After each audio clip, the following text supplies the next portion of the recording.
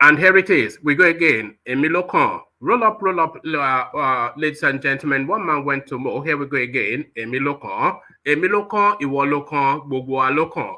So the session commences and your company required. So that thing happening now once a day today. So once a day, but nevertheless, always with a bang. One man went to Mo. The eagle has landed. Another Savior, holy, holy, holy, holy, Adimebujuku. Another Savior, holy, holy, holy, holy, Adimebujuku. Well, this is Mobien. This is dedicated to the gallant heroes of the Nigerian Biafra War and IPO families all over the world. I remember the Nigerian Biafran War, in the thickness of the Biafra genocide. Hey, one man revived the vanishing hope to life. Let the great Biafran army to fight, and they were singing out, holy, holy, holy, holy, is another Savior. They were singing out, holy, holy, holy, holy, is another Savior. Holy, holy, holy, holy, is another Savior. Many years after the genocide, whoa, yet another great leader has risen up now.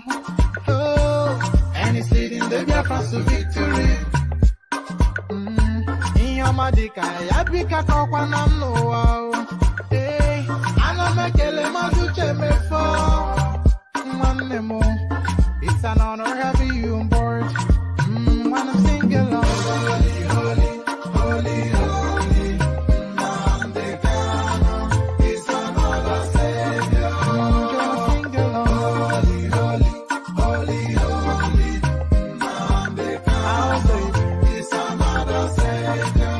When I sing along, holy, holy, holy, holy, holy, holy, holy, is another Savior. Getting moving right and getting moving fast now. Holy, holy, holy, holy, is another Savior. Holy, holy, getting moving right, moving fast, never freedom. Is another Savior. Yeah, for freedom. Holy, holy, holy, holy, Namdekano is another Savior. Another Savior, holy, holy, holy, holy, Adimebujuku. Another Savior, holy, holy, holy, holy, Adimebujuku. Well, this is Mobien. This is dedicated to the gallant heroes of the Nigerian Biafra War and IPO families all over the world. I remember the Nigerian Biafran War, in the thickness of the Biafra genocide. Hey, one man revived the vanishing hope to life. Let the great Biafran army to fight, and they were singing out, holy, holy, holy, holy, is another Savior. They were singing out, holy, holy, holy, holy, is another Savior. Holy, holy, holy, holy, is another Savior. Many years after the genocide, whoa, yet another great leader has risen up now. Oh, and he's leading the Biafrans to victory. In your madika, yabika kokwa na mnoa. Hey, anamekele mazuche mefo.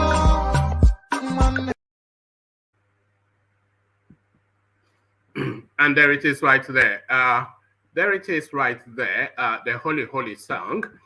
So there it is right there, the Holy Holy song from the eastern part of the country. The Igbo people, they are the singers of that song, Holy Holy.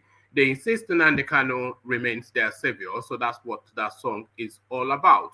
Holy Holy, Holy Holy, Nnamdi Kanu, their savior. So their savior, Nnamdi Kanu, uh, so, Holy Holy, as guys, I bring you this.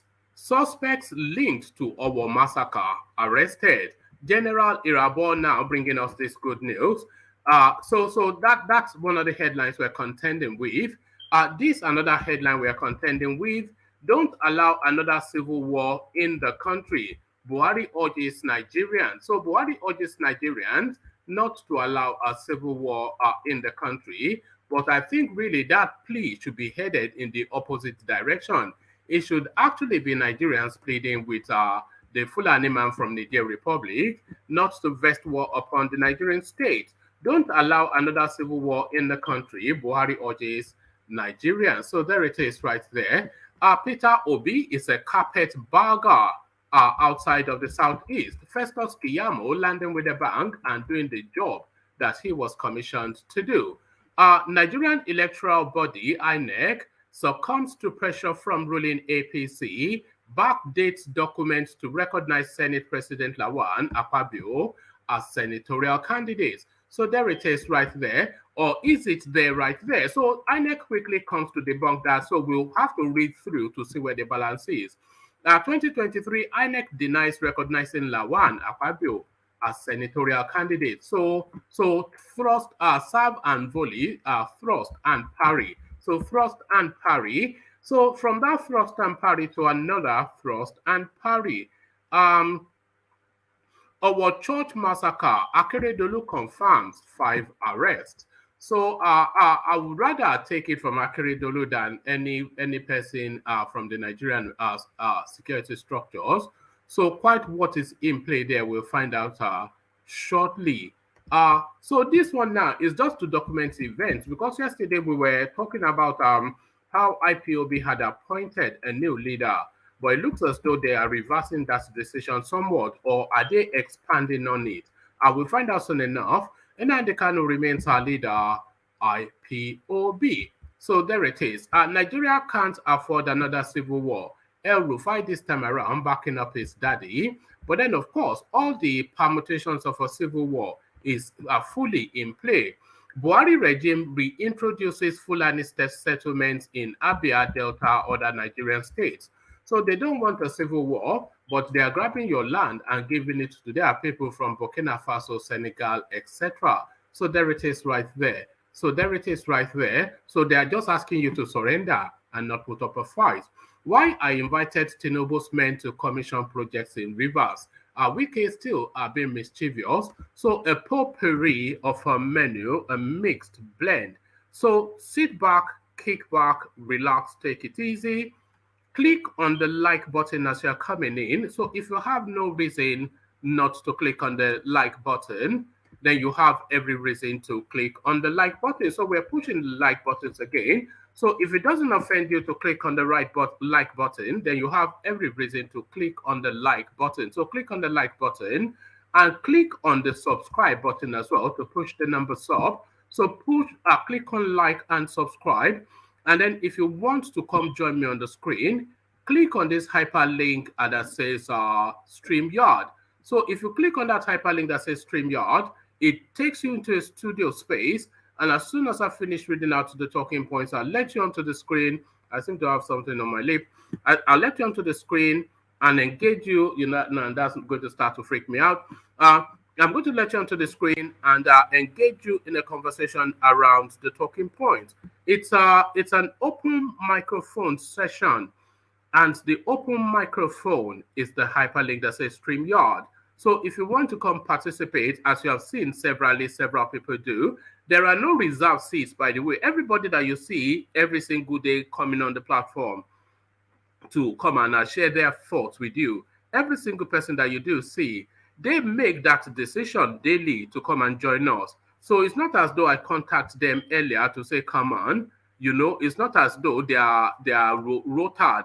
There's no rota, there's no scheduling for the panelists. I literally put the hyperlink that says StreamYard, and whoever feels inclined clicks on it, and then they are held in a studio space. As soon as I finish reading out the talking points, I let them onto the screen and we engage in a conversation.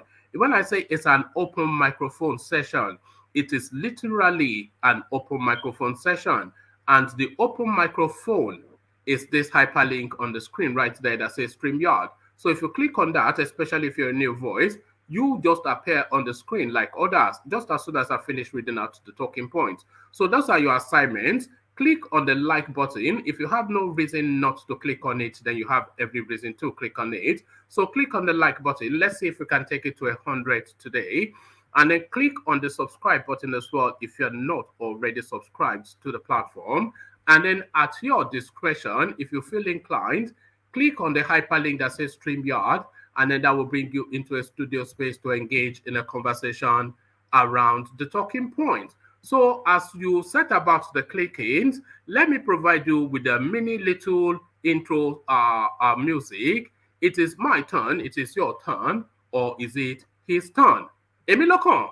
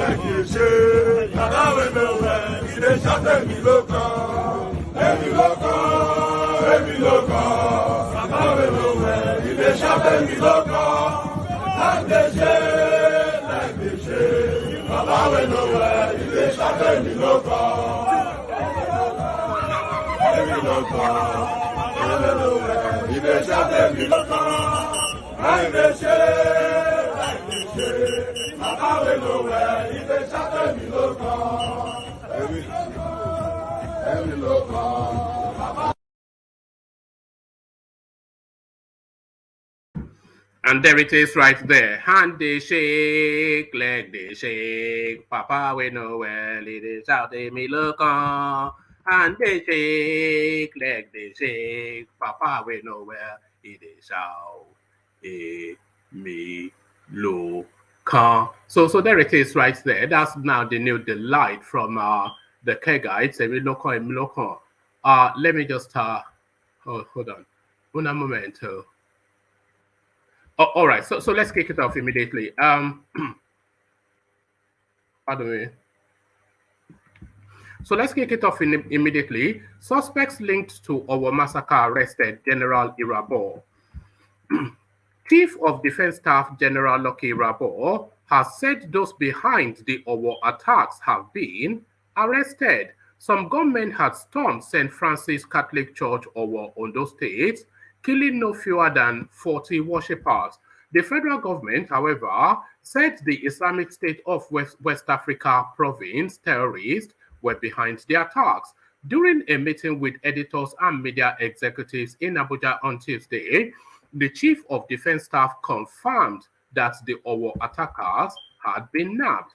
Irabor said the suspects would be paraded after an investigation had been concluded into the matter. He said, Within the last time we met, we have recorded remarkable achievements. Let me bring it to your notice that within the same period, there have been ignoble actions of men of the underworld that have impinged on our collective well-being, namely the unfortunate train attack, the attack on Kuje Correctional Center, as well as what has been reported in the past, the attack on the presidential convoy. Also, the Owo incident, which was intended to bring men and women of the armed forces to present themselves in. Also, the Owo incident, which was intended to bring men and women of the armed forces to present them in a form and shape that make it look as if the nation is on a siege. We have arrested those behind the dastardly act in our war. It was my intention to present them to the public, but because of the investigation still ongoing, I had to change my mind. I would like to say that in due course, The world will see them and others who are behind other daring attacks in this country. Details to follow. So there it is right there. Breaking news that was submitted actually by one of the subscribers, one of the followers of the platform. So as I often say, if you see something that you feel that you would like to bring up for discussion, just pop it to me via Instagram. And if it makes the grade, then of course I'll present it. So still without our space, confirmation. Or what? Pardon me.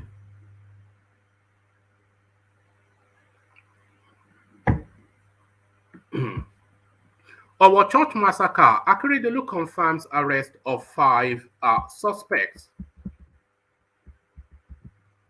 Governor Rotimi Akeredolu of Ondo State on Tuesday confirmed the arrest of 5 suspected killers of over 40 worshippers at St. Francis Catholic Church, Owo, on June the 5th.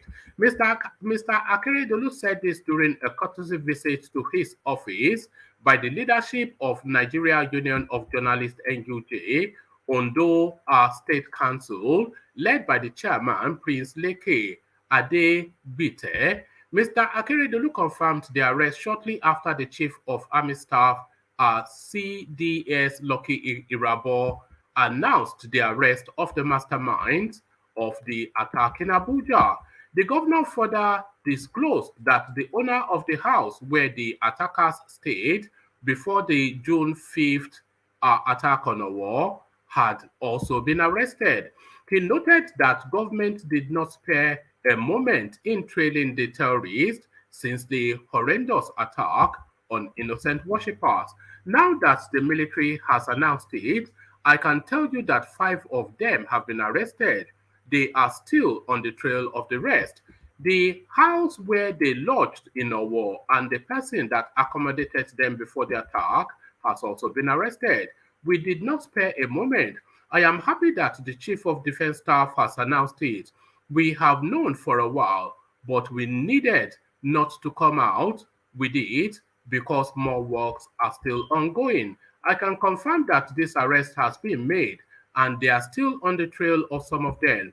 Mr. Akeredolu also called on leaders of Ibira community in the state to warn the young ones against the bad venture of kidnapping. The governor said recent reports from kidnapped victims in the state have established that some Ibira indigenes are now involved in the unwholesome act. He noted that the Ibira have lived together with the people of the state peacefully for several decades, adding that they have always been supportive and hardworking.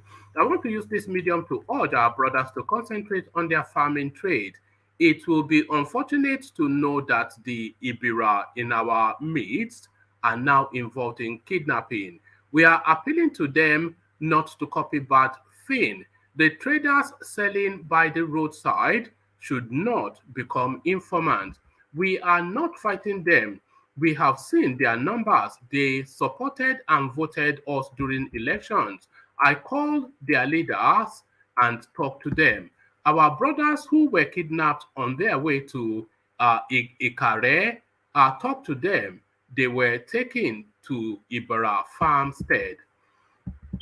For me, we have lived together for too long for this to happen. I am ready to make any effort to ensure that the conviviality that we have enjoyed continues. But we are begging their leaders to urge them not to copy bad things. They are in our midst. We are surrounded by them. The issue of security is key and dynamic, he said. Mr. Akeredolu also disclosed that aside the recent recruitment and training of new Amotekun personnel, 20 hunters and local volunteers will be trained by the Amotekun Corps in each of the 18 local government areas of the state. The governor, who thanked the NUJ in the state for the cooperation extended to his administration, assured them of sustained efforts at developing the state.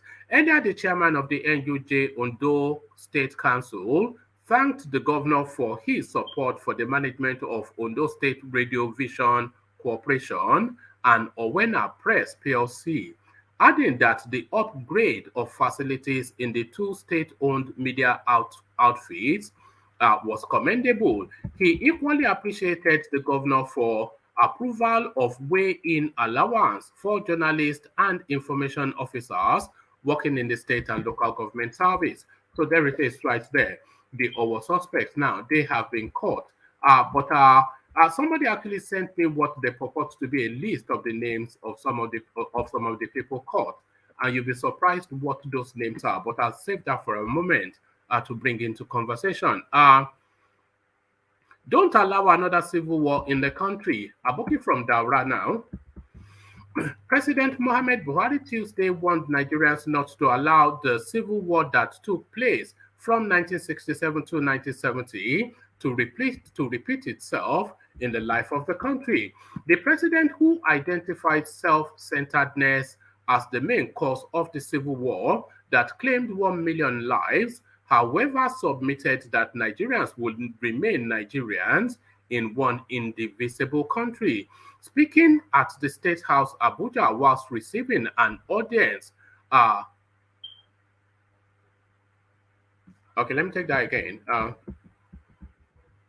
President Mohamed Buhari Tuesday warned Nigerians not to allow the civil war that took place from 1967 to 1970 to repeat itself in the life of the country. The president, who identified self-centeredness as the main cause of the civil war that claimed 1 million lives, however, submitted that Nigerians will remain Nigerians in one indivisible country. Speaking at the State House, Abuja, whilst receiving in audience former state chairman of the defunct Congress for Progressive Change (CPC), President Buhari said the self-centeredness that led to the loss of about 1 million lives between 1967 and 1970 must not be allowed to repeat itself, adding that the CPC was founded on the bedrock of patriotism and loyalty to the unity of Nigeria. He said, "Our main objective is the Federal Republic of Nigeria. We are human beings. We have our weaknesses, but I can assure you that the patriotism in us is hard-earned.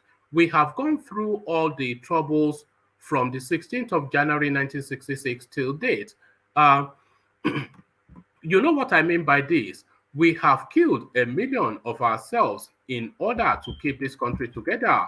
I don't think there can be any practical experience more than that. We are Nigerians. God willing, we will remain Nigerians, and Nigeria will remain one. The president urged all members of the defunct CPC and political leaders to always be mindful of the larger picture by working towards preserving the unity, peace, and integrity of the nation. He also urged political leaders to stay focused and uphold the ultimate objective of promoting interest of the country, saying, "We are Nigerians, God willing, we remain Nigerians, and Nigeria will remain one." President Buhari noted that the passion and zeal for improving the livelihood of Nigerians, which culminated in the creation of the political party, had not dwindled, calling for more steadfastness as Nigerians. The president thanked former chairman of the political party, which was merged to form the governing All Progressive Congress (APC), for always highlighting the achievements of the government, admitting that some areas will surely get more attention. I am delighted to welcome the Forum of State Chairmen of the former Congress for Progressive Change to State House today. I accord great significance to this visit as it demonstrates a determination and commitment to identify with our administration. This visit recalls the solidarity. With the successes that we have recorded in critical areas of our society. The visit also affords us the opportunity to discuss other issues of interest to the forum. I commend members of this forum and all members of the Legacy Party (CPC) for their continued dedication to the ideals of democratic governance that we all believe in. The doggedness with which we pursued our vision and goals that culminated into the success we recorded remain like bright stars in the history of our dear nation. Buhari said he was particularly grateful for the unalterable belief of the... I hope it doesn't go on for too much longer. So it does go on eulogizing and test beating about CPC, but the thrust of it was that do not plunge Nigeria into a civil war. So I think El Rufai also made that headline. So let's cover the El Rufai one alongside his daddy. Then we close that chapter. Where is he? The little man from Kaduna, and here he is. Yes, let's put him like next to his daddy. Let's put him right next to his daddy. Oh, all right. So on to it. Nigeria can't afford another civil war. El Rufai. Kaduna State Governor Nasir El Rufai. Sorry, hold on. Kaduna State Governor Nasir El Rufai has Kaduna State Governor Nasir El Rufai has declared Nigerians can't afford a repeat of the 1967 Civil War, which tore the fabric of the nation. He charged youths to distance themselves from fanning ambers of violence and war. The governor spoke in Kaduna on Tuesday whilst addressing the closing ceremony of the orientation course organized for members of the 2022 Batch B NYSC Corps members posted to Kaduna. El Rufai, who was represented at the occasion by the acting governor, why is there an acting governor? I don't know. El Rufai, who was represented, would that be the deputy governor? Why is there an acting governor? El Rufai, who was represented at the occasion by the acting governor, Dr. Hadiza Balarabe, said the civil war was a needless savagery that Nigeria cannot afford to repeat, according to him. The youth must remember that the NYSC came into being after the Civil War that tore every fabric of the Nigerian state. The war was a needless savagery that we cannot afford to repeat. Nigerian youth must therefore distance themselves from fanning the embers of violence and war in Nigeria. As a country, we must avoid a repeat of that dark part of our history, and Nigerian youth must refuse to be ready tools for warmongers. So there it is. So there it is. I wonder suddenly why they are all speaking about war. It's quite a curiosity. It's quite a thing. So let's capture the Inec space as we carry on. So let's go to the Inec space. Nigerian electoral body Inec succumbs to pressure from ruling APC backdates documents to recognize Senate President Lawan Akpabio as senatorial candidate. The Independent National Electoral Commission has backdated water.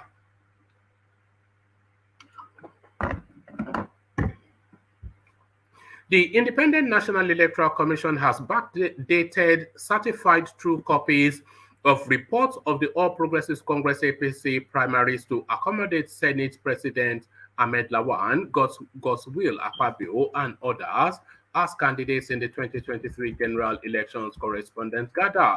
Bashir Machina, who won the APC's ticket for Yobe North Senatorial District, while Udom, I won't attempt the last name, won the primary election for Akwa Ibom Northwest, which was monitored by INEC officials. In Yobe, a certified true copy of the Commission's report from the election of May 28, 2022, revealed that Machina polled 289 votes out of 300 delegates. The document was certified by the Electoral Office on June the 23rd, 2023. The national chairman of the APC, Abdullahi Adamu, had warned of severe sanctions if Machina refused to relinquish his ticket to Lawan.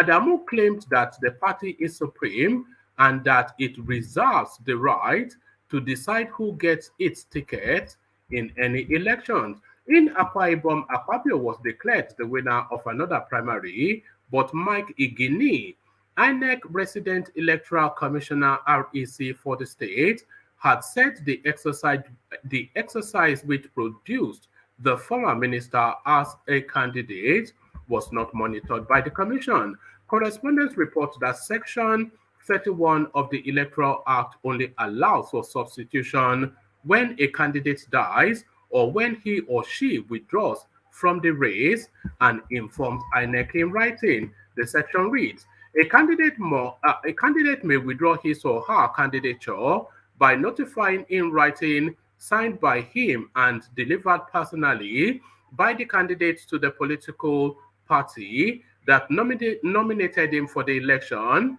and the political party shall convey such withdrawal to the commission not later than 90 days to the election. Correspondents had earlier reported moves by the Inec leadership to shred the report of the resident electoral commissioners in the affected states by backdating them to favor Lawan, Akpabio, and others.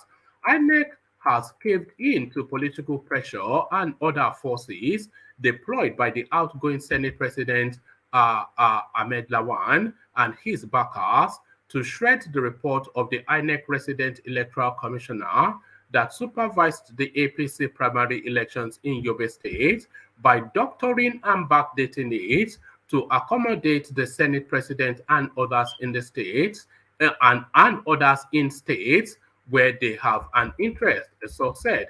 Shockingly, the chairman of INEC, Professor Mahmoud Yakubu, is fully part of this plot, making direct telephone calls to the state offices, despite the glaring fact that Ahmed Lawan was a principal actor in the APC presidential primary, which saw him lose to Ashwaju Bola Ahmed Tinubu. He has since mounted relentless pressure on INEC leadership to obtain a senatorial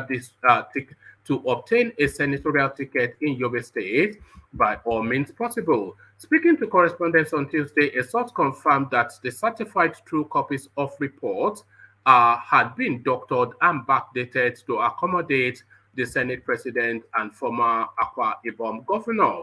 Nigerians will be shocked that despite serial denials by Professor Yakubu-led commission that Lawan and Akpabio's name would not be on the ballot as senatorial candidates respectively, and INEC is merely deceiving them, signifying a rollback to Professor Maurice Iwu-led commission that gave so much hope for the 2007 election, which later became the worst election in Nigeria's electoral history.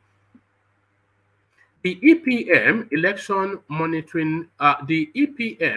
election monitoring department, under a very compromised director, Musa, who is about to retire from service, and one barrister, Tanimu, of the legal department, have backdated documents to include Lawan and Akpabio on the ballot.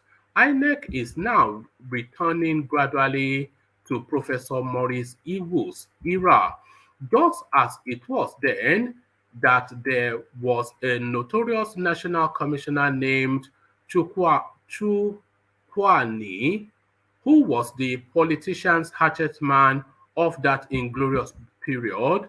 So is Festus Okoye now, who is the handgun of politicians being used in the emerging effort to mess up the outcome of the party primaries by accepting from political parties names of individuals who did not participate in primaries monitored by its state officers. Nigerians will recall that Festus Okoye had been in virtually all television stations granting interviews on Channels TV to prepare the minds of Nigerians to what they are about to make public on the final list when he said REC are not recognized members of INEC and the commission is not bound by the reports of the party primaries monitored by state offices because they also send monitors from Abuja that write reports to INEC headquarters.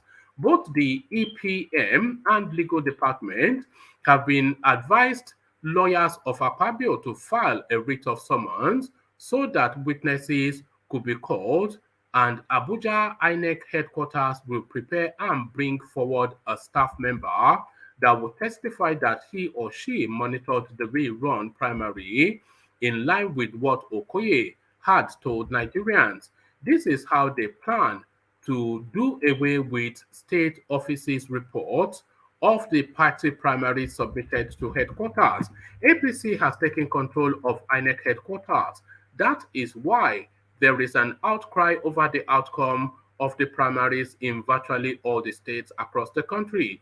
From Oyo, Ogun, Abia, Akwa Ibom, Kano, Sokoto, it is all the same story. Festus Okoye's interview has done so much damage to the confidence Nigerians are beginning to have over the outcome of recent elections.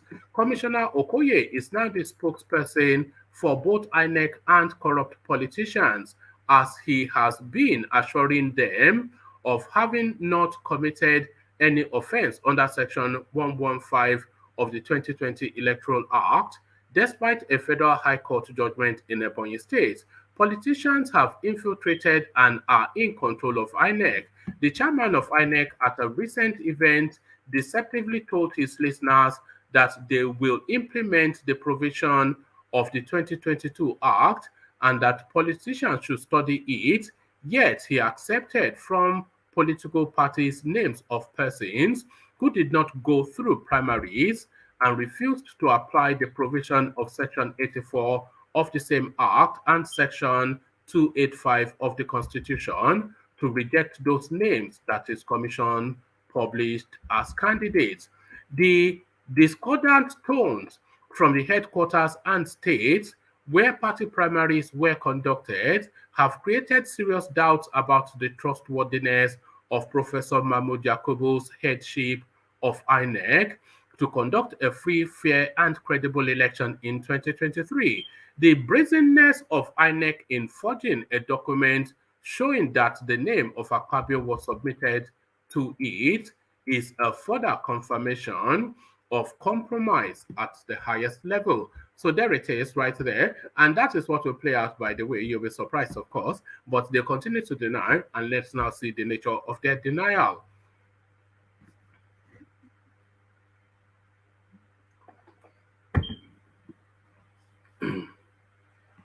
INEC denies recognizing Lawan Akpabio as senatorial candidates. The Independent National Electoral Commission INEC has denied reports that it succumbed to pressure from the ruling All Progressives Congress APC by backdating documents to recognize Senate President Ahmed Lawan and former Akwa Ibom State Governor Godswill Akpabio as senatorial candidates.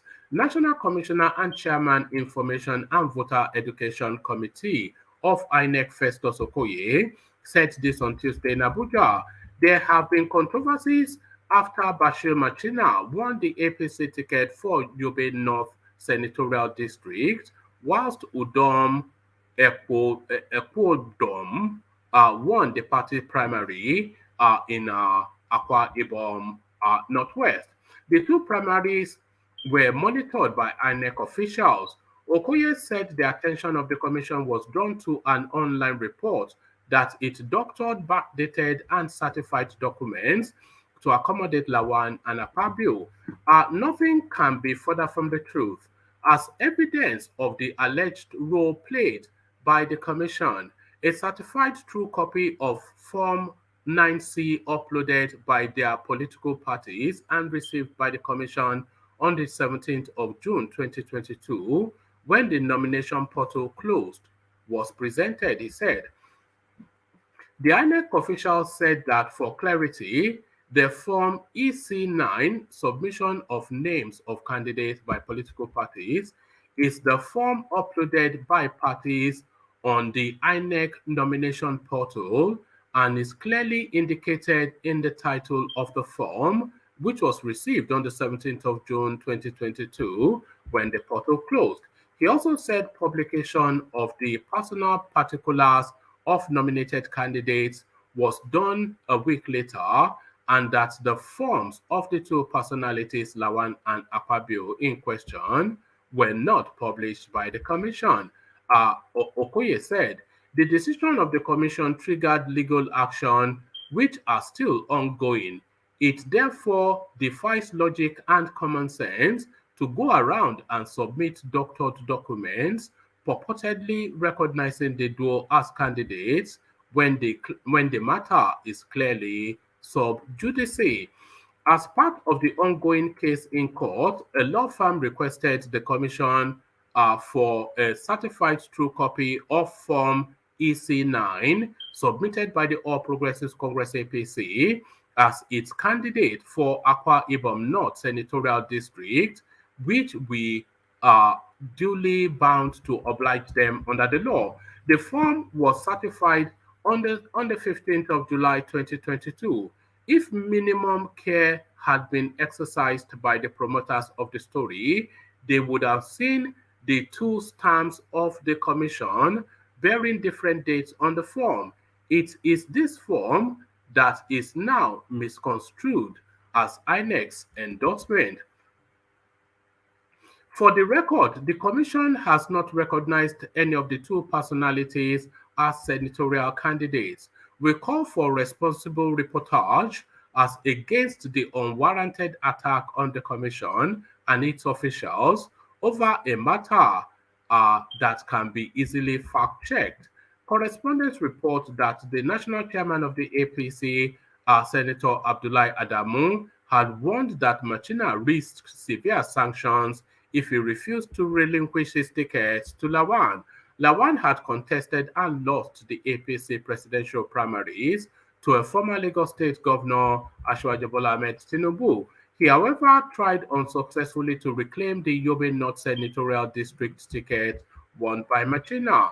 Adamu claimed that the party is supreme and that it reserves the right to decide who gets the ticket in any election.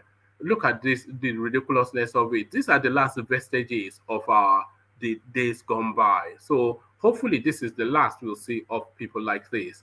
In Akwa Ibom, Akpabio, who also contested and lost the APC presidential primaries, was declared winner of another primary. However, INEC Residential Electoral Commissioner REC for Akwa Ibom, Mr. Mike Igini, said the exercise we produced Akpabio was not monitored by the commission. So there it is, right there. Peter Obi is a carpetbagger outside of the southeast. Let me remind myself what a carpet. I used to know what a carpetbagger was, but I don't think I can still recall carpetbagger. Let's just say.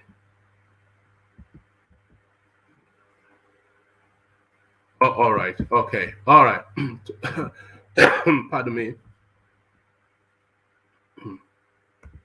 So Peter Obi, pardon me.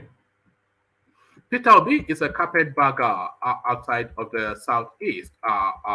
Festus Keyamo. The spokesperson for the All Progressives Congress Presidential Campaign Council, Festus Keyamo, has described the Labour Party's presidential candidate Peter Obi as a carpetbagger who has no political influence beyond the southeast, where he Obi hails from. Keyamo, who is also Minister of State, Labour and Employment, said this during an interview with Arise TV on Tuesday, warning Obi's followers that he would lead them to nowhere in the forthcoming 2023 presidential election. Keyamo said Obi and the presidential candidate of the New Nigeria People's Party are only relevant in the campaign for bringing color and raising consciousness amongst the electorate, he said. They, Peter Obi and Kwakwanso, brought color into the campaign. That I must admit, and I praise what they are doing. They have raised some consciousness amongst the electorate. But like I said in another program, outside the southeast, Peter Obi is a carpetbagger. I also suspect he may be a Trojan horse for Atiku Abubakar, and so we want to warn his supporters that he may be leading them to nowhere. Keyamo further described the former vice president and PDP presidential candidate as the most disloyal vice president Nigeria has ever produced. He said Atiku lost his boss's trust and was never given presidential powers during the Chief Olusegun Obasanjo-led administration. Keyamo said, I have made this argument before. I have seen one of the aides of Atiku saying the vice president is so powerful under Section 153, that is the chairman of the Economic Council. They don't even know how government functions. I am a member of the cabinet. If you look at Section 153 of the National Economic Council, and then you go to the third schedule, section 19, says that the recommendations of the National Economic Council are brought to the president. It is just an advisory body, so they have no power to take final decisions. It is only Yemi Oshibanjo, the good Yemi Oshibanjo, that has acted as president. So I can confidently say Oshibanjo has even more experience than Atiku Abubakar. Atiku Abubakar was not given powers for 1 minute. He was distrusted by his boss. He was the most belligerent, the most disloyal vice president we have ever had. So there it is right there. Politics now kicked off. So politics has now fully kicked off, and there it is. Right, it's going to get ugly. So the sidelining of the Peter Obi narrative is what they are saying now. So I don't think as we carry on, Festus Kiyamo will grant too much more reference to Peter Obi because he's going to focus frontally on Atiku, which is really where the threat is.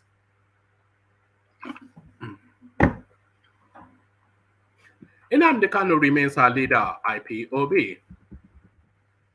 The indigenous people of Biafra IPOB has rubbished reports claiming Mazi Chika Edoziem has replaced Nnamdi Kanu as the leader of the proscribed group.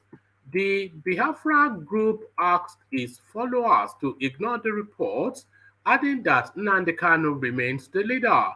These were made known in a statement by the group's media and publicity secretary, Ima Powerful. According to Powerful, Mazi Chika Edoziem is the head of the IPOB Directorate of State and not IPOB acting leader, the statement reads in part. We, the global movement and family of IPOB under the command and leadership of Mazi Nnamdi Kanu, condemn the useless and fabricated media propaganda and blackmail from some media houses that IPOB has another or acting leader replacing our indefatigable liberator and prophet Nnamdi Kanu.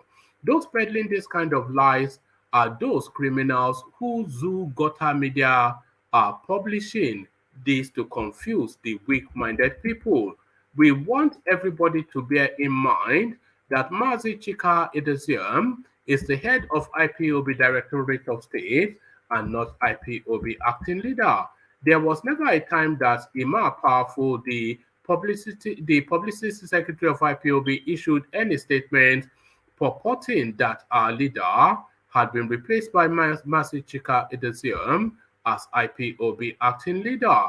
The said statement was the handiwork of mischievous elements bent on causing confusion in IPOB. It is unfortunate that some mischievous elements twisted an unambiguous statement by IPOB, where we clarified that in the meantime that our leader is in detention, the head of the DOS, Mazi Edoziem, will be providing direction on the day-to-day activities of IPOB. So that sounds like an acting leader to me.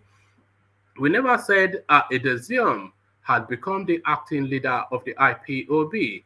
For the avoidance of doubt, Mazi Nnamdi Kanu remains the leader of IPOB. The entire IPOB family all over the world is loyal to him. IPOB has no acting leader. Chika Edoziem is the only head of DOC of IPOB. Chika Edoziem is only the head of DOS of IPOB and not the leader. We therefore urge our family members, supporters, friends, and members of the public to ignore the misleading and mischievous media report. So there it is right there. And there it is right there. Do I want to take this one on? No, maybe I won't take this one on. Let me read this one as the final readout. Why I invited Tinubu's men to commission projects in Rivers? Wike. Rivers State Governor Yemson Wike has defended his reasons for inviting members of the opposition political parties to commission projects in the state. The governor said he wants them to come and see what he has done and take the message back home. He was speaking during the commissioning of the something Eastern Bypass Dualized Road in Port Harcourt on Tuesday. The governor said, "Nobody can stop me from bringing people from other walks of life to see what we have been able to do and what we are doing in Rivers State." Yesterday, the governor of Lagos State, Babajide Sanwo-Olu, was here. Today, the former governor of Sokoto State was here. On Thursday, the Speaker of the House of Representatives will be here to commission the Assembly residents to go and see the wonders that God helped us to do. Whether you are in the Labour Party, APC, or PDP, it is to invite you to come and see and then go back home and compare. Wike's defense came after a former Rivers State Southeast Senator Lee Miaba described his action as anti-party activities. Senator Miaba wondered why Governor Wike, in the middle of campaigns, is prompting uh, uh, Senator Miaba wondered why Governor Wike, in the middle of campaigns, is promoting allies of the presidential candidate of the All Progressives Congress, Bola Tinubu, instead of the PDP presidential candidate. He said, "If we see anybody who wants to stop us from producing the next government at the center, then the person needs to know what he's fighting for. If you stop us from working for Atiku, that is anti-party to the highest level. I stand to be corrected. In the middle of our campaign, you line up Tinubu's men. Why do you line up Tinubu's men in the middle of our campaign? You are highlighting APC and Tinubu above our own candidates." So there it is right there. Wike continues with the mischief making. So Wike and his mischief making. So Thomas, I see you. War Peace, I see you. Baba Kure, I see you. Soli, I see you. The mighty one, Ajan Lekoko, I see you. And Ovie, I see you. So good to have you all, gentlemen. Good to have you all, gentlemen. Let me just remove that. Let me remove that piece from the. Hold on. Let me remove that piece from the screen. So good to have you all, gentlemen. And let me go straight away and quickly to Baba Kure. Let me kick it off with Baba Kure. So Baba Kure, are you ready to go? Yeah, I'm right here. All right. Why are you giving Nigerian space to Omo Odua? This is the thing. Don't worry. Okay, I'm saving you for later. There's something that I noticed today that I'm going to address with you, but let me save it for later. So Baba Kure, to you then, good news would you say then, the our suspects, they've now been caught? Well, thank you very much, one man, for having me today. It has Baba been Kure, what are you eating? Tell us the beauty of your let him cheeks. carry on. Sorry, carry on, Baba Kure. Let's give him the space first. Let's open it in a nice, orderly manner. Well, Yes, thank you very much for having me today. Anyway, it has been sometimes. Anyway, did you travel? Actually, I have been busy here and there, and as a matter of fact, I have a lot of visitors coming in and out. I will be having one in the next 1 hour. Look at that. So you've done double shopping, Abby. That's what usually happens. You've done double shopping. So anyway, it's a good news. At least for them to be captured. And you read something in that in the statement, and I've been hearing that also that where Governor of Ondo State was appealing to Ebira community in Ondo State. But I don't know. Maybe it happens that Ebira, they find some of the Ebira people involved in that issue of kidnapping. I don't know. No, there are two separate spaces. One is the narrative of the people who went to attack or war, and they said they have caught that. But in the course of his interaction with NUJ that came to visit him, he was also saying that among the Ibiras, there's now a culture developing for kidnapping. Okay. All right. Well, it is good news. Like I stated, it is a good news that at least they get them arrested and they should bring them to book, and I will suggest to the government to do proper investigation, so that it's not just you just round up somebody and you think that they are the people that really commit the crime. They should do their investigation very well and brought them to book. It is very sad that that we find ourselves in this situation, but it's a good news for me. And for that, Bira, it is it's kidnapping now is quick way to get money in Nigeria. So they tire of going to the farm. So how many yam are they going to sell that would bring millions of naira? That when you kidnap somebody with just one person, you can make millions of naira. You know how much yam they have to sell before they can even make 100,000. Because I made to understand that yam is the cheapest thing right now back in Nigeria, particularly in those states right now. I don't know about other part of Nigeria. It is the cheapest commodity right now, yam. So I think maybe that is what led some group of Ebira to be doing that, because we know them to be yam seller, and they are the people that make a lot of money from yam. But kidnapping is making a lot of money right now, so I think that is why they want to involve in all that, and it is very barbaric. All right, Baba, correct. Let me bring something to your attention, and let me see what you're making of this. So this is something that was sent to me by one of the subscribers, which is a list of the names of the people arrested. So brace yourself. This is to the Owo space. So brace yourself, Baba, correct. Idris Ojo, it goes on. Idris Ojo, Jimo Ibrahim, Idris Abdul Malik Omiaza, Ibil Malik, Momo Abubakar, Aliyu Itopa, and Awal Onimisi. Okay. So what are you making of that? Well, I'm not aware of any Fulani man called Ojo. honestly, one man. You see the name you mentioned. To me, it is still going to that issue of. I'm not trying to stereotype here, but that name is going towards Ebira people. Remember, they have some Hausa and Muslim and Yoruba name. Because the first name you mentioned, it is mixture of Muslim and Ojo to be Yoruba, but in most cases you will see some Kogi, Detan to be bearing that name. So to me, I strongly believe that these are the people that living between Delta State, Kogi State, and Ondo State. So you can see now that these people are not from those people from Mali, because we used to say that the kidnapper, these people are from Mali, they came all the way from Mauritania.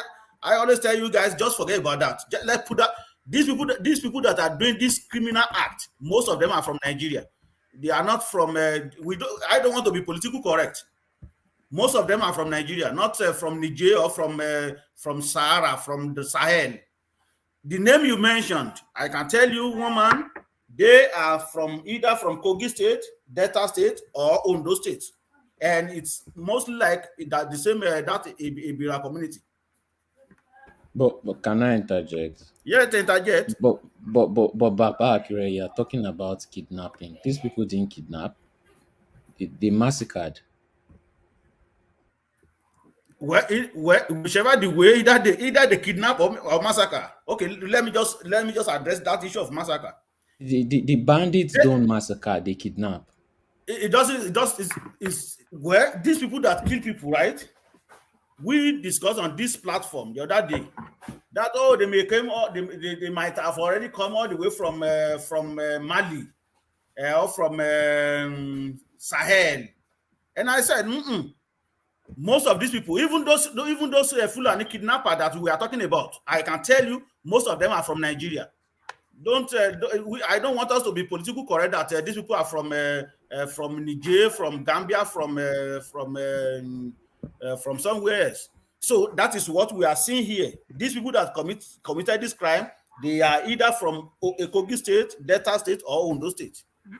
Sorry, can I say something, Can I please? add? No, wait, Yeah. wait. Can I add one more thing? Baba Akure, did you know that over 95% of the people that were killed in that church, if you look at their names, they are Eastern names. So what are you reading into that, Solly? This is not I don't. kidnapping. This is hate crime. Please let me quickly say this. Hold on, Bob, please. So what form of hate are you? Give us the fullness of what you're saying, Solly, the fullness Okay, of when it. I first saw the names, they looked like Yoruba names, but they had some other names in there that were not Yoruba names. Okay, now we know that okay, these people may be from Kogi. The bandits normally they don't their main goal is to kidnap because they want to make money. You can't make money off dead people. These ones didn't come to take anybody. They just came, sprayed bullets, sprayed. You see that people were running. They were shooting running people. People were outside still running. So they chased them out and still shot them again. And if you look at the list of names, because that thing caught my eye, it's a Yoruba state, yes, but the list of names in that church were particularly Eastern names. I don't believe that solely And because what do you read into that? What do you read into that? Hate crime. Because Baba Akure, I've heard that narrative as well, that the overwhelming numbers were Southeastern people in that church. well, I don't really get the names of those who were killed in the church, but I know there was a couple that married on Saturday. They are from eastern part of Nigeria and they were killed that very day. Those are the people that I really know. Baba, please let me interject before I forget. Sorry. Okay. Sally, I support what you said. Quickly, this list of these people being caught in Ondo State, I'm tired of hearing they're being caught. I think this is the third time we are hearing they are being caught. The first time they said they caught some people, they are in their Oba Palace, their King's Palace. The second time they said that America could caught some people around the border of Ondo, they are suspected people that carried out the war attack. Now the third time now the governor is saying they caught some people now. And suddenly one of the list of the people they said they caught was in Kuje prison at the time the attack was carried out. All this kind of conflicting. I don't know where you're getting that from, but what we're getting is the chief of army staff, Lucky Rabo, he wrapped a press conference around this. Hold on, and that was verified by Governor Keredolu. No. So I think that's a solid enough of a base. I know I'm not saying what the chief of army service is wrong, but the same guy that said you're saying is among the people that was caught. His name is among the list of people looking for in Kuje prison breakout. Yes, and what point are you making? So you could understand these stories are known, the conflicting stories, Just no, like how does it conflict? How does it conflict? Because how many times are just saying that these people are being caught? How many people carry out this attack? This is the third time we are hearing they are being caught. Yeah, I don't know where you're going, man. Carry on, Baba Kore. I'm not sure what that was all about. Hold on, let me just tell you what I'm trying to tell you. Is this. When this thing just happened at that time, everybody was furious in this platform. And I can remember vividly I said, we should all calm down. When the dust will settle, we'll know what happened. Now, as what Solly said, if you look at the list of people being killed in that church, 95% were from the eastern region. And that area that attack happened was eastern region dominated people. There's no way nobody will tell you after the attack how these people left, who didn't see them where they were living, who didn't see them where they were coming. So how many people was really the attacker? Who are really the attackers? Every day we keep hearing the list. So this people, it's an ongoing investigation now, and they are giving us a progress report. Well, it's okay, but so I don't buy into the narrative anyway. Are you offended that they were caught? I mean, what's your quibble? What are you? What I'm saying is that I don't trust the government. I don't trust what they are saying. It's all political. That's at your discretion. The chief of defense staff called a press conference to announce it. The Ondo State governor confirmed it to the point that the landlord of the house that warehoused these people has also been arrested. So that is what we're going with. So back to you, Baba Kore. Well, like Solly said, we can attach this crime to be hate crime based on the fact that I think they specifically target Catholic Church. I'm not really going to go towards issue of tribal or whatever, because I don't know the number of Easterner that were in the church at that time. All what I know is that I know that there was a lady and her husband that just got married on Saturday, and they were killed on Sunday, the same church. So those are the one that I can really verify. But coming to church and kill, particularly Catholic, and kill people there, I think is hate crime. It might be towards maybe towards Catholic, or towards Christendom as a whole. So that is what I would say on that. And like the speaker, this person who interject. Truly, this is the third time that we will hear that, okay, they caught them. The first time, I think about a week after the incident, we heard some rumor that they been caught, and the king of Owo debunked the news that he didn't know anything about that. And the church also came out and they said they didn't aware of that. Then thereafter, Amotekun, I think about a month after, Amotekun came out and they said they already arrested some group of people. And I think this week, now or last week, we heard that another set of people were arrested. But the bottom line is that they should do proper investigation, making sure that the person that they called, they are the right person that committed the crime. Not just punish those people that doesn't even know anything about what is going on. You just punish them and you just send them to prison, because I know for sure what they are going to get them is a death penalty. That is what I know for sure. Most of them, anyway, when they were after the court proceedings, I think that is what they are going to give them. So they should do proper investigation. If truly these are the people that commit the crime, then the appropriate punishment should be placed on them. That is my take on that, woman. All right, but I don't see any inconsistency in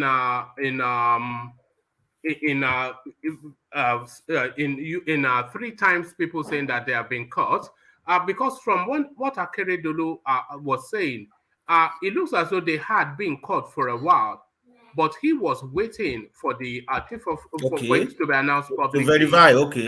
So if people have been saying they've been caught, and now we now have official confirmation that they have been caught.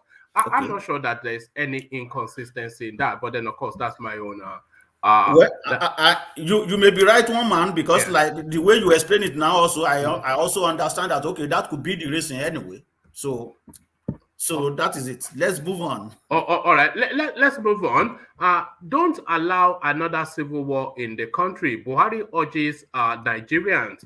So is it Buhari that should be urging Nigerians not to allow another civil war in the country, or is it Nigerians that should be urging Buhari not to facilitate another civil war in the country? So I'm working from Daura again, Baba Akure. Well, we just pray to God that we do not have that again, but we already into it.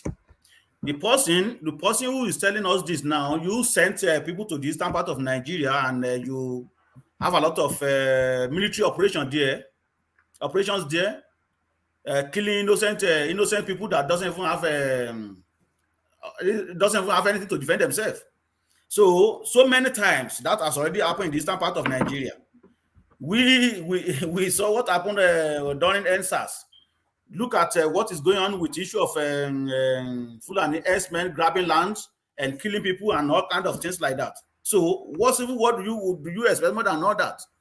It is just a matter of time, because if care is not taken, when people start pushing back, where it is going to be in fact a serious issue among citizens, because everybody will have to defend themselves.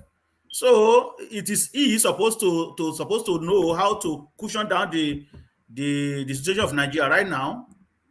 That is it. But for him to be telling us, he is the person that doesn't really show that he cares.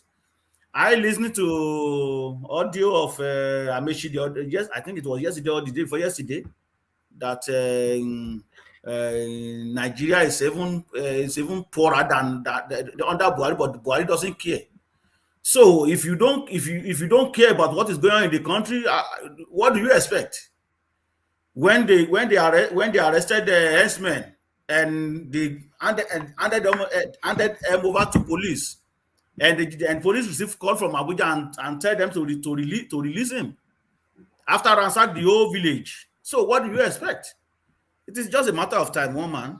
It's just a matter of time. All right, it's a matter of time. So it is a matter of time. Nigerian electoral body Inec succumbs to pressure, backdate records to list Lawan and Akpabio as senatorial candidates. So that was the headline. But then the Inec, they are trying to deny it. So the allegation and the denial, your opinion on both spaces, Babakure? Well, if INEC said nothing of such, we have to wait until when the list of the candidate comes out. Then we'll be able to know if truly they are telling us the truth or not. But for that information to come out, there must be a little something that is going on. Maybe they are still trying to do it, and they being caught right now. Maybe that may change their mindset. But we have to wait until when the list of the candidates comes out, because I'm not going to condemn INEC outrightly based on the fact that of what we have seen so far right now in Ekiti State, in Osun State. We all know that Ekiti State APC won election. That is what Ekiti people want, not INEC. INEC did not dictate to them that, okay, this is the person you have to vote for. INEC, we can say that INEC did well. There is no issue of rigging. If rigging comes out, it is the citizen by themselves, rig themselves, because they collect money to vote for APC. So we cannot blame INEC for that.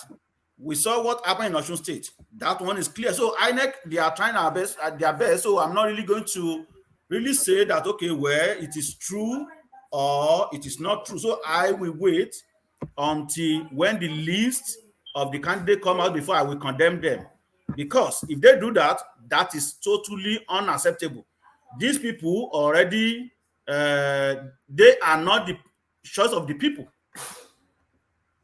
So if they rob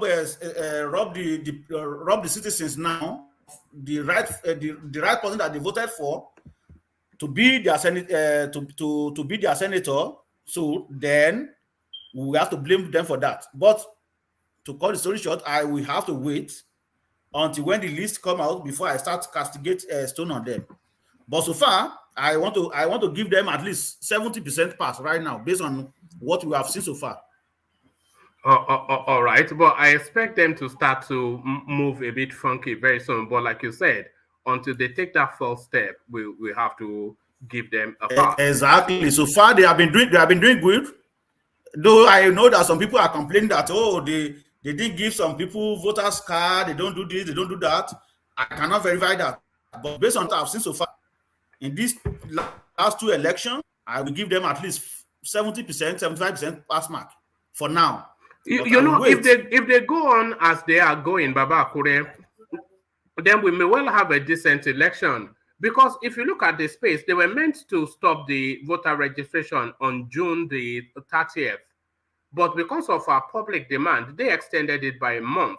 Now, traditionally in Nigeria, they don't do things like that.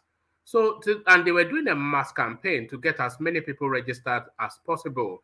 And then we've seen two elections that was relatively decent, Ekiti and Osun State. So far, it's just, if you want it in Nigeria, you will want to give them a pass mark, but you do have a sense that something untoward might be coming. But so far, like you said, you give them. One man, honestly, based on what I've seen so far, I think general election is going to be a very nice one. I think it's going to be like 1993. I want to believe that we are going to have a nice, free and fair election, because if somebody steal voters right now, what are you going to do with it? It's not something that you can just fill up and you come and so I think we are going to have a very decent election coming 2023. Whoever win, I'm not going to say is either they use their money to buy voters or people vote for them. Either of the two. But for Inec rig election, I don't see that coming. That is my own Baba opinion. Okore, they don't need to Yes, rig sir. election. They can just do voter suppression. They've done it before and they can do it again, especially Tinubu. You will just not let some certain people vote. Yeah, but that will only be I- within his own I- sphere of influence, though. But we know how great his influence is. I don't think that's in question. Well, I'm not going to believe in that. Like one man said, it's going to be maybe within Lagos, or maybe Kano State. But he is not going to suppress a vote in the eastern part of Nigeria. Or he will? Will he? Or in the He core will not north. do that. I mean, it's not good to. Or in the north. So I'm not really going to use that to judge what is going to happen, but I strongly believe that we are going to have a very decent election in coming 2023. That is if that election will be held based on the security situation that we find ourselves right now. The only thing that will play out is that it's going to be a heavily monetized election. So the Yes. rigging will be it will be a lot of financial inducements beforehand. It's not going to be INEC, like I said. It's going to be we, the citizen, because we saw what happened in Ekiti State. Are you going to tell me that you want to shift blame on INEC? No, it is the citizens. They collect their money and they vote for APC. So that is what they want. So to me, I'm not going to shift blame on any INEC right now until when I see the lists of the candidates they brings out, then wait for general election, which I know is going to be a very nice one anyway. All right. You are anticipating a nice election. So under a nice election, how would this play out? So by the way, Baba Akure, a political candidate who seeks election in an area where they have no local connections. So hold on to that phrase, a political candidate who seeks election in an area where they have no local connection. So hold on to that phrase and let's take it to Festus Keyamo. So Festus Keyamo, Peter Obi is a carpetbagger outside of the southeast. So a carpetbagger is, as I just described there. So essentially, that narrowing down again of Peter Obi to just a noise making from the southeast, and these are the serious politicians now coming into the space. And I suspect it's saying that he's a Trojan horse for Atiku, which is to say, it's a front runner for Atiku, a disguised move by Atiku to come and catch somebody off guard. So, what are you then making then of Peter Obi, carpetbagger? Well, Festus Keyamo has a right to say whatever he wants to say, freedom of speech. Did you see what happened in Nasarawa State? Oh, you mean that rally? Yes. I don't know about that. That sounds like the Igbo people in Nasarawa. Nasarawa, I know you will say that. You see, Justice Keyamo, right? If you listen to him during his arrogant interview with Shewan Kimbaloji a few days back, he himself mentioned that Peter Obi is even way better than Atiku. So if you know that somebody is a carpet, whatever phrases he used to qualify him, Why did you have to say that he is even better? Because if I were him, I would not even talk about Peter Obi. But I think that's just a political statement. He's just trying to say something, he's saying something. I strongly believe that they are all afraid. If you listen to that interview very well, he was even appealing to youth that we should be talking to youth now. And they should tell them what happened in Lagos. They should tell them what happened in 993. Because these people, they don't know anything and they are trying to brainwash them. If you know that Obi is not doing anything, it's just a carpet, whatever you call him. Why is he saying that? Why is he afraid? So you cannot trust him too. He's just making a statement to believe that they are not afraid of Obi movement. So that is for Keyamu or whatever he call himself. He's just making a statement that will suit his bosses. All right. And to the space, why I invited Tinubu's men to commission projects in Rivers. So this is Yemsen Wike still. He's still playing that double dodge. You know, this is the thing. Wike, it reminds me of a babe that you are trying to toast. You know, you only give the girl 3 opportunities to say no. And then after that third no, then you must then take that no and move on. Is he playing a bit too hard to get and he might well lose out? So he's now inviting Tinubu's men to come and celebrate with him in Rivers State to celebrate his achievements, whilst his principal of his own party is in contention with Tinubu. So what sort of upside down politics is in play there? Unmute. Sorry. When I saw that video, the only thing that came to my mind was that, I don't know, this guy is going to APC. Did you see his silly dance? Well, not really, but because I never heard from, since I was born, that one party call another party to come and invite them to where when they want to inaugurate something or they want to do something, while you left your party men, you left them out and you call somebody from other party to come to your state. To me, what comes to my mind is that he is going to support Tinubu. He is going to support Tinubu. That is what I see in that. Whatever we can say anything we want, he is going to support Tinubu because looking at that, no. He's already showed that he's going to support Tinubu. Kure, Baba Kure. Yes. This is not the first time.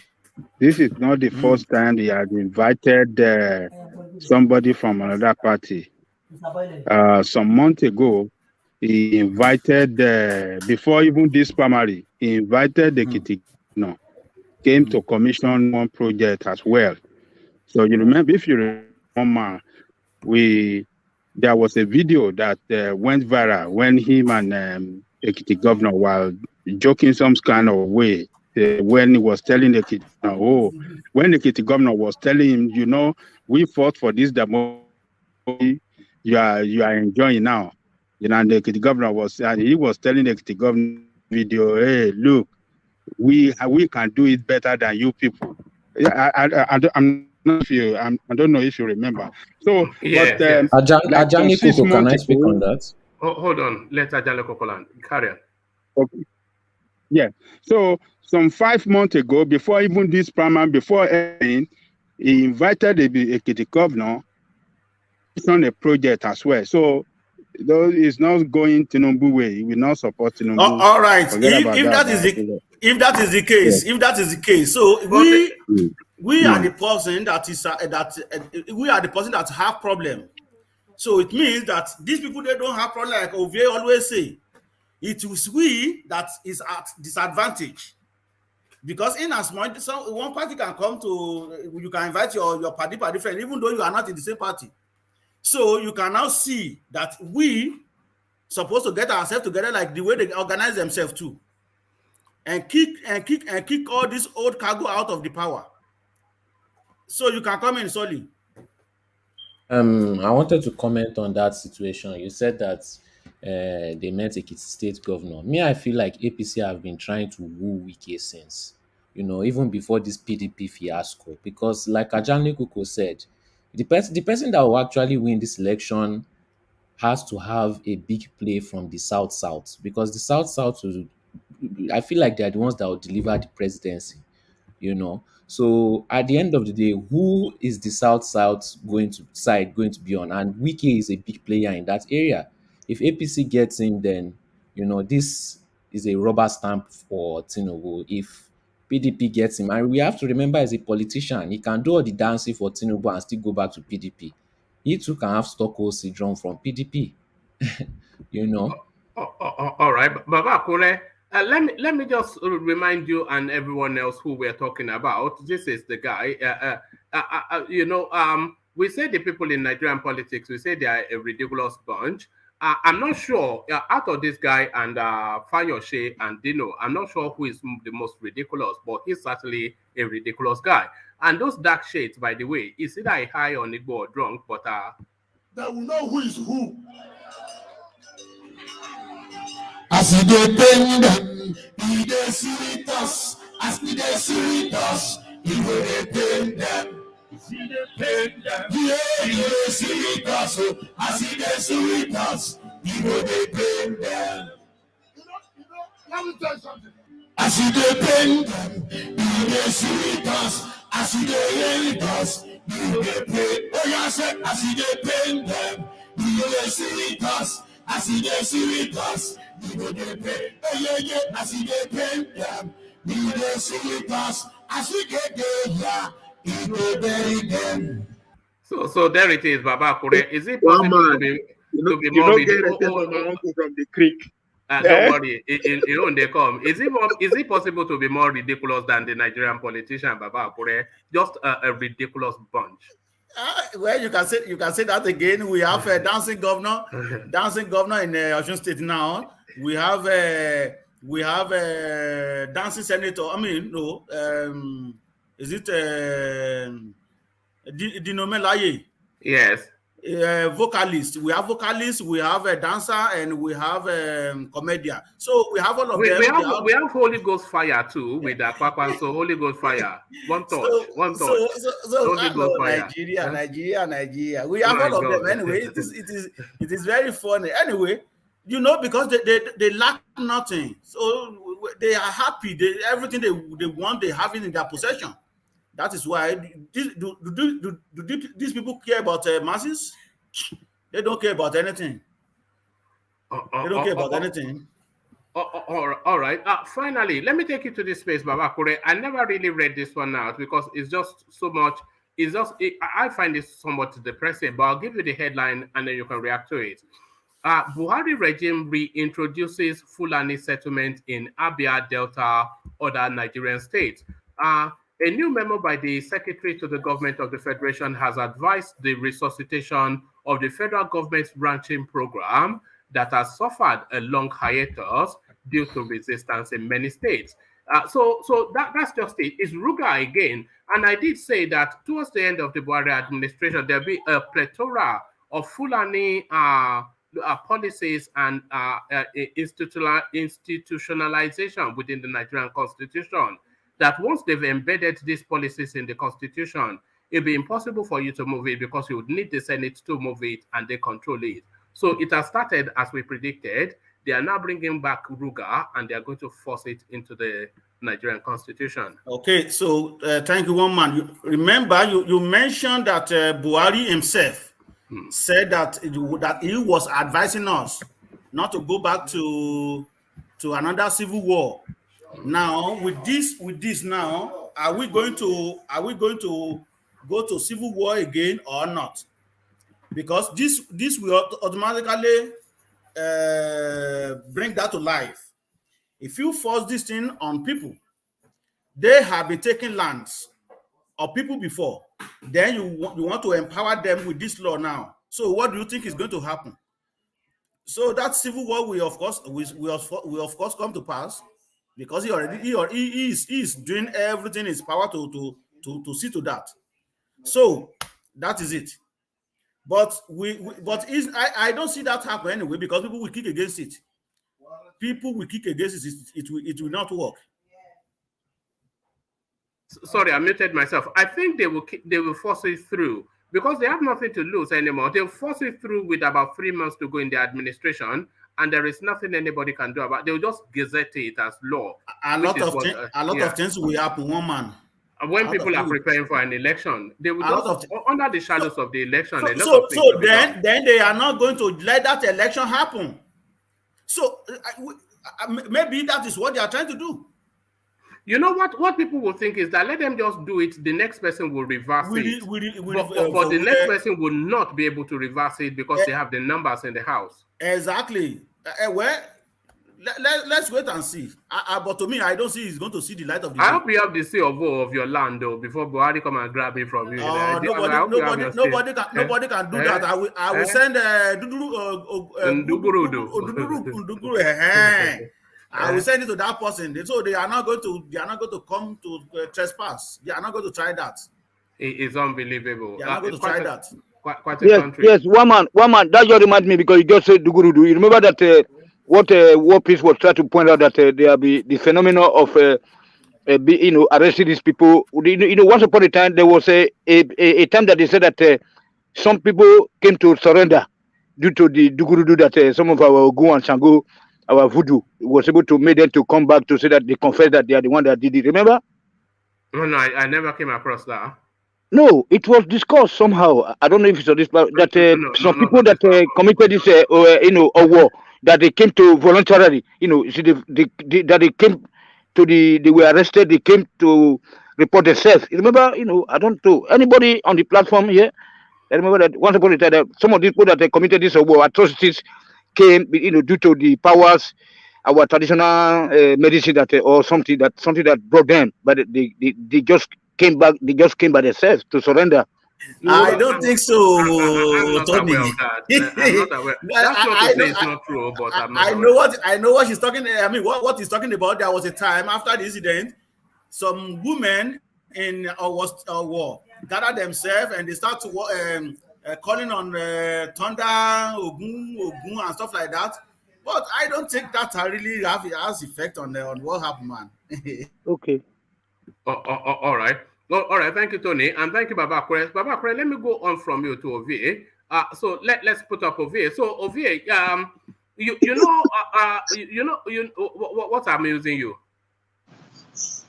There was no is it Fidel and George in the comment section. Don't worry. So Ovie, you know that a donkey is a farm horse. Essentially, it's a farm instrument. So you walk it and you walk it and you walk it. You only ever feed it, only to walk it and walk it again. You know that when that donkey and they usually beat it to get it to walk. But when that donkey dies, there's no point flogging it anymore, is there? Yeah. Yes, you can't get anything out of it. So that bettered the phrase, drop the dead donkey. So that's why people say drop the dead donkey. So Ovie, drop the dead donkey. I saw quite a phenomenon today, Ovie, and I'm inviting you to drop the dead donkey. I saw you on Shegun's platform trying to sell your fake Rolex, and some of the people there were irritated, and I think they even kicked you out at some point. They just got they tried to have important conversations. I saw you and Babati there. And then they were trying to have important conversations, and you were trying to sell them fake Rolex. So they were muting you and kicking you out. That wasn't enough. Then you went from there to Dom from Edo, that have brain from Edo platform, to go and sell your fake Rolex again.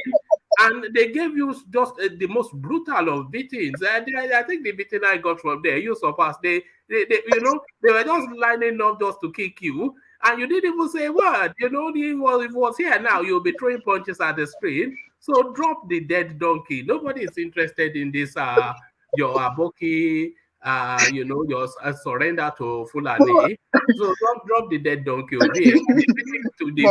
The beating you've taken today is enough to tell you that. I saw Alexander Gomez throwing super chats at them to beg them to leave you alone. You know. But one man, you know the funniest thing, I'm not even there to promote Konkoso, especially my people, the Edo own. I didn't even mention Konkoso. I was just actually speaking to what they're asking, which is Keyamu, Wike, and Co. When they now ask me who are the support, I just told them now. I said they support Konkoso and the Dausa. Oh boy. I don't know why people bother. The people there are just so dumb. The biggest brains in that place is one sluggish guy that goes here. He will say, and that is why P2B, and then Tiobala and Pansat. So that's what constitutes a brain in that space. So I don't know why. One man, before we start, one man, before I start, now that Vin, you're on the comment section, may I use this opportunity to warn you, Vin. Do you know who Bahazwa is? Bahazwa is the father of Sergeant Rogers. Now, my friend, they go sit down for a living room, they chop with the tell me story even about Bahazwa. So I know you well. You not colleague of Sergeant Roger. If you don't stop to they talk to me anyhow, I go see deep more. You don't know the person where they deal with because one man, why on that, if you pay attention to the comment section. Huh? Exactly. If you pay attention to that comment section, he just did there, they run him out. What did they about say? Me? That why I will come that platform. You even they run this platform down, sir. So I'm not saying you they hear me. I know you are hearing me, Vince. I know you well, I know you reach out. I know what you have done in Nigerian army. Was he attacking you on the Edo platform? Yeah. Yes. Yes. Even this channel, sir. I know you reach out. I know you work with what they do. A lot of them do that, but they still come running back. So just avoid me. Stay your Ghana, stay your Biafra land. Avoid me. I know you reach out. I know that you and Sergeant Roger work hand in hand. I know who say make you they confess. Only you begin to confess that you know keep people. That's not where I'm getting to. I know you reach out. Pazwa. That's Sergeant Roger. Father and my papa. I was the former president of Cannes for where they live or not. Don't take me play. Oh. I know you well. I know that you they hear me. Don't put that one aside. Yeah, so it was funny when I was having fun anyway, both the Shegu side and the other side. So, but yeah, I don't know. All right. So I was quite. My mouth was just open. To the point, Alexander was throwing super chat at them, begging them to leave you alone. I thought this it don't reach out. To it then, suspects linked to our massacre arrested. So that's some people will say good news. I amongst them. Okay, but one man over. Before we go that one, let's go with Keyamu. What Keyamu said about carpet bags. Right. Okay, carry on. Are you cool with that? Yeah, go on. Now, I think you have been nice, or you don't actually know or you understand the origin of that word. And I know the Akpabians don't even understand where that word came from. Keyamu was being clever. What exactly was saying that? He's telling the outside the Biafra line, you have no business coming to the Nigeria to seek for votes. No, that's what we said now. So what am I saying this? If you remember when I started this whole Konkoso narrative at the beginning, months back, I was actually using the American election of 1860 as an example, right? People say, what did this guy they talk say? That word was now the origin of that word, but was popular among the Southern Americans in the 1860s and 1870s after the Civil War. The election that brought Abraham Lincoln, where they come assassinate him, then Andrew Johnson now take over, who is from North Carolina, the southern state. Waiting up, we know say they deal with the Southerners well, the Northerners. So when they are now coming now to after the whole settlement, they are now coming down south to seek for financial gains, election and all that. That's where that word originated from. That's where they named that carpetbaggers. You understand? That's exactly what this guy is meant in. He just being nice with the word. And if me talk and say, Igbo man no go fit become president, everybody won't cut my head. But that's exactly what Kiamu just said. That's exactly what he said. If you go find the origin of that word, that is exactly how it started. Where did they use them? They were accusing the president of allowing the carpetbaggers to come down, start to take advantage of the situation there. That's exactly what he's saying. But if me talk because grammar, I know I'm not a fan of grammar. We just talk the way it is. They won't cut my head. That's exactly what that man is saying. You know, it's almost like an unspoken thing. You know that bit of big space. You always you know when there's a slippery ground and then they put a sign, a yellow sign, tread with caution. So that's just the Peter Obi space. You tread with caution. We all know what we know now, and we all pretend like the noise is reality. It's just a nonsense. We all know it's just a nonsense, but can you really say that? No, you can't. When I say it directly to them, say, man, this is the situation of the country. This is how they preserve you guys. They go say, oh, I should not be promoting identity. No, that's exactly what Kiyamu said. But not because they use Oyibo Ganisham, they know that they play them off and all that. But that's exactly what I say. You don't, outside the Biafra line, you don't have any business coming to the other territory to seek for votes. No, you don't belong there. You have a business seeking a vote anywhere. But what he's saying essentially is what a lot of people actually do see. The Peter Obi movement is a welcome movement, but it's an Eastern movement. And there is no shame in that. The East being one of the largest populations in the country. It's a welcome movement, but it's an Eastern movement. So, yeah, you know, it's pretty much like a slow. Say that people, huh? It's pretty much like a slow now when they try to there. But we all know it is now. Do we not know it is? You know, person after person after person after person, they will say they are supporting him because it's a clean sweep, a man of integrity. He doesn't give shishi, and every single one of them, they're from the Southeast. They are saying, I'm not supporting him because he's an ego person. If it was Rocha Sokorota, I wouldn't support him. They have all this. But all of you, a good abundance of you that are supporting him are from the. Of course, there are other smartings of other people supporting him as well. But the abundance of everybody that speaks this guy's promotion, they are from the space. But they will tell you they are not supporting him because it's their clansmen, you know.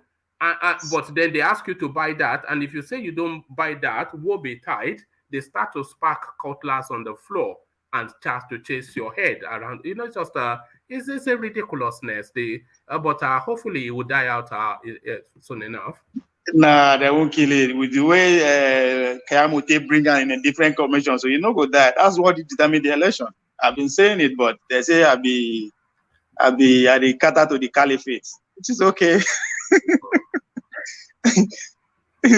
Yeah, so well, that's the part. Now talking about my Igbira people. Wama, Oduo. You hear that one? You know the year Igbira. You know the year Igbira. I be confirm Nigerian man. I speak anything you bring. Now, when I see those names, Omeza, those na Igbira name. How they understand that?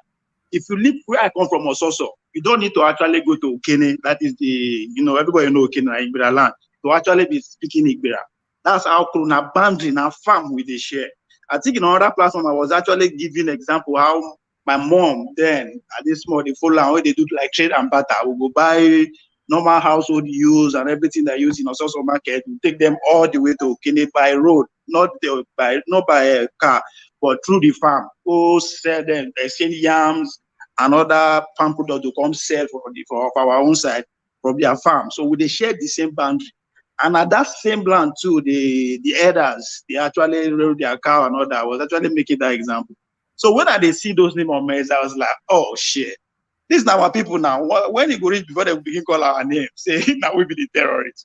But I think if they are really the culprits of what happened in the war, I think I'll give them kudos. If that is really the case, just like somebody was saying, is it Baba Akure was saying that they don't announce over 3 times, so they don't catch the culprits.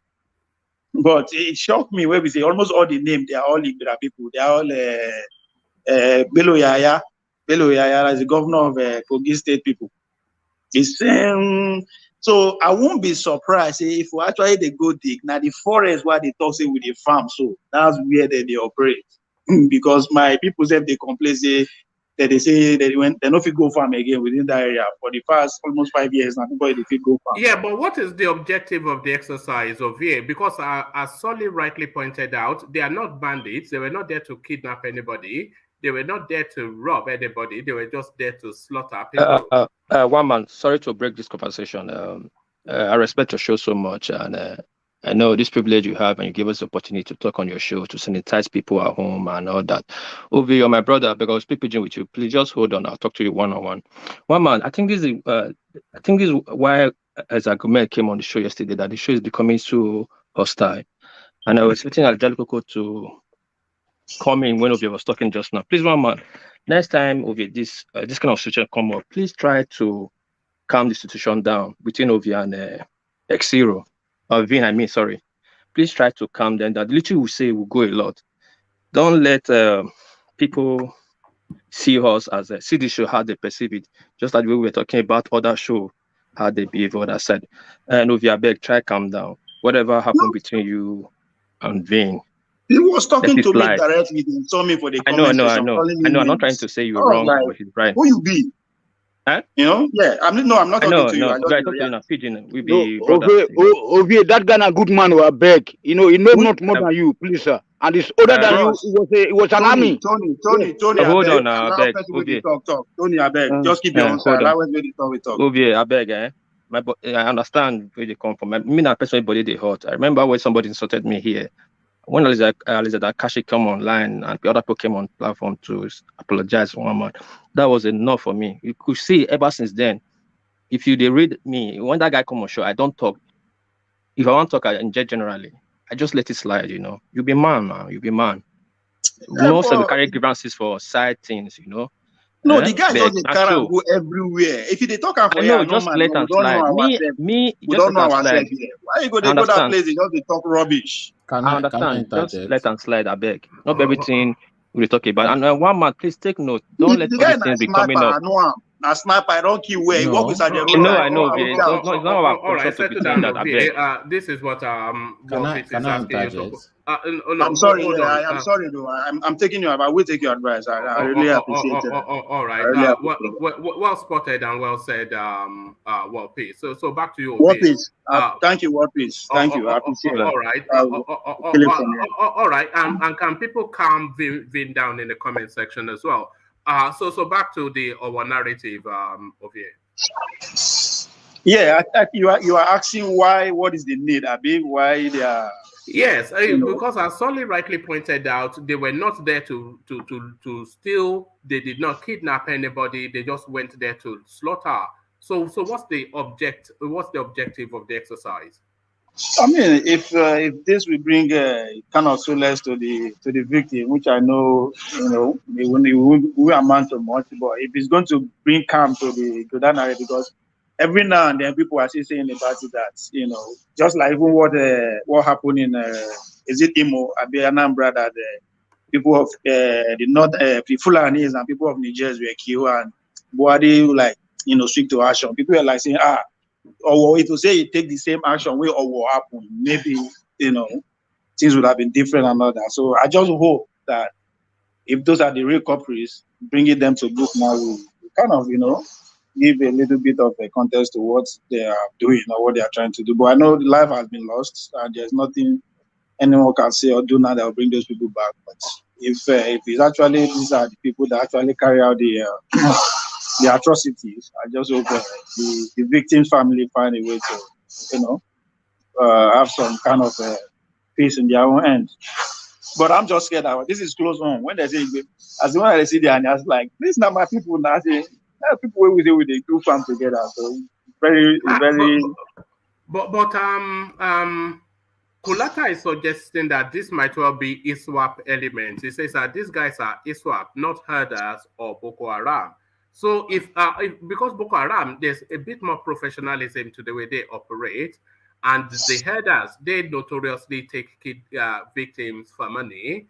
But these guys just went, and that was the attribution, by the way, when the thing first happened by the Nigerian forces, that this was ISWAP in ISWAP, place. yes, I wanted to say that. Yes. Because I think that's what they actually concluded on. As soon as the thing happened, they say ISWAP, but there's still a lot of people were not kind of buying it and saying, no, this is not bandits, na Fulani. I mean, I understand where anybody go alluded to that, but I just hope, I kind of see where I kind of agree with what's his name, Pulata, because if you even look into even the Kogi states where this name emanated from, there's kind of relatively peace. I think that is what what's his name, the governor Yahya Bello was kind of campaigning with when he was running for the ticket. He was saying that yes, it's the only state that there's no, killings, no bandits, no all these terrorists or whatever. He was using it as a kind of campaign. So for this to actually happen and it's close on to him,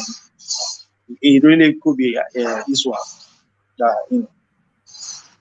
All right. And to Buhari warning that Nigeria should not allow a civil war to take place. I mean, is it trying to be funny? Because all of the enabling environment for a civil war has been facilitated by him since he pretty much took over governance up to this present moment when he's now trying to force the Ruga agenda still through. Yeah, but again, I was actually reading it while you were reading at the same time, so I had to stop and listen to you. If you finish the whole reading, to me, I think there are like two parts to it. He was making this comment, when he's a former party chairman, CPC chairman, visited him, right? Yes. Yeah, so, and the timing again, why? I mean, for me, it's just coming out of the blue anyway, that kind of a message that the civil war, blah, blah, where's that coming from? Then, but I'm reading a different meaning to it. I could be wrong. I'm not certain, but I could be wrong. Why? I never hear about CPC, not to talk of their leader, since he came to power. Why now? Is there kind of division we are seeing in the party already coming up? But if that is the case, why is it coming all the way from the top? Why is it coming from the presidency himself? As I said, I could be wrong with my permutation here, because that's what just came to mind when I was reading that paragraph. Like, why is this man talking about, civil war? I'm not saying he's encouraging civil war, but why is he even making reference to civil war? Why is the former chairman, CPC chairman, was there, and he went extensively about the party, that the party was founded on I think maybe you are reading too much into that, because when all these politicians make all these public all these statements, it doesn't it could be whatever event. You've had outlandish comments made at book launches. What was the occasion when Tinubu said the Milokan? So I'm not sure that the CPC element especially comes into it, but I think the reading of the Nigerian environment, he was looking for the window to make that comment, and that event provided him the window. So I'm not quite sure that the CPC is but then you might well read it differently. Yeah, no, you could be right. I'm reading too much meaning to it. But just that they went on and said the party was founded in the name in other, principle that one Nigerian is, and the man end up, responding that he's thanking him for actually, and he was actually mentioning names from the people that they gave appointments in his administration, people like Malami, and the rest of them. So that's where, but as you said, it could be me reading too much meaning to it like that. All right, brilliant. As time goes on, it will be more clear. What's going on there. And Inec trying to sneak Akpabio and Lawan's name in by the back door. There's no amount of denial that will make me believe that, because Abdullahi Adamu is determined that Lawan must remain in the Senate, because they tried to use him as a tool and it failed. So they don't want to cut him adrift, and they need him in the Senate just to be their eye and ear there. So they need him in the Senate, and he's determined that he will be in the Senate. But it's now in public play that he wasn't even on the ticket at all. So how, even if this Machina steps down, how are they going to tell us that Lawan is suddenly in a primary that was not observed by INEC, that nobody knows happened, that they're just suddenly going to present it. So an allegation made, INEC denies, but that space still froth with a subterfuge. Yeah, I mean, it will be interesting as time goes on to see if they will succeed or not. Yes, you are right that Abdullah Adamo is bent on the guy coming back. But again, on the other hand, our Emiloko Tinubu too is doing his own work to make sure the other guy did not give way to him. I'm talking about the Senate president space now. Tinubu said they spend money there well for the other guy to make sure the guy remains. The guy no give Adamo way. Of course, we all know why. For Vunje to say he won't follow and compete after the kind of relationship they had period to the you think election. you think that is where Tinubu is placing his priority, vengeance? I mean, it will be. I don't know if we do him any good. It might end up by fire. But I mean, it's just a way of saying, man, after all I've done for you, you actually have the guts to say you won't follow me, drag these tickets. You remember he said it now. You don't think Tinubu is too busy to be doing that? Those are the things that keep him busy. That's why they call him a dangerous politician. Those are the things that keep him busy. He's everywhere. The man is everywhere. I respect him for that. That's how the game is played. But I'm saying that I hope he doesn't backfire, because this is a Senate president. This is a man that what doesn't backfire? You are saying it doesn't backfire as though what you just said has any veracity. Tinubu contending for a presidential seat, which is heavy going, his chances looking very slim, everybody attacking him everywhere, and you think he's dedicating his energy to take vengeance on somebody that contested with him? Who did not contest with him? He made all of them now. He made Fayemi, he made Oshibanjo, he made Lawan, he made all of them. So what are you? You are saying it doesn't backfire as though what you actually said has any credence. Maybe that's the wrong choice of word. What I mean by fire is that, I mean, at this point, he need every vote that he can get anywhere. Tinubu is not in play for Lawan, I don't think. No, he can work against him on that seat now to make sure he don't get any vote for the state. That's what I mean by fire. Why would he work against Lawan when he's fighting for all of his life already for the presidency? No, he doesn't want him to come back now to get the ticket now. That's no one man. Let me just allow me to. I want to know what this is. Remember, during the speech, not even after the speech, he said he will lick his wound, right? Okay, and there's authoritative source saying that yes, now he actually they bankroll the other guy. Authoritative source, it's Jafar. It's Jafar. You look at this guy. When the Jafar, why it isn't only Jafar knows? Why it isn't only Jafar knows? The of influence, you know, is Jafar. One man. I just like where I don't know where I waiting national my thoughts at the brag at the moment. I just the thought when I refer to matter we just said to now. Say the man. For me to know Sergeant Roger's father, you don't know that I know a lot with that. I know one on one. You don't know that I know a lot. And my area be that now one man. I see my connection is there tight. Yes, Jafar my guy. But why is everything that come from that angle is in a Jafar? Why? Jafar na Kanu man. This is Yobe. Yobe is more closer to Borno, where I stay. Where I go school briefly. One state before. Now Kanu people are outside their language, they speak their language. So Kanu is a little bit too stretched if you want to join it. But I understand where you are coming from.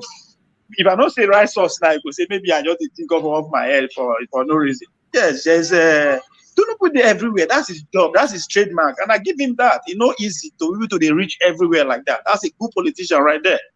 That is what we are accusing our eastern quarters. They are not doing. They are not reaching far and wide enough. So Tinubu is reaching that far. I'm not saying it's a bad thing. It is a good thing. You understand? It's everywhere. It's a good thing. They empower everybody that he can possibly can. So, and I think he's reaping the benefit in a way if we want to put it like that. So necessarily, maybe as I said, it could be the wrong choice of what I use that using backfire. But if my source is right, that he's the one background the other guy to make sure the guy is saying no to the Senate president, what do you think the Senate president is going to do? He go back home now and work out to make sure that the man don't get vote for that state. That's just where I'm seeing it. That's what I'm seeing it from. I'm not saying that would deny Tinubu the presidency. That alone cannot deny Tinubu presidency. But as a politician at this critical moment, you need every vote you can possibly get, no matter where, no matter even though that one, you don't want to just throw it off like that. And I think you understand that he not be JJC anyway. Tinubu is a don in the game. It's not somebody. It's not somebody we know waiting the happen. Whatever he's doing, whatever that is involving, you know why he's doing it for his own benefit on the either now or on the long term. And I respect him for that. All right. Can I urge the people who have not clicked on the like button yet to please do that? If you've not clicked on the like button and you have no reason not to click on it, then please click on it. So that helps to propel the platform up the YouTube algorithm. So click on the like button. Buhari regime reintroduces Fulani settlements in Abia Delta, other Nigerian states. So this is the Ruga narrative resurfacing now, and they're going to pipe it through, whether you like it or not. So once they've embedded this thing within the Nigerian constitution, it's completely not going to be moved. And they will be sending Fulanis from as far as Burkina Faso to go to the watering holes in a village near you. So Ruga, whether you like it or not, Ovie. One man, I think when you were trying to, you are going back and forth with Baba, I was like, one man on the catch up. You don't understand the integrity of how this thing works. You say because of the election, the next 3 months of the admission, they may just snip her in. That's a possibility. And I say, okay, one man is there. That. They will put a whole raft of Fulani policies. They will embed it in the Nigerian constitution. Well, you'll be too busy fighting Atiku Tinubu. And then when you hear it, you say, don't worry, when Tinubu wins, it will reverse it. It was not that. You are spot on. If he succeeded like that, I will give him credit. I won't hold it against him because that's how the game is played. You have to find a way to put your interest forward. Can I badge in? One man. Yeah. You see, what you just stated now is I expected Ovie to say certain things, but he's not going that direction. That's why I'm badging. You see, go ahead.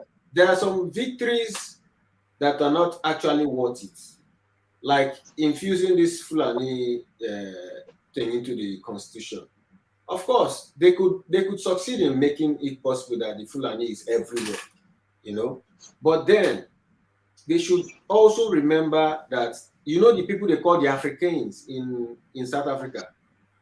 Yeah. Yes. After they succeeded in taking South Africa, look at how they become the minority, and now they are the ones singing.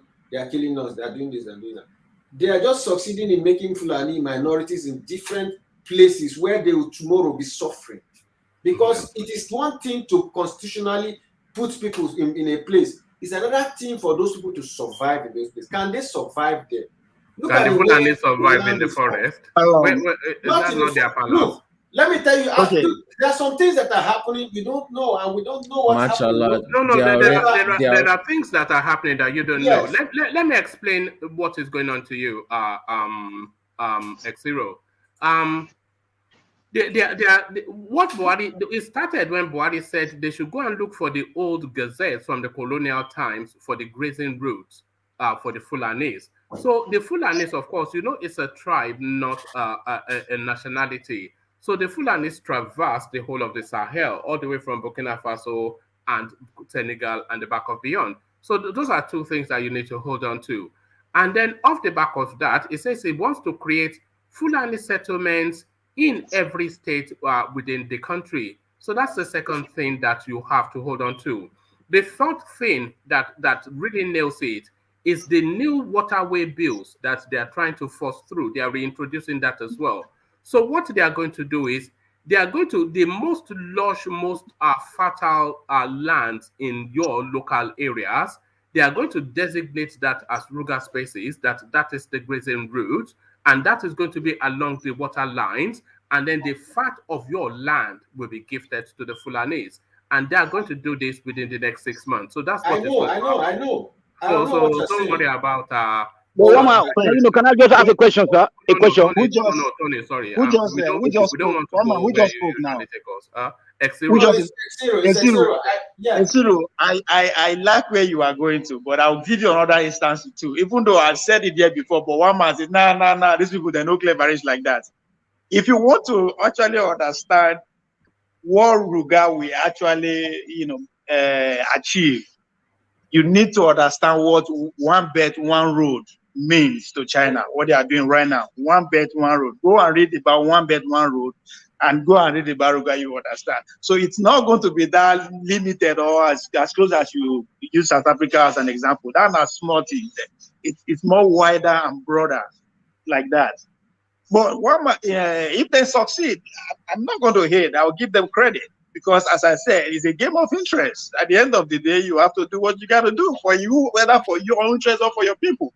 I've been saying this before. This is not something that, it's becoming obvious now. So if they succeed, I won't kill myself. Our people did it when they succeed now. So it's a good thing. We're all one Nigeria. They go. Can I give you my for the continent. Okay, let me add this. Hold on. Rational Man wants to come in. Let Rational Man come in. Well, what I see here is more of economic and political here. What Buhari is trying to achieve. If we want to understand what is going on, take a look at the north. Places like Taraba State, Plateau State, Adamawa State. The Fulanis, in fact, I would say most of the middle belt, if not all the middle belt, Fulanis are not native to those places. Fulani, in fact, they are not native to Nigeria. Maybe you can consider the core north, like places like Zamfara. That is the extreme part of Zamfara State and Katsina State. But if you look at what they've done over the years, over the century, now if you go to places like virtually every northern and middle belt state, you have emirs. I don't want to go back. I don't want to go to those jihadi, Usman Danfodio jihadi, whatever. Just want to talk about the contemporary history here.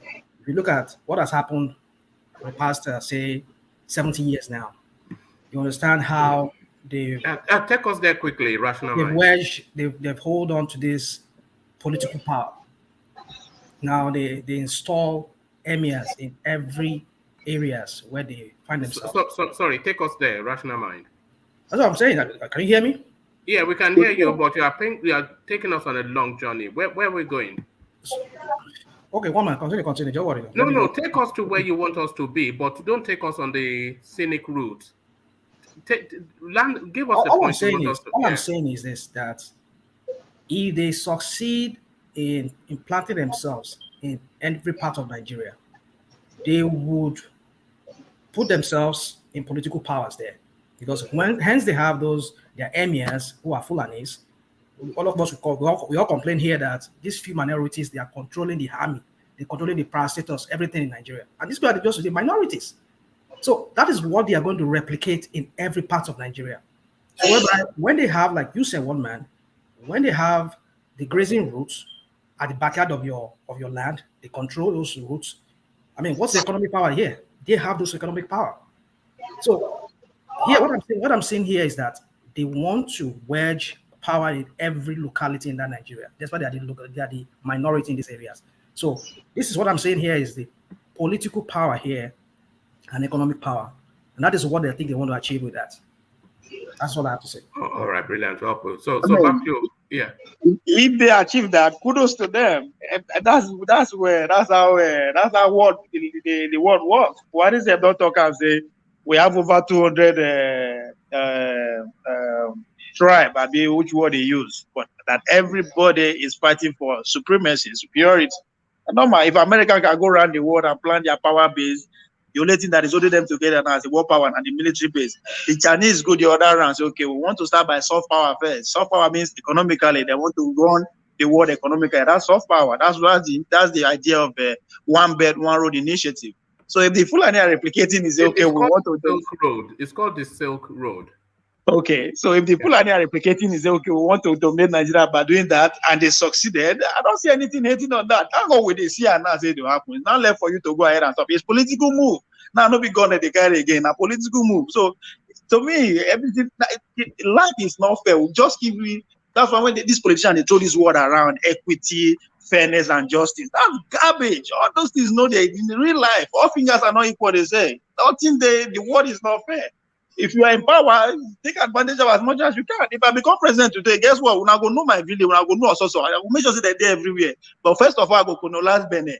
I go bring DJ together. All the neighboring country, I go try to make sure that I bring them together. That's what I will do. But the most important thing, we see the Africa because we need to realize that as a black man, we are conquered race. The goal is to free ourselves first. But however we achieve that, that should be the goal for me. I don't care.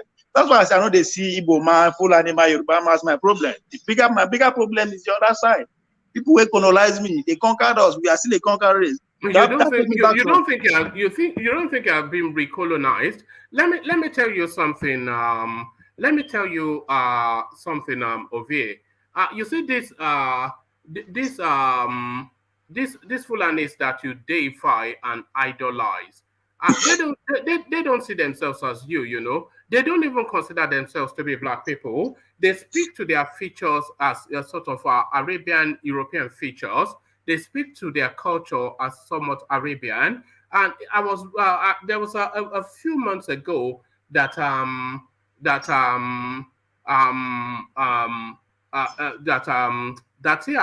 what is Akim Baba Ahmed? He was speaking commentaries on Nigerian space that Nigerians, they're a bit like the blacks in the West, always claiming racism. So they consider themselves to be a different species from you. You even heard that in the tonality of Sadia Farouk in that clip that we played yesterday. So if you think that they see you as some infidel, they see you as dirt, and they see you somewhat as a servitude to them. So if you think there are any parallels that they draw if you think they think you are equal to them, then I think you need to have a rethink. So don't worry about the other side that you are worrying about is the other side that is already nested within you. Yeah, I can't disagree with you on that, but my people still say anybody way they win, you don't need to be farm. Study and know how until they do and until they win. Again, just take me back to what you were discussing yesterday about your uncle, quote unquote now, your minister from Ibadan. What I took from that interview with them, Rufai and Tundu and the man, is that I was like, for God's sake, these are still Yoruba people, educated and civilized, but they embarrass themselves on the national TV on top of another man's language. That's a pay me to my bone marrow. For God's sake, they embarrass themselves on national TV on top of Igbo man language, another man language. Or if they disagree with themselves because of Yoruba, I will totally achieve where they are coming from. Everybody they focus on the man, say the man, yes, we agree, give it that, say the man himself, they hold your own side of the bargain. But how can Tundu be saying that on air? Say, for God, so this one to be Minister of Communication. He put it in a way like, you are on air, for God's sake. You they embarrass an elder. Yoruba people that have respect for the elders. You they embarrass elder on national TV or for English language. No, sorry. How was that? Oh no, what are you talking? You're a difficult person to contend with over here because you seem to fluctuate in some metric that is maybe you're a super genius. I don't know, and maybe we don't have the capacity to see. How are they embarrassing him? No, I'm not saying him now. They embarrass themselves over English language. No, who was embarrassing whom? The three of them. They are all Yoruba people now. What's it? Rufai, Tundu, and the man. What's his name? Former Minister of Communication. But how so? So you doesn't know the meaning of what's the word again? Boy what? Boyd. Correct me here. Boyd. Yeah, Boyd. I doesn't know the meaning. Like he was come on, man. And the national TV. I was embarrassed. That means okay. Let me just leave that space because that's unique and peculiar to you, the way you gravitate. But gravitate your peculiarity to this space, OVA. Why I invited Tinubu's men to commission projects in River State. So this is the little man, of course, playing it. You know, Igbenyilalayonta, Taton, so we say Taton, Igbenyilalayonta. So this is Wike now playing it to the last, using Tinubu's functionaries to do a mega gala event whilst he's briefing with Atiku, but claiming that it wasn't actually anything other than him just leading by example. So what are you then making of Wike and his subterfuge? First of all, that video you show Wiki, I'm just seeing it for the first time. That's funny. He's a ridiculous man, isn't he? It's unbelievable. You say maybe he smoke or do something. I think you are right. Anytime we wear glasses, I always suspect him. You know, I suspect he has liver problems, you know, because they say he's partial to brandy. And the stress that he's been under is at least 3 bottles a day, you know. I mean, free my kick man from the creek. Yeah, but I think Wike, is I don't know how to actually put it. I will not actually hold him to that for inviting a show. I won't really too much meaning to that because he's been doing it even before. In first term in office, he's been doing it. Buhari was there. Shobajo was there. Pretty much everybody who was a like significant position in Nigerian political hierarchy, they were all there. But I think at this point, this is a man that, you know, I said it before, that has been put, they don't put out where he belongs. Again, there's a news that just came out. I remember I say you miss out, but maybe like 2 hours ago the thing come out where what's this man name? The man he called backing dog for Atiku, which is very Lamido. That's far reaching, man. That's just far reaching for you to be calling man like that. And then get the party. Those are the funny part. They call her name like that. But the man said something that they punched the interviewer now about did you think that it was when they meet for Jerry Ghana House? That's Atiku and the meeting that was hardly publicized. They meet in Jerry Ghana House. Did you think it's positive? The man said Atiku is not in position to actually reach any kind of agreement with Wike as a presidential aspirant. So now the party must be present. The men must be present in that before it can reach any settlement or any agreement with Wike. It was categorical. I say he's just holding the party. Say Atiku is just holding the party ticket. Now the party, the answer to. So if for any reconciliation, any disagreement that erupt from the primary election, for you to be settled, the party have to be there. So, but it's not stopping any of them to meet, or they can meet on the personal ground, any whatever, the three of them discuss their own relationship, friendship, or whatever. But when it's come to the matter that has to do with that primaries, that the party hierarchy must be present. So, and I think is it not just filibustering though? What's his name? Lamido. Just talking for these purposes of rebel rousing. They call him backing dog now. That's far reachy, one man. That's just far reachy. Now they get the party now. They call him an attack dog. I call it, which is part of the political lexicon. An attack dog is not a derogatory. No, but somebody who you waste in the trenches, they try get position of power. You have to be humble. I mean, you not just the throw words around. You can do it on your own private but not to come on national TV. They insult men like that. Men will be say, now one corner cause where they throw back. So I disagree with him on that. He has insulted too many people. One man. Let's just face it. Right from your own traditional rulers from there, he started inviting. I mean, it's just too much, man. I like Wike. I like Wike before the primaries. He has raised a lot of national issues that, yes, worth paying attention to, like the state tax. Every state should be collecting that. Those are things that will be in our discussion for a very long time. I respect him for that. I respect him to actually produce in way up to the point. Wike will be a factor in the months to come. But how much of a factor it will be remains to be seen. But certainly he will be a factor in some way or in some form. Yes, it's at this point now a factor on the PDP side because that's just the way they are just finding a way to contest him. And I think I said it before, it will be too bad that you are the one contributing to your competitor either victory or empowering your competitor to fight you. Just like what happened in 2014 where they allowed Wike go. And that was a big mistake on their own part. And that's, I'm not saying not only Wike now, but every other person that they let go played the beginner role of them getting defeated. So I think they are trying to avoid that, not to. That's why they see they like kind of go cater to him in a way. But other than that, I don't think he's getting anything out of it. I think one of the demand is that they should remove Ayu, which I don't see that happening. Why you two now? Ayu is among the only 3 living founding fathers among the 9 of them. So I don't think that is going to happen. They will not yield to that demand. So well, as you said, it's going to be a fighter, but let's see how he's going to end it. But I strongly believe that it's not going to work for Atiku as this election unfolds. I don't think he's going to do that. Who is he going to work for now? It's going to be between. No, I agree with you. Is unlikely to work for Atiku. It's not. I mean, Well, it might likely work for Tinubu or Konkoso. Tinubu, yeah, because I have never seen. I think Black League make this comment way back. I have never seen Wike insult or talk anyhow towards Tinubu's side. All his career, not just this time now. I think for him to be avoiding that space, there should be maybe a cordial relationship between the two of them that is not on the surface. So I suspect it might work for him.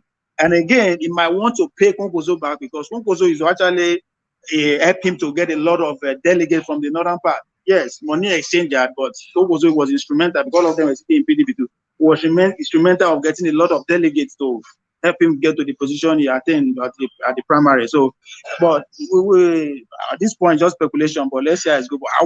I think Atiku will be the last person. I will almost, maybe not my last penny, but I will bet certainly a sum that Wike would not be working for Atiku. No, yes. But then he's also not going to be leaving the PDP. I don't see that happening. No, he can't. I see him covertly working for Tinubu because I think he may well revisit that power coming to the South narrative. And to the South, then, it's either Peter Obi or Tinubu. But I think he rates himself above Peter Obi, so I don't think he rates Peter Obi enough. Because it was the same thing that we had with what's his name, the former one that Wike replaced. Who was the former governor? Amechi? It was the same thing that we had with Rotimi Amechi and Goodluck Jonathan, who could not bear that Goodluck Jonathan, who he felt superior to, was president. So yes. I think it's the same thing with Wike and Peter Obi. He cannot bear the idea of Peter Obi getting up. But so he may default to working covertly for Tinubu, and I think he may have signaled that somewhat with this. But who knows? But Wike will certainly be a factor in that election, by my reckoning. Yes. But it will be interesting though how he's going to end up after his governorship, after his tenure. And I hope his candidate win, but that's another contention. Now there are 3 forces there. That's where I'm kind of like doubting the Tinubu end again, because we all know that Tinubu is in charge of SDP, right? And because of Amechi and what's his name? Sorry, how is Tinubu in charge of SDP? I mean, come on, not that he's in charge, but he meant food there. For the lack of words, he meant food there. SDP as a party, because there was still the rumor to say, imagine if there's any chance that it's going to mention his men that are there. Mention them. This is OVA and it's psychedelic. The guy we lost. The guy we contest for governorship in Ekiti? The first one before that one. What's that his name again? Under SDP. Help me out there. For which state? The first election, Ekiti now, Abi. Yeah, Fayoshe State. Hey, that don't know be man. Now PDP, that one there now. Now PDP. Now PDP guy now. Now PDP be Oni now. Yeah, Oni. No, no. There are 3 main parties now that actually did well, apart from the winner, which is APC, PDP candidate, and the SDP guy. But anyway, continue. Okay, maybe again, even the Magnus Abbey that I'm referring to, that they gave him the ticket SDP because of Amechi, their back and forth, they no fit give up. Even the Magnus come to the national TV say, when it comes to presidency, Tinubu be my man. Even before he even switched to the party, he's been saying it that he's going to work for PDP. He's going to work for Tinubu at the presidential level, even while he was still in APC, before he finally decamped and joined SDP, and he got the ticket to contest for the governorship. Now, if my permutation is right, then that's a big fight in the rivers because money go enter well. Because that's what, just as we were saying earlier on before my time, you say money will play a large role in this election, which you are right. You're saying it. So it's money politics. Money will play a long role. So Amechi, I don't think Amechi will do everything to make sure his own man win, which is Tony. And of course, the landlord now wants to continue his whatever he's doing there. So it's going to be interesting in that state as it goes. I don't know who is going to take it at the end of the day. But most importantly, I'm looking forward to after their tenure, what will become of Wike. Is he going to succeed in the game he's playing by actually, working for eventually whoever becomes the president, so he can save his own ass, or he's going to lose out and they will go after him at the end of the day. It's something I'm looking forward to see how it's going to turn out. All right, brilliant to upload. So brilliant to upload. So thank you, Ovie. So that's Ovie, of course. It's Ovie when you are hearing a psychedelic take on politics. So that is Ovie with our psychedelic. But woman, I'm sorry. I wanted to just ask a short question. It's not a bad one, please, sir. Is it consistent with where we are, though? Yeah. For Ovie. Don't take us to a funny place, please. No, I don't take you nowhere, please, sir. Please, sir. Right, go on. Yeah. Sorry. So Ovie, so what you will do now, as regarding how we protect our place now? What you won't protect? They don't did that before I was born. What you be protect?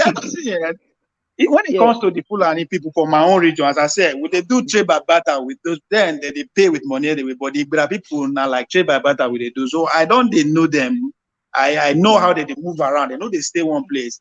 Now but the people, they are very nice people. You know that it's just a kind of cook-up story. These people, they are just looking for scapegoat. To put this blame of terrorism on. If you now, as you told just now, no, now come. We are the same people now. Yeah, but I don't understand your governor where they do where they say one do. We not get governor now. We not get governor.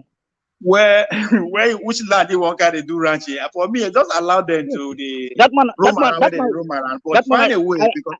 Yes, that's why I said that we should not promote to be because of Obaseki. It's Obaseki, that was how we followed him, and then he disappointed. So, thank you, Mama. Now say they just go on under their hand. We just have to find a way to make sure we take the gun away from them, or however that is going to work. That is beyond our pay grade, our federal level. Okay, later. We'll see later. Make I leave you, Thank you. One man, since they don't allow me advertise Composo on what Nigeria Watch and Sheun Place, I bet make I use that. And why do you keep calling him Sheun? His name is Shegun now. This is why he was giving you a hard time.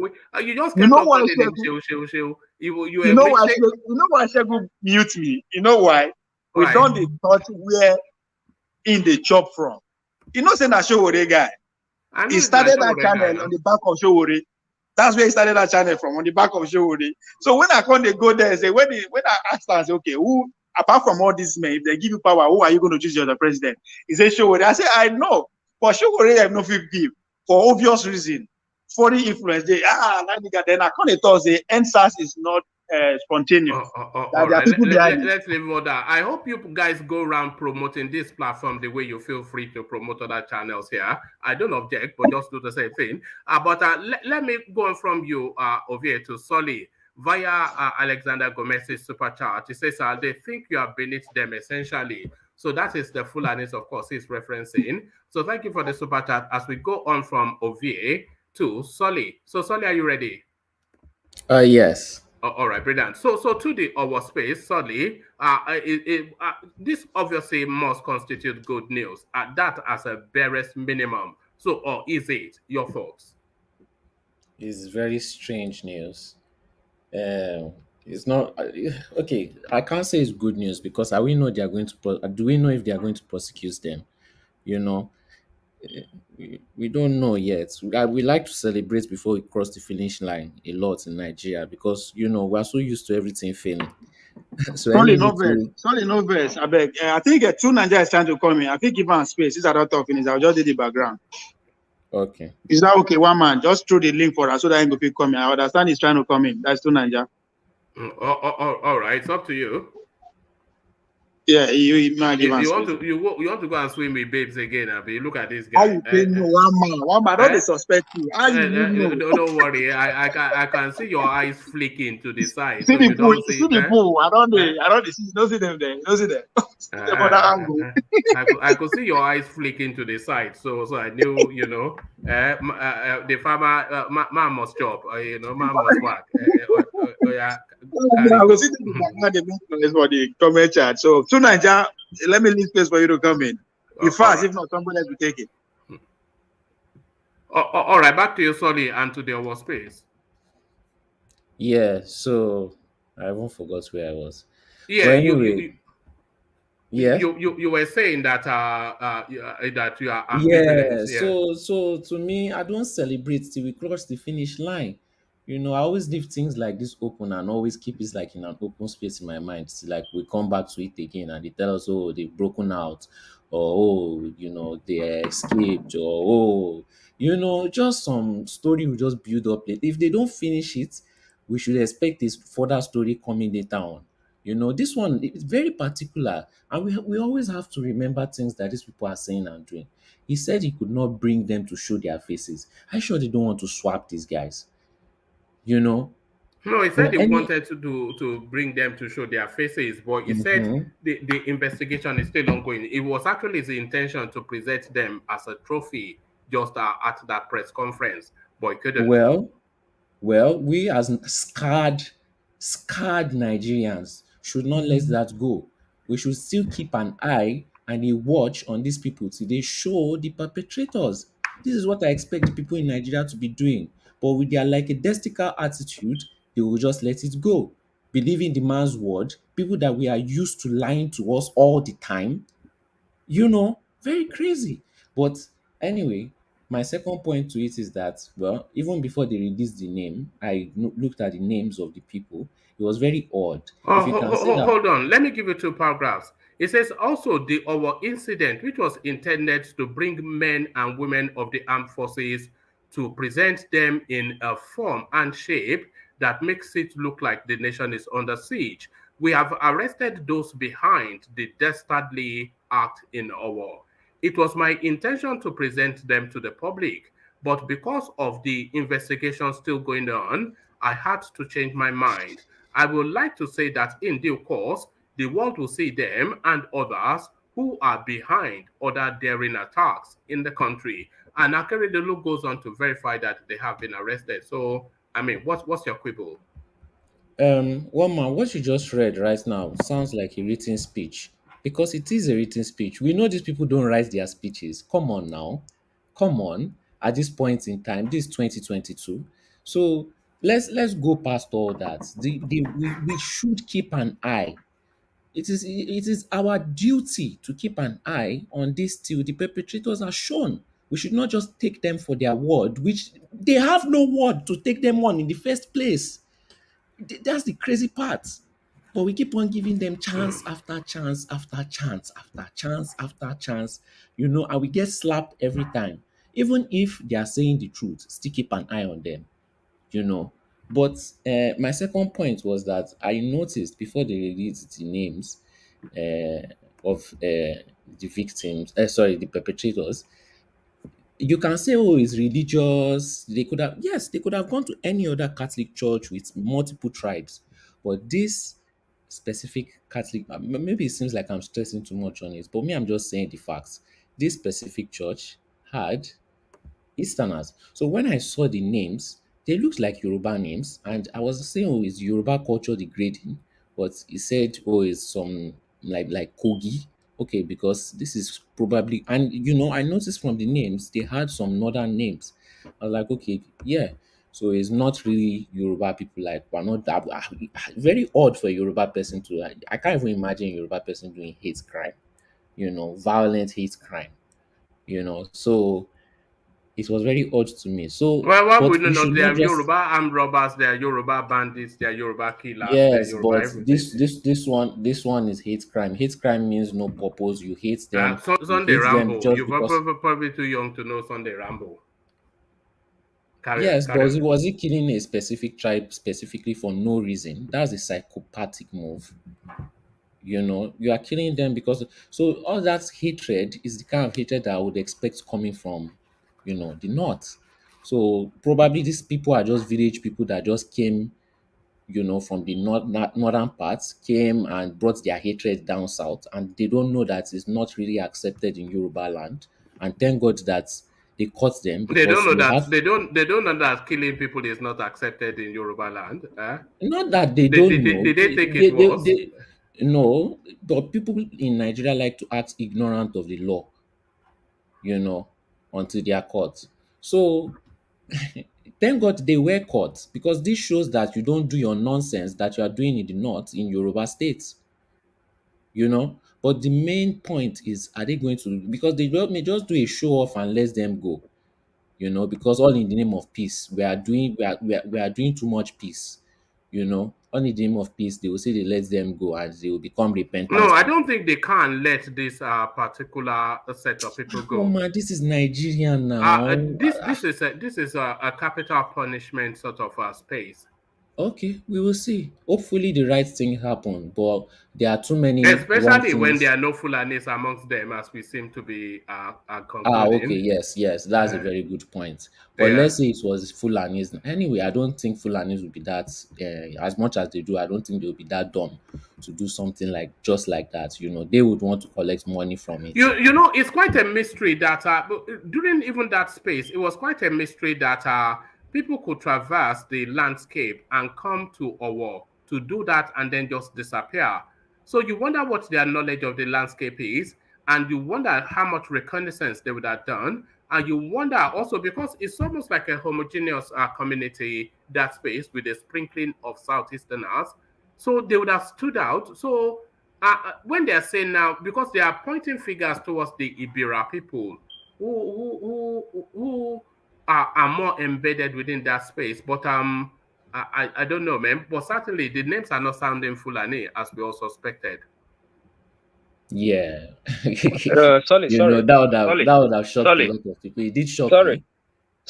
sorry. Are you saying the people that this is the name we are hearing now? I'm not sure yet. They are not Ondo indigenes or what? They are more of like these northerners that are just close No, to hold on, our hold on. I'm not states. going that far. Are they Ondo indigenes or not? They are not. Okay, Ibra is where? They are not indigenously Ondo, but Baba Akure, maybe you want to clarify that for us, Baba Akure. Ibra is where? Is it in Ondo or in Kogi? That was just one Baba of Akure, are my. you No, with no, us? they share two states. Some are in Ondo and some are in Kogi. Some are in Kogi State. Okay, But the one the their original base is Kogi. okay, I understand. But these people they Yeah. caught the Ibira. The Ibira they are talking about, is it the one in Ondo or the one in Kogi? I just want to be clear. Well, the news did not And tell us it did not specifically. say that, but really, are the Ibiras, are they indigenous to They are Ondo? indigenous Kongi. They are indigenous So to they're not Kogi. indigenous to Yes. Ondo. It's a question. Mm-mm. So They carry have on. community. They have community in Ondo. Yes, long standing for generations. Yeah. Long, yes. But their original this thing is Kogi State. But Oga Johnny Coco, I grew up with Igbira people. You know that they are not so harmful now. They are very cool people. They don't make trouble. You know Oh now. yeah, they are The same way we say to You know because they always they plant are yam. Like in Ele Yellow, they will go to that farming side. predominantly farmers. Yes, No, yes, They yes. farm and the do way. some. Yeah, Yeah. in Ring Road, they will plant yam. Then Oh, in Ele Yellow, that's a farming side. You know, farming side now before Ministry of Work. They will go plant any small place when they get it, when they say they oh, plant yam, they make trouble. all right. I think the way people were is not the way they are anymore. There's Yeah, we you're used to right. say how the Fulanis they were also changed the milk. Fulani, yeah, They were changed exactly. milk for grass back in the day, but now they exchange AK-47 for money. But back to you, Solly. This Yeah. is a senseless crime now. This is like zombies. So what are we saying, that they are going to start rising up and start killing Easterners in Yoruba states? Why? What for? What? I don't. What kind of beginning is this, and where is it going to? That doesn't make sense to me, anyways. So all I'm just trying to say is this thing was targeted, Yeah, and but you can. But what would you underpin? What underpins that targeting? You can't just say it abstractly. the hatred that is building in the north and the east, we are seeing it spill into Yoruba states. What hatred? Okay, don't they used to, like the last time, didn't one of these IPOP kill some innocent Fulanis? And then in the north, they will kill somebody from the east. And then the east, they will kill somebody from the north. So this is what I'm talking about. All right. All right. Thank you, Solly. So thank you, Solly. So Solly, let me take you from that space then. Don't allow another civil war in the country. Buhari urges Nigerians. So why do you think he especially felt the need to make that alarm to the space? Um, when he was saying it, he was betting himself. See, if Nnamdi Kanu didn't go to jail, I believe that they would have had their Biafra. I have a little belief that they would have had it, because the nation, insecurity wise, is in crumbles. Anybody can come and take Nigeria now. Anybody, but they don't have the guts. That's the thing. They don't have the guts, you know. I don't think But anybody can come and take Nigeria. I think no, you I are think they mistaken can on that. try. I think they can try at this point. Where is secure in Nigeria? You, Where you, is you know, the insecurity in Nigeria is essentially due to the guerrilla nature of the insecurity. So for somebody to take the country, they will have to formally launch at the country. And if they attempt that, they will be savaged. okay? But what if they are getting insecurity from outside and inside at the same time? What are you talking about? The insecurity is from the inside, right? And if What? another person is coming from the outside to take over, that will be surrounding. I don't know, man. But carry on. I don't understand what you just said, but carry on. Yeah. Okay, let's move on to the next topic. All right, let me move you on then. So Nigerian electoral body Inec succumbs to pressure from APC. Lists Akpabio, Lawan as senatorial candidates. So that was the assertion, and it was quite detailed, the piece. But then just a one-liner denial by INEC. But a lot of people are of the thought that if this space is not monitored aggressively, they will try and through the back door insert these people because they need, forget Akpabio, but they especially need Lawan in the Senate to continue to be their eyes and ears. So what are you then making then of this backdoor attempt to insert these people against democratic norms? This is just an example of what is going to happen in the elections. They are still going to, APC is the ruling party and they are not going to play fair. Whatever advantage, you see, all these things that we're talking about on the platform, these people too have advisors that tell them the same things. And all they do is strategize on how to beat. They are the ruling party. They cheat. They don't play fair. They will obviously have INEC influence in that presidential election. They will give themselves the advantage no matter what. Even if they lose this election, I believe they can still give it to themselves one way or the other through magu. They are not letting this thing go. They are not. So it's just an example that they can still do whatever they want. They are just, I don't know, for some reason allowing people to, maybe allow some little democracy to work. Maybe in the long run we will get better at it, but at this point we are, it won't work. It's Uh, just uh, like it's just a sign of what's to come. All right, brilliant. Can I invite the people who have not clicked on the like button to please do that? If you've not clicked on the like button, then click on it. If you have no reason not to click on it, then you have every reason to click on it. Taking you on to the next one, Solly. Peter Obi is a carpet bagger outside of the southeast. So this is Festus Kiyamo, and we had to, just for reasons of clarity, go and clarify what a carpetbagger actually is. So a carpetbagger is a political candidate who seeks election in an area where they have no local connection.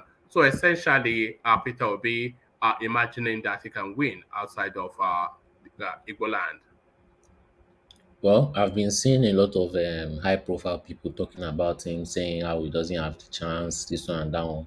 That actually fuels people, because it makes them angry, and it makes them want to actually vote for him more. What I would say to them is they should just stop talking about him, and he will die out, But you are adding more fuel to the fire, It's not going to Yes, die out. It's not going to die out because the momentum is continuing to get traction. Peter yes, Obi is going because to they be a keep factor talking in the about him. elections, whether you like it or not. Yeah. Because they keep talking about him. No, If it's not nobody's because they keep talking about him, because the movement continues to grow. Okay, and if you ask most of these people following him now, if you start to ask them basic, simple questions, you start to realize that they are just following him because they are just desperate, you know. They are Yeah, just for change. desperate. They Yeah, have for change. yes for change, but they have no real reason why they are following him. Because You all you this you you, energy, you where know was you it know for Sowore? That's what I can say. If no, you really forget wanted Showore. change, Showore is not a quantity. I no, don't no, think we no, should be. because no, one man look at some of the qualities that they keep on saying about this Peter Obi. Most of it is actually Showore that has it. No, They no, used no. to It's ask not Showore that you have probably say Showore has it the most. the most, yes, the most. But I didn't see this push and movement for registering of voters card, this one and that one for Showore, Yeah, no, no, and you have to understand that Showore is not a quantity in politics. Showore is just some guy that flew in from America wanting to leverage his reputation as an activist to see what political career he can okay. evolve. But Peter Obi is a known quantity, he's a senior politician. He has a base that is already of strength, which is leveraging and increasing. So I don't think we should be mentioning Peter Obi and Chowore in the same breath. They are not even on the No, same park. but one man, like you rightly said, he has most of what they are looking for, right? If you say you want jollof rice and chicken, why do you keep on going and eating gari and ekpa? You know? I don't get you that know? analogy. Every time they say, "Oh, this is what we want, this is what we want," most of it show already has it. You don't Yeah, see the but fire. Chowore is not a quantity now. Chowore is not a That is quantity in that is politics. yes, but one man. That is why I asked a question. If what you say is you want jollof rice and chicken, why do you keep on going to collect gari and ekpa just because they are giving it to you in hotel? I don't know what you mean, but That is the Nigerian people.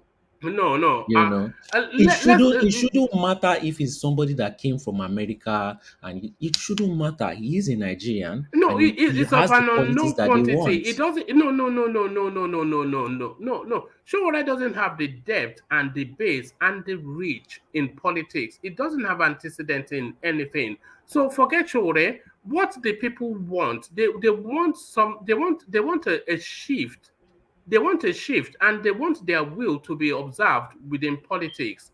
So a lot of that is wrapped around the Peter Obi narrative. It is a phenomenon. You know that Peter Obi is a progression of the end SARS. That change that end SARS wants, they are now packing it in Peter Obi. So the phenomenon is even bigger than Peter Obi or his political backdrop. So they are selling themselves a dream. One What man. I mean, all these things you are describing about Obi, you are just completely wrong.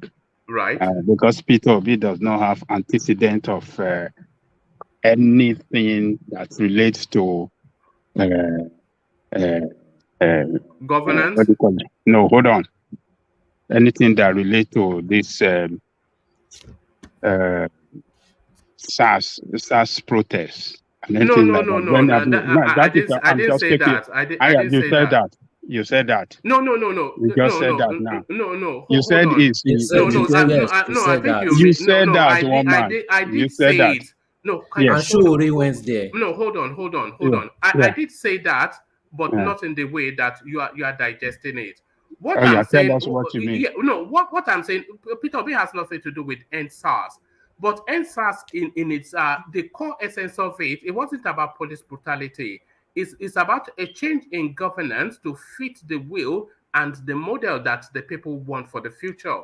So that is Now where you are spinning No, it that is again. what I no, You meant are now. We all spinning know it that. again. Okay, NSAS was okay. I against mean, You are against spinning police it again now. brutality. what am I spinning? I It was mean, against police the brutality. No, NSAS no, was no. all He said about it's a police progression. He says brutality. it's a progression. Like that means like that. Hold Yeah, on. Can you hold yeah, on? One at a yeah. time. Let's hear from Ajale Koko. Yeah. So what am I spinning? NSAS was all about police brutality. Is So, that but the you are now understanding of spinning it? it. You are spinning it into a political change. NSAS was Now, about police brutality. it was about police Oh, brutality. all right. Well, then maybe Yes, It was maybe one you need man. to go That is and why read. it's called NSAS, All not right. end government, it was not about end police bad brutality. governments. One man. All right. All Yeah, right.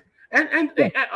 I think maybe you need to go and recatalog that space because NSAS was many things. It wasn't about police brutality. It was It, about it was change. It was about it change. it's It not was But that about is how any the change. all elite It's right. look about at it. police Only the All right. elite was looking at it brutality. like that. All right. No, they Yes. were saying that the government should Their go. their Buhari their should go. Buhari should. objective their All right. their objective is for government to eliminate SARS because All right. SARS brutalizes Nigerians, particularly young Nigerians. All That right. was their primary objective.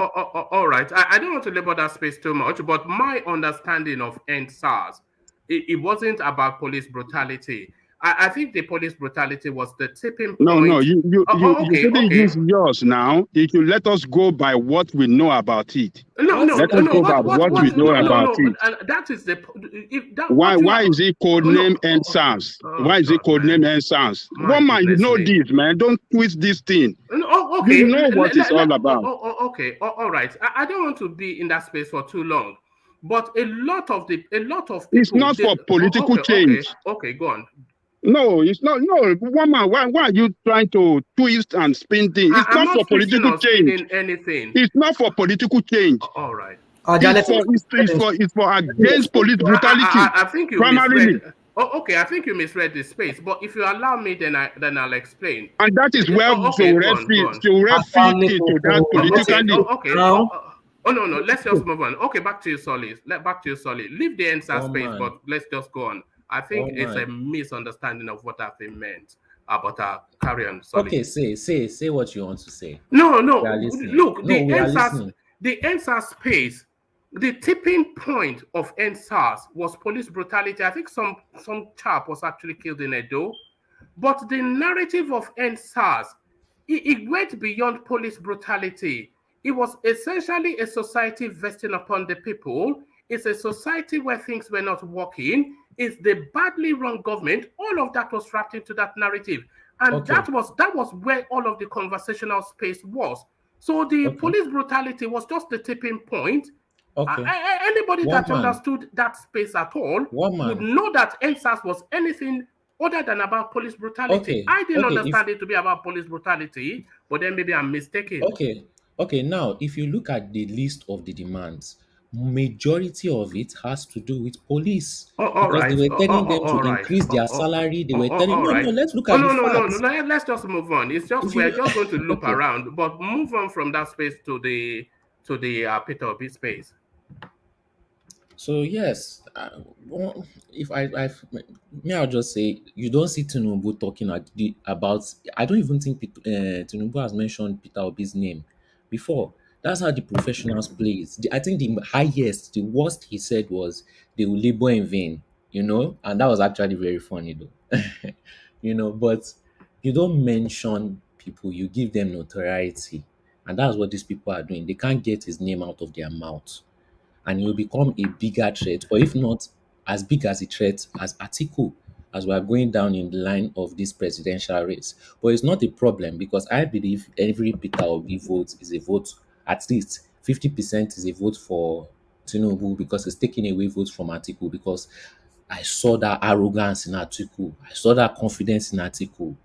That guy will not be happy Peter Obi took some of his votes, because he too will have people on his side that will be telling him and analyzing the situation for him, But let's see how it continues to go. At the end of the day, I don't see anybody beating Jagaban if he captures that south. But at the end of the day, even if Tinubu wins, this guy only does things for people. Okay, yes, people, a lot of people say that, oh, he raises people, he connects people, yes, but at the end of the day, it's just like a tree that is growing. It's just growing roots for himself so that you give yourself water and give yourself life. Is this guy really going to help Nigerians? You say he's going to build a platform, but this guy, let me tell you something about him. He said all these trains that Sanwo-Olu is doing now, the first time he wanted to become governor of Lagos State, he promised to do those specific trains. The second time he wanted to become governor of Lagos State, he said he was sorry and he was going to do it that second term. This is how he won Lagos State governorship, first term and second. I won't say this is how he won it, but this is majority of the reason why he won. So obviously, this guy has plans of what he's going to do in the first term. If he survives to do second term, my question is, what are his plans after second term? I hope is not going to give this thing back to the north because anyway, sha. But I'll continue what I'm saying.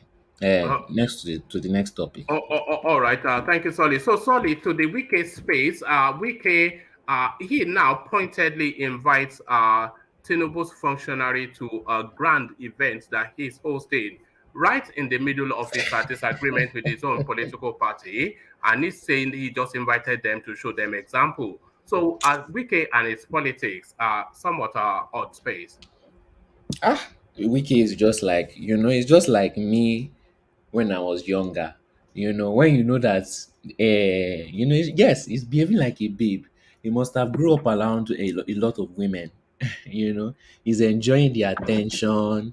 He's enjoying the all eyes on me. Yes, he's going to lose his governor status. So I'm sure he's feeling the attention wavering off of him a little bit.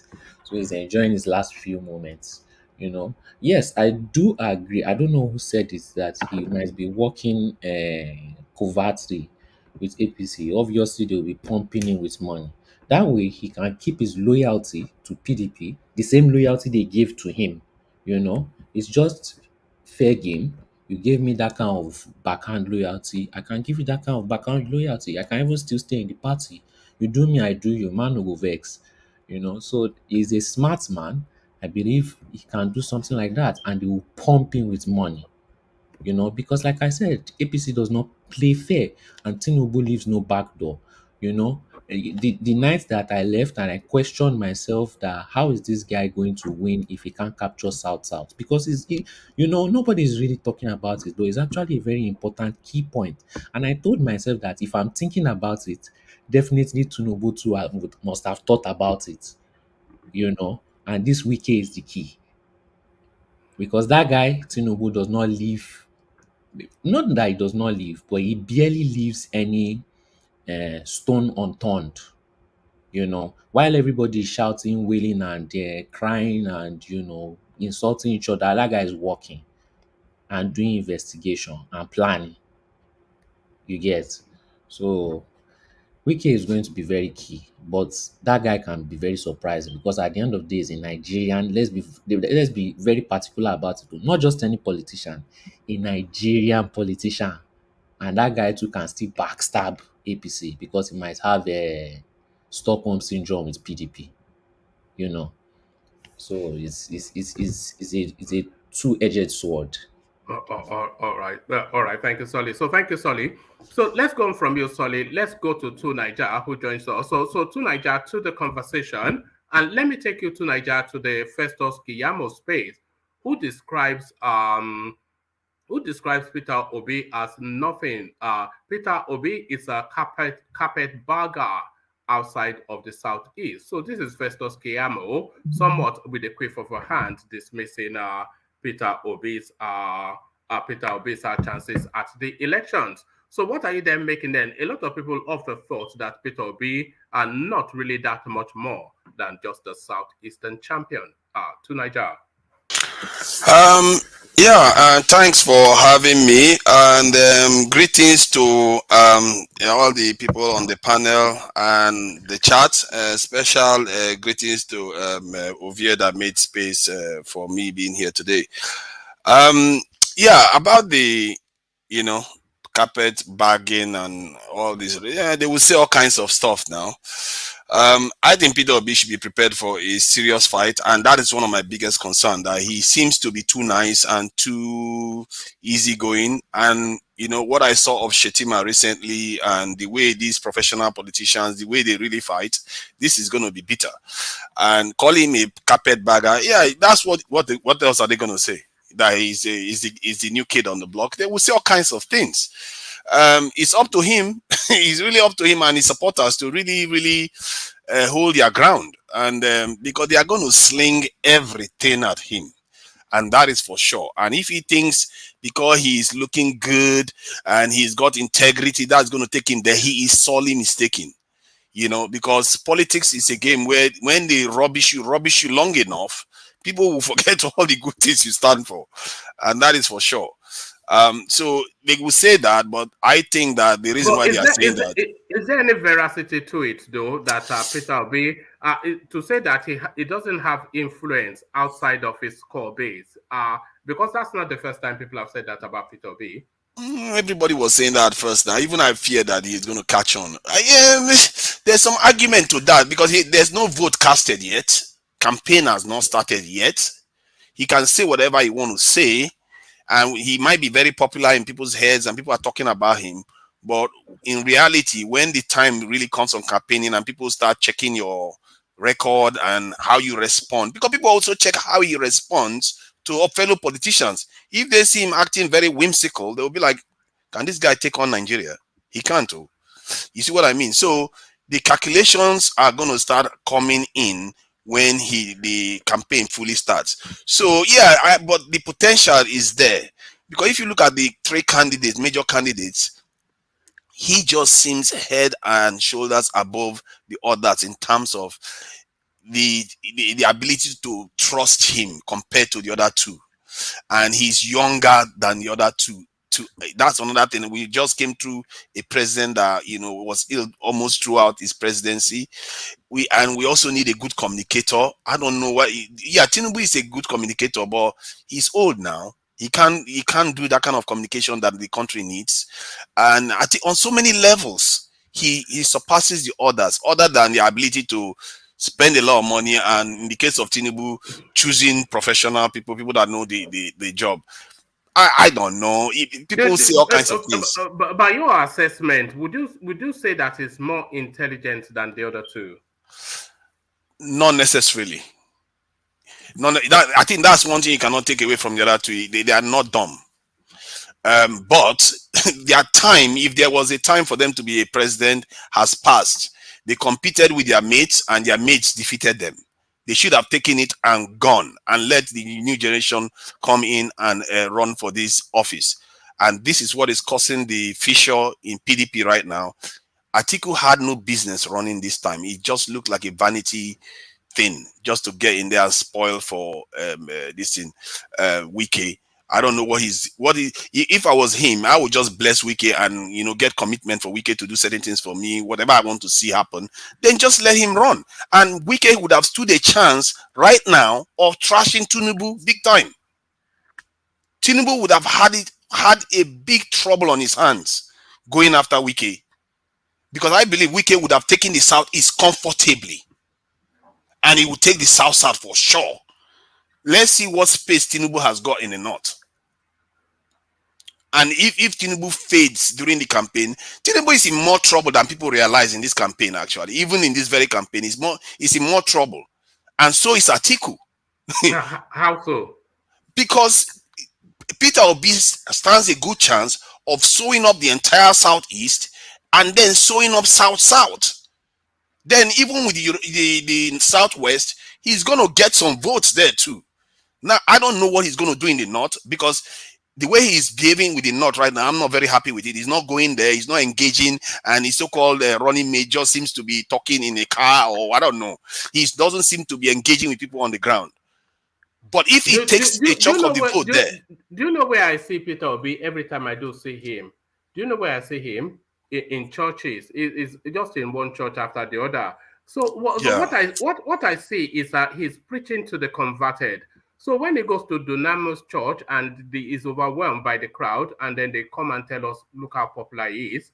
Well, boo-hoo. I mean, who else is in Dunamis Church? Who is Peter Obi's constituency? The young, the mobile, the savvy, especially the bulk in the haste, but really that catchment area. So who goes to that church? It is already those people. So he's gone there to preach to the converted and is overwhelmed by his own people. And you're telling us that it's popular. We knew those people were with him already. So I don't know, but this is what people look at to dismiss him out of hand. Yeah, that doesn't impress me too. Whenever I go to those churches, there's no point doing that. If you want to impress people, go to the north and do that.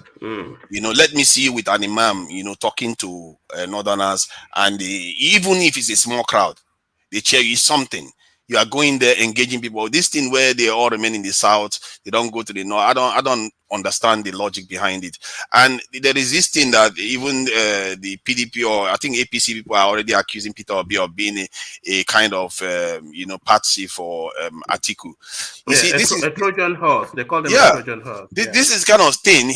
And because he goes about calling Atiku his elder brother or something, he shouldn't be doing that. This is politics. You can't be. He really needs to get savvy fast, because the game that is going to come at him, these guys know how to play politics hard. I don't even know Nigerian politics, but I can tell something is coming for that guy, and if he's not ready for it, he's going to lose big time. But he won in Anambra, so maybe he knows what he's doing. So that's how I will leave that one. Just to a little bit on that space still. Peter Obi's catchphrase is "go and verify." So I think that might well be the undoing, because there's a lot of gremlins in that his occupation of that Anambra space. Even in the course of our own little gatherings here, we see snippets of it coming out and coming out and coming out. So if they find Peter Obi is sufficient enough of a threat to make a project out of him, they would decimate him with that "go and verify." This is what I suspect, but we'll see how that place continues to unfold. So do you want to have a final thought on that? Then I'll move you on.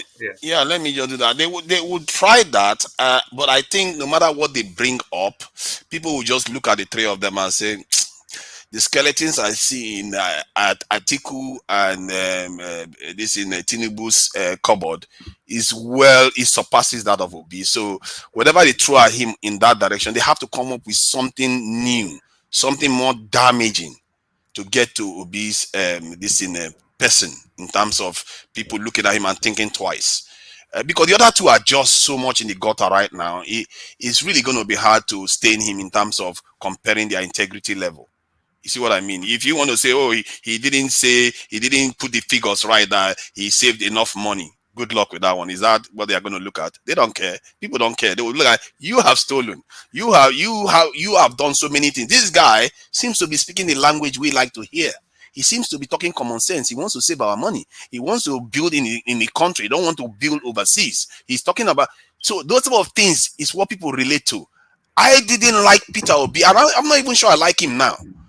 But when I hear him talk, he's far more compelling in terms of connecting to people's concerns.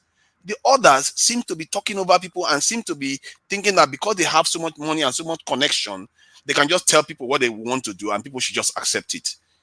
And except I'm mistaken, I've not seen them really, really try to reach out to people other than Peter Obi.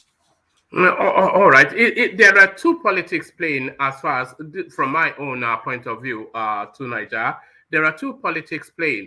Peter Obi is playing politics with the masses to get a mass gathering around his movement. But the two other parties, they are politicking each other. So they're not politicking, they're neither politicking Peter Obi just yet, even though they're throwing little missives in his direction every now and then. They're not politicking Peter Obi just yet, and they're not even politicking the masses just yet. They are politicking each other, the APC and PDP.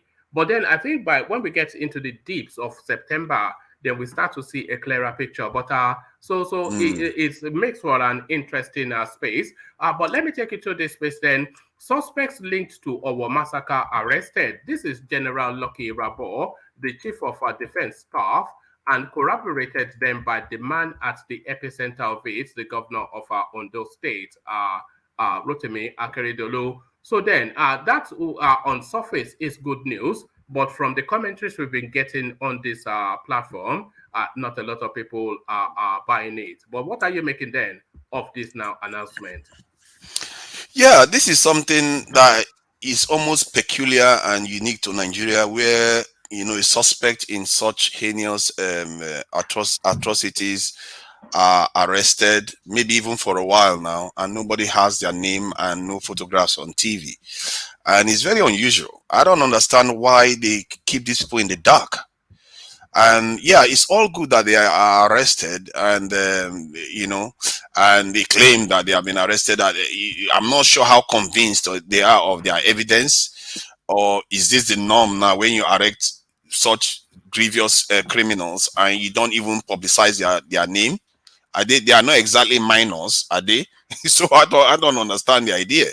And so that is one of the reasons why maybe people are a little bit justified to express some skepticism, because if you have concrete evidence that you've caught the people that did this stuff, and then why haven't you presented them to the public so that we at least have a sense that these are the kind of people that are doing these things and they've been arrested?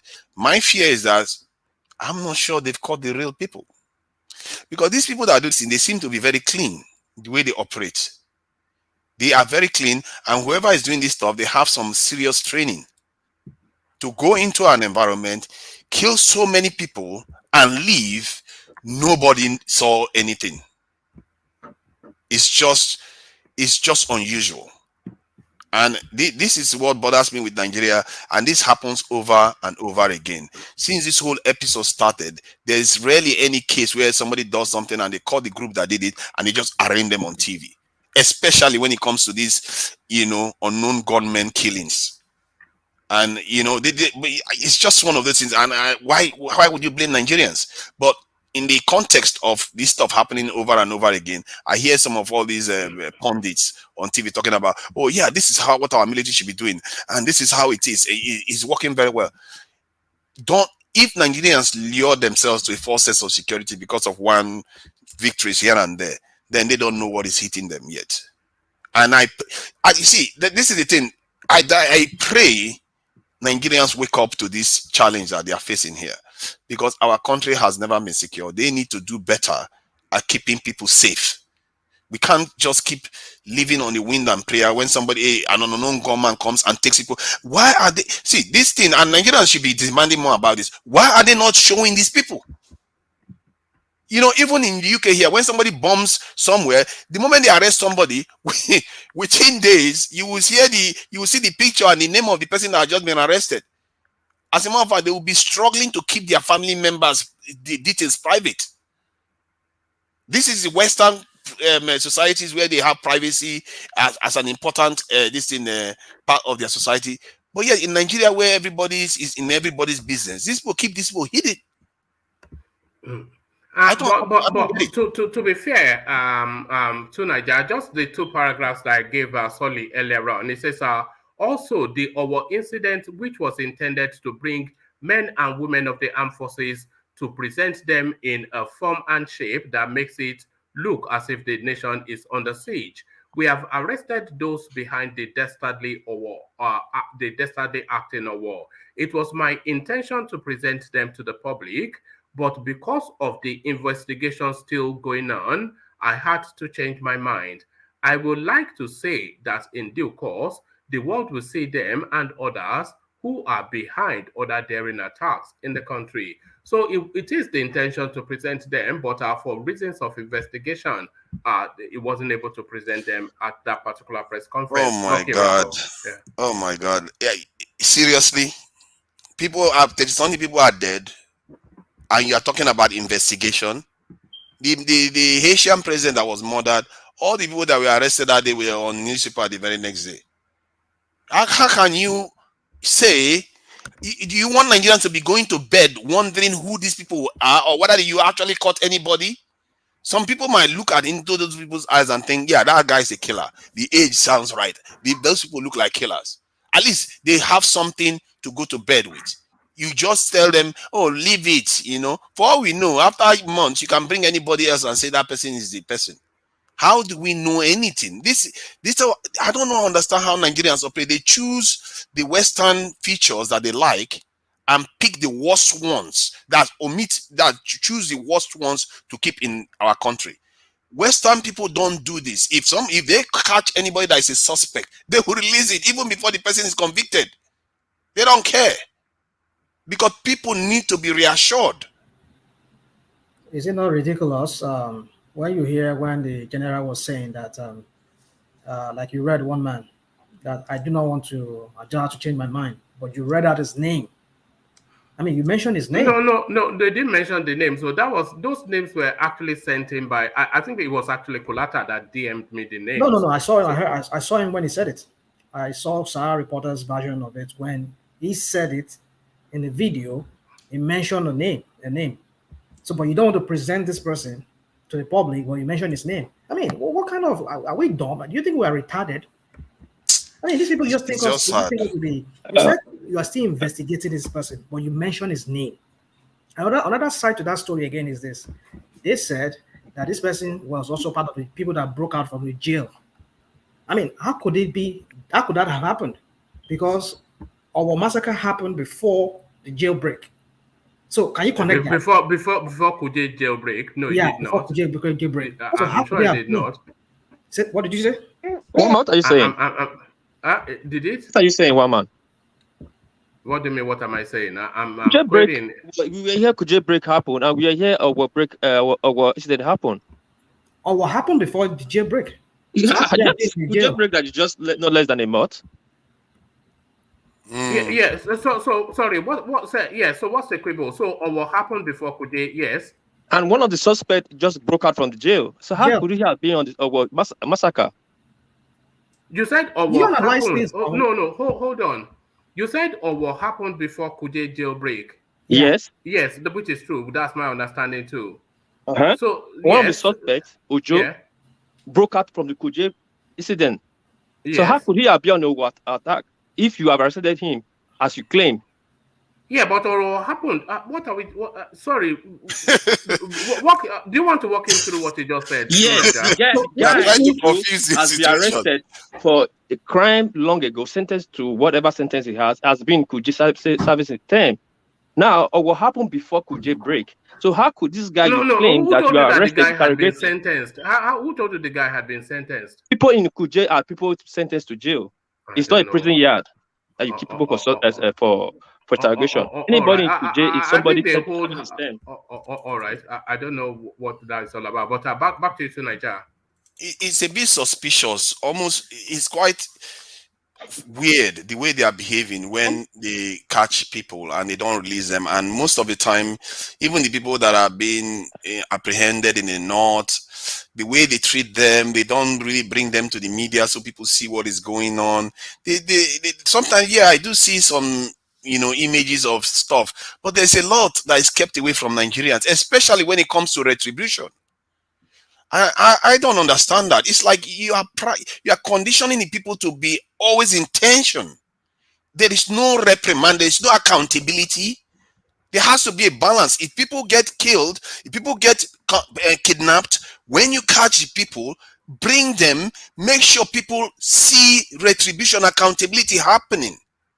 Because if you don't do that, what you are giving, the impression you are giving them is anarchy is reigning. Anarchy is the order of the day. There is no balance to anarchy, which is accountability. And these people, whenever they capture anybody or they arrest anybody or they release names of so-called sponsors of terrorism, they keep it in the dark. I don't understand what kind of government these people are running, why they think this is a good strategy to run a society.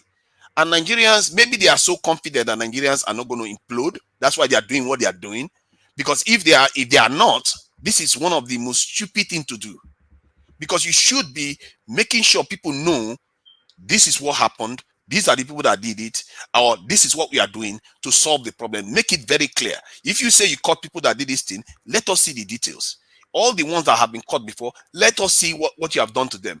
When that Kuje prison incident occurred, I was even surprised they said 60 people from Boko Haram were escaped from there. Because given the way they talk about these people, it looks like none of them are being jailed. It's like they are just free to come in and go as they please. You know, that's the way the impression people get. But it's because people are not seeing it. Has anyone even seen any trial of these guys? No, seriously, I'm asking a serious question. Has anyone seen any trial or conviction of people from Boko Haram to prison terms? I certainly haven't, and that was one of the bigger concerns of they tell us endless billions always to this space. When they submit a thing, the Senate approves it immediately. But we've never once seen a Boko Haram something paraded and thrown in jail or given God, capital punishment. Oh my, that is just incredible, unbelievable. This is, I don't know how Nigerians accept this, and people actually, so journalists go on the media and talk to Nigerians and allow this to lie. You see, this is why the other day I was saying some of these journalists, they should be thrown in the lagoon, because some of the things they do, they make us accept. Normal journalists cannot accept. How can you go around? You don't have any balance to the system whereby people are being kidnapped, murdered, herdsmen, farmers can go to this, and all kinds of anarchy all over the place. And when it comes to for the other side of the ledger, where people pay for these incidents, you don't cover it. You don't insist that they show it to the public. What is their job? To raise the temperature of Nigerians so that whenever they are sleeping, their heart is in their mouth. People sleep better when they know something is fighting on their behalf and people are being made accountable somehow. Is it not somebody that said peace is not an absence of conflict, but the presence of justice or something like that?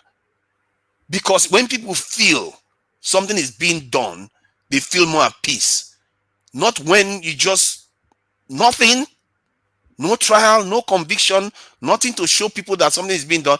I don't get it.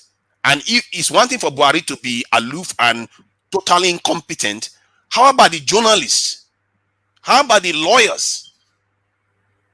How about all these so-called human rights activists in Nigeria? What are they all? How about NLC? So-called professors of strike, where are they? Where is the balance? I don't understand how people accept this thing, but it's okay. All of them fly to Western countries all the time. They shoot back and they see how these things are done. You know, even when they convict people that shoot up supermarkets, we hear about them. Oh, we hear, oh, they're about to sentence them now. How many years? Everybody starts guessing how many years they're going to be sentenced for. But nobody has a clue what's going on in Nigeria.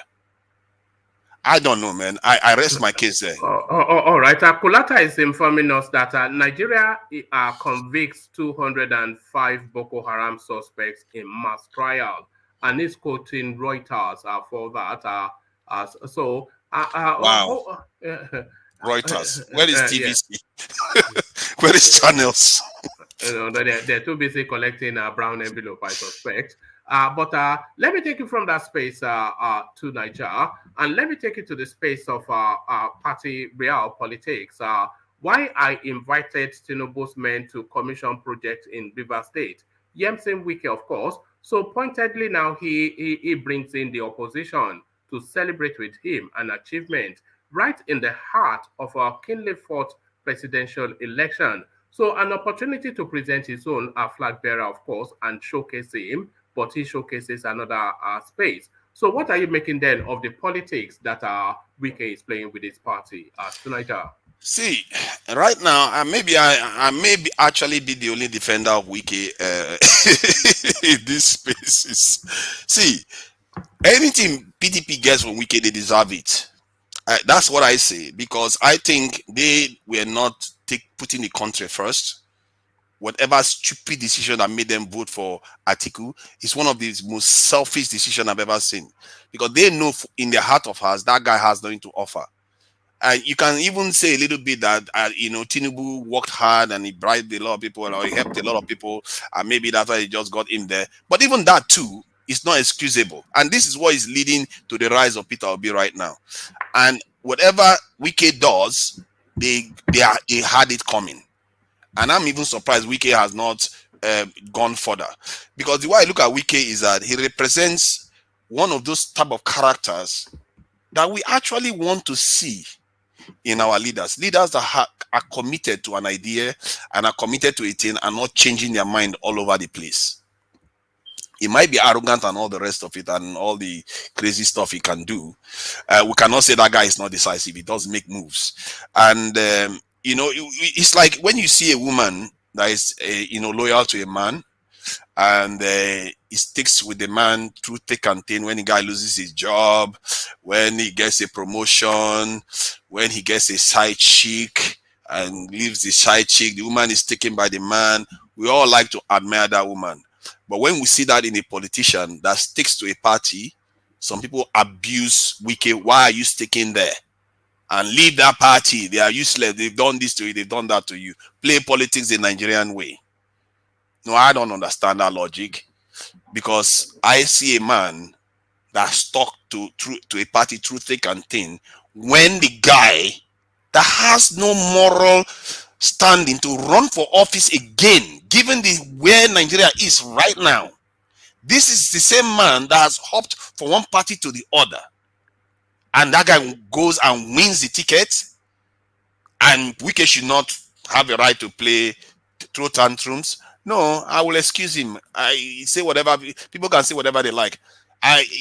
What are you going to do? You are going to excuse Atiku instead? Atiku that competed against Abiola. This is a guy that has been around for how many decades now, and he still wants to run for office. What does he think Nigeria is? But Sunaja, can I interject? Yeah, go ahead. Yes, but it's a contest. Somebody has to lose, and someone has to win. So don't you see it in that manner? Oh yeah, I see it very much in that manner. That's why I said, just as it's unfair for them to win the way they did, so is it. It may not be fair for Peter the Wike to be doing what he's doing now in terms of being fair play to the party or to Atiku. As a matter of fact, I think he's doing it more to Atiku than the party. I think he also has a right to do whatever he likes to blow off steam, because what these people did to him, if you truly believe, if Wike truly believed that he was coming to do something for the country, and these people put somebody, I think what pained Wike more is that it's Atiku of all people. If it was maybe another young candidate, or maybe even someone like Peter Obi that beat him in PDP, he probably would have sat back more, and people would tell him, sit back, that guy that beat you, yeah, fair play. But this Atiku guy, he seems like a vanity thing for him to just come and run again. He's old. He's not likely to run for 2 terms, except he wants to, I don't know how he's going to do it. Why did he run Tunaja, do you know the Southerner vote against Wike? I know that too. But who did they vote against Wike to support? Atiku. Because Atiku seriously wanted to win it.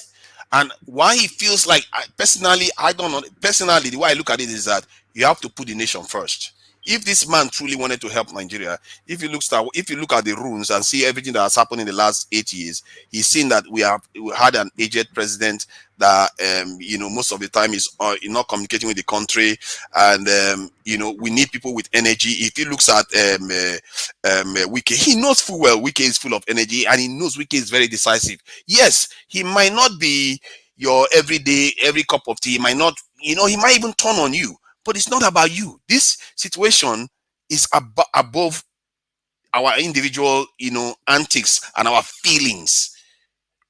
Sometimes we have to set our feelings aside, because this is bigger than both of them. Wike is just a man for the moment, but this guy single-handedly went there and took it out. Believe you me, this debate right now about Peter Obi will not be happening if Wike was flag bearer for PDP. And the question now is, how badly could he beat this in APC. Because But to I'm Nigeria, telling can you, we blame the Southern as well? of I course you think, can I blame. think I to don't think he's Niger, blaming the Northerners. He's blaming Atiku. It's not Northerners. He's blaming Atiku. to Niger, I think I disagree with you that if you were to be wicked, we won't be talking about Obi. Obi will have voted out of the party the same way. He would have voted out of the party. I would have been in the same party he is today, and you know, Igbo would have been supporting him, and South will be supporting Wike. That is what the situation will have found ourselves now. I think I've watched politics long enough that when people tell you something, don't believe them, because in the end, if it's this in the Wike that gets that ticket, any Igbo man can calculate and say Wike, all his three names are Igbo. You look at the guy is Igbo, even if he No. as if he's not. Let me tell you this. Obi bolted out of the party before the primary, 3 days before primary. Yes. And Wike, if not for Tambua, Wike will have won. All right? Wike will have won.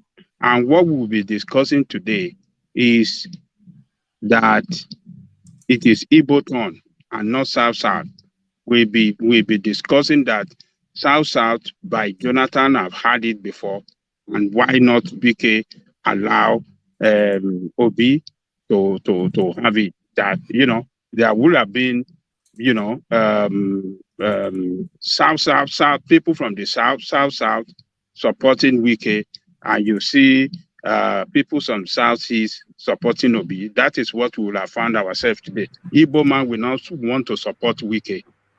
Yeah, they will say that, but I can assure you, I'm telling you, they will back off when the time comes. As a matter of fact, Peter Obi might even back off for Wike if he fears that Wike they will split the vote.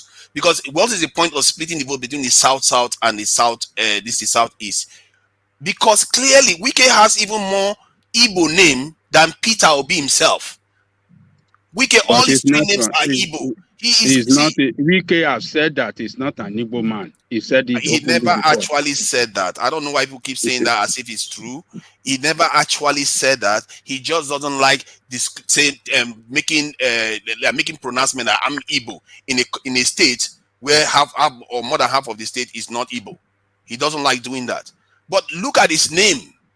that should tell you everything. What of Rotimi? What of Rotimi Amechi? How would you describe Rotimi? Is Rotimi not a Yoruba name? Yeah, what is Rotimi not a Yoruba name? Yeah, but this one, all three are Igbo. That's what I'm saying. All three of them are Igbo. No English name, no Christian name, no nothing.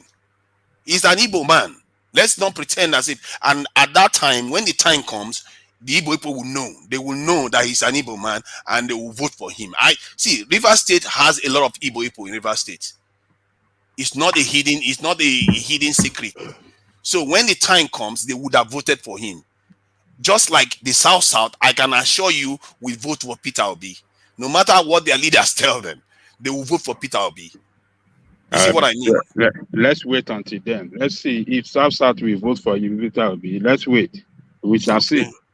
I doubt that very much, though. I see Peter Obi doing well in the Southeast. It'd be curious to actually. What I would like to see is how Peter Obi actually does in the Southeast, because a lot of people they surrender the Southeast to him. That is fait accompli. But like the rest of the country, he doesn't actually have structures. We always go back to this word structures.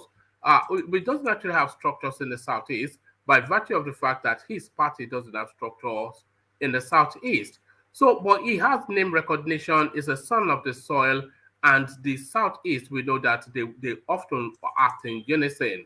But then you have sitting governors who also have influence within their own state, who also control unions, organizations, structures, etc.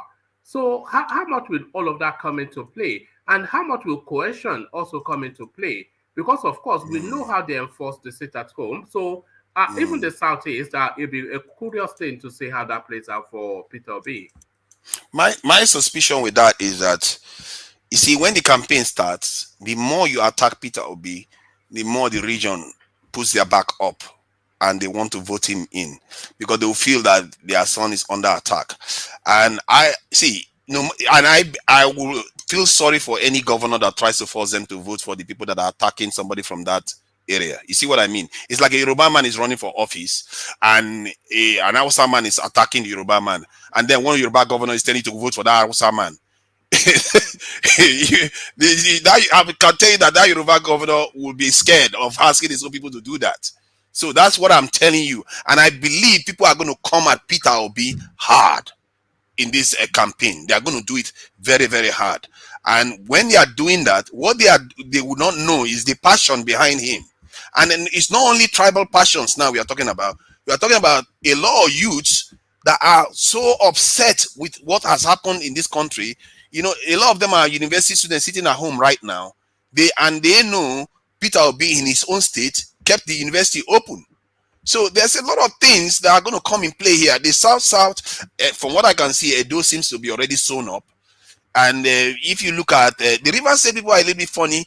But if PDP, you know, not a lot of people concede that Edo is sewn up. Or there's a chap here called World Peace. If he hears you say, maybe he's not at his computer because he doesn't like to hear those words. He annoys it, but maybe there's some truth there. I see. From what I am taking it from what I hear, and even on the ground, you can even hear a lot of people talking about Peter Obi.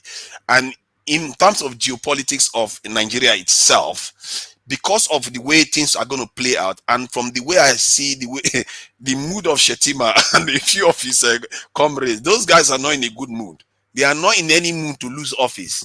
They are going to come after Peter Obi. And if I was Peter Obi, I will play smart, but play hard at the same time. It's like Obama. Obama plays smart and hard. You can't just play nice. Do you think Peter Obi has a name? It goes to that question I asked you earlier. If you considered him more intelligent, do you even consider him at all intelligent? And I think you know what that question where I'm leading to. Yeah, I get what you mean there. Okay, normal intelligence, business intelligence is quite intelligent. The question is whether he is combative. He has strategic intelligence in terms of being able to fight back. He did win an election. This is why that's why I always go back to that. He won an election. I don't think he won the election by slouching. He must know how to fight back somehow. But I've not seen that in him so far. So when I looked at Shetima the other day, I felt scared for Peter Obi because I know these guys are fighters. So Peter Obi needs to be prepared, and his own followers, I believe, when they go after him, they are going to get more angry, and they are those kind of people. They are the ones that they describe as crawling through broken glass to go and vote. Even if there was this rain of fire falling down that day, they will go out and go and vote, while the other people will stay at home. Those are the kind of people that support Peter Obi. And it depends on how it happens. But I think if the other parties play nice with him, they are more likely to keep his supporters calm.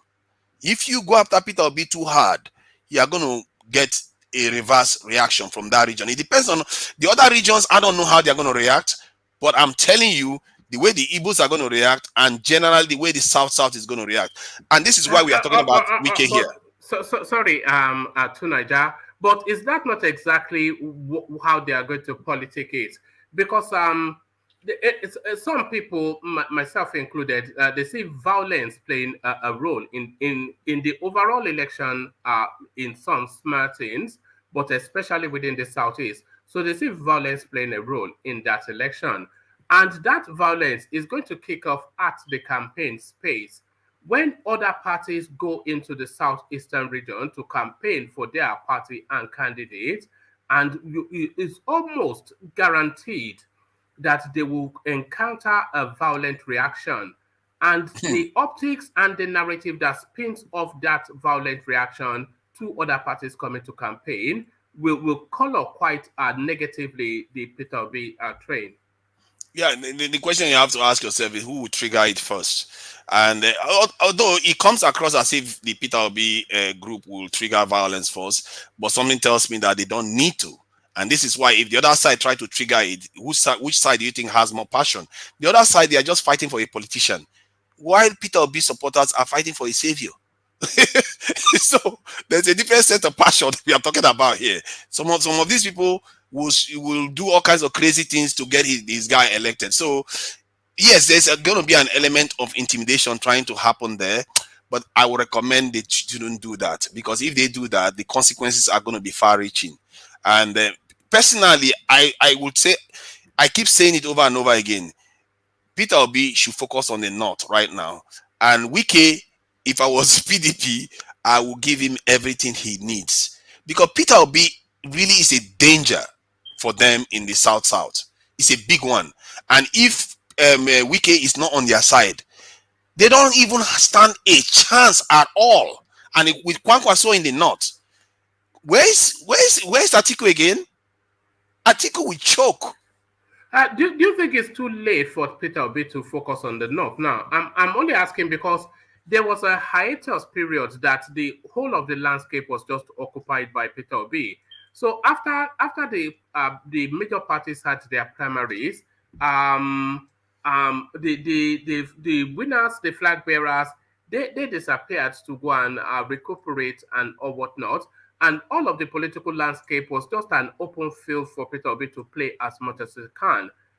And very much, and it swept up a lot of narrative then, because you were not hearing from anyone else apart from Peter Obi. So he dominated that space. But did he make best use of that open field that he had to play in? Because when we get into September and we get into the thickness of real politics, so it might not even get the window anymore to go to the north, because politics would have kicked off and there will be no room anymore. You are correct there. I think you are very right there. I don't think he has taken advantage of it at all. And I also think that he's wasting a lot of time, because when you see, the other day I saw his second in command or running mate in a car talking about, this is not a child's play. The way he's presenting it, I'm telling you, man, the mood I saw Shetima in, these guys don't play. Shetima is a killer now. He's a killer. Kiyako is a killer. The guy doesn't play. They don't play, and I don't even know him. But when I saw his mood, I know, okay, this guy is mean business. And Peter Obi's running mate is there talking. They shouldn't make themselves seem small. If you want to, this is why I like Wike. Wike doesn't care whether he has run for presidential campaign or not. He acts as if he owns it. But Peter Obi seems like he's asking for it. Like, please, can you let me in the party, please? No, it's your country too. Gentleman. Own it. It's your country. That's what I say. They should be bold and own it. They are the young generation. They should take control. Why are you letting these old men and their parties look like they are stronger than you? How can that be? You are the vibrant ones. All right. Put them in their place. I think Warpace wanted to come in. Did you want to come in, Warpace? Who was that? Who was saying gentleman? I'm the one. I said Peter Obi is playing gentleman. Politics doesn't warrant gentleman. All right. You know what Fela said, though, I'm an African man original. So thank you, Tunaja. Tunaja, for reasons of time, let me go on from you to Ajanle Koko, who also, I think, really the audience, they delight in hearing from the most, really. But Ajanle Koko, to you and to the Owo space then, it started off as good news, but the way people are talking about it now, I'm not quite sure how it's been digested. Elements of suspicion, but the announcement made, arrest has been made regarding the Owo space. Ajanle Koko, what are you making of that? Thank you, woman. Good morning, afternoon, evening to our listeners around the world. Please click on the like button, share, subscribe if you haven't done so. Let me tell you, woman,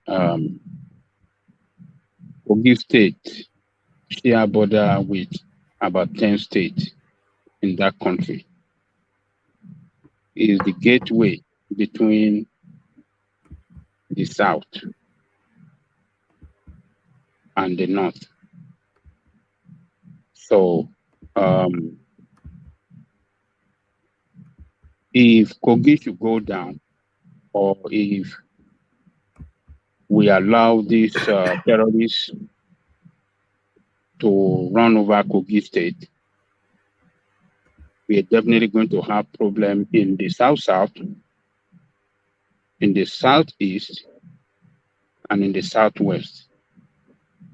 The reason why I say that is that Kogi share border with Ebonyi State, and that's to the southeast. It share border with Ondo State, and that's to the southwest.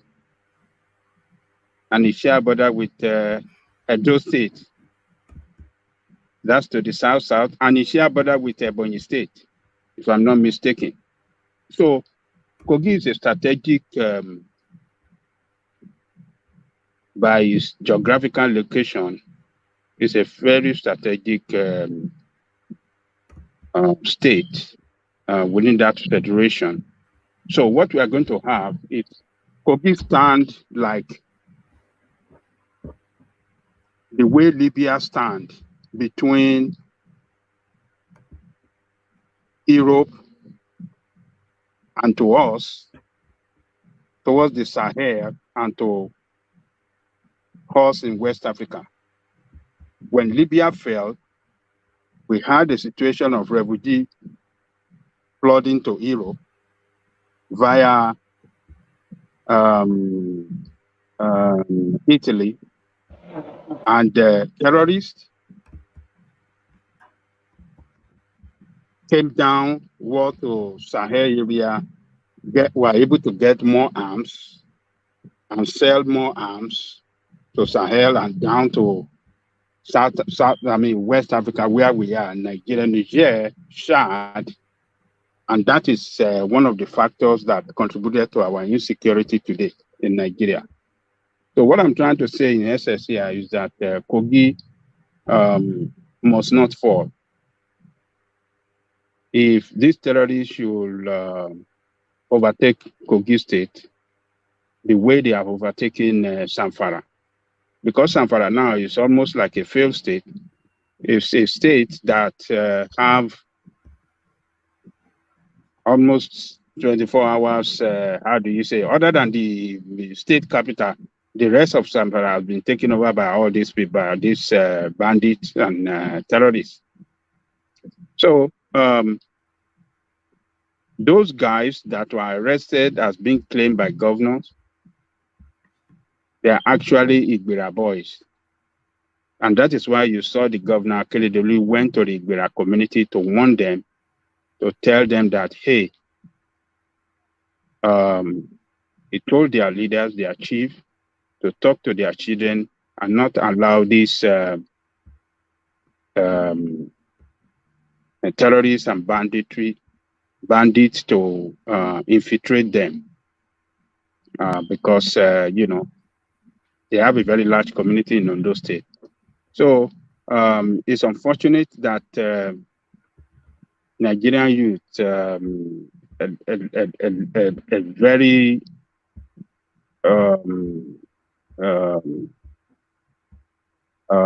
sizable percentage of our youth are unemployed. And you know what it means. When youth doesn't have anything to do, they will surely get into something to make money. You know, they will get into criminality. And that is what I believe that drive them into this thing. Because these Igbira people, as we used to know when we were growing up, they are very nice people. They are very dependable people. You can just leave your farm. They take care of your farm. You can travel to so many places. They as long as you create a tent for them where they can live, or a house where they can live, they are predominantly, you know, farmers, or rather I call them farm help. When it comes to farm help, back in the days in the Southwest, they are the ones that usually help our people in the farm. They are all over the places. And if you go to Ijebu, you go to Abeokuta, go to, you have Àwọn Ìgbìrà, and they are always available back in the days. So they are very nice people. They take care of your farm, and they are very good workers. And when it's time for them to travel home, they will tell you they are going to be traveling home, maybe around December time or sometime that they are traveling home, and they will go and they will come back. So, but Nigeria being what it is today, the unemployment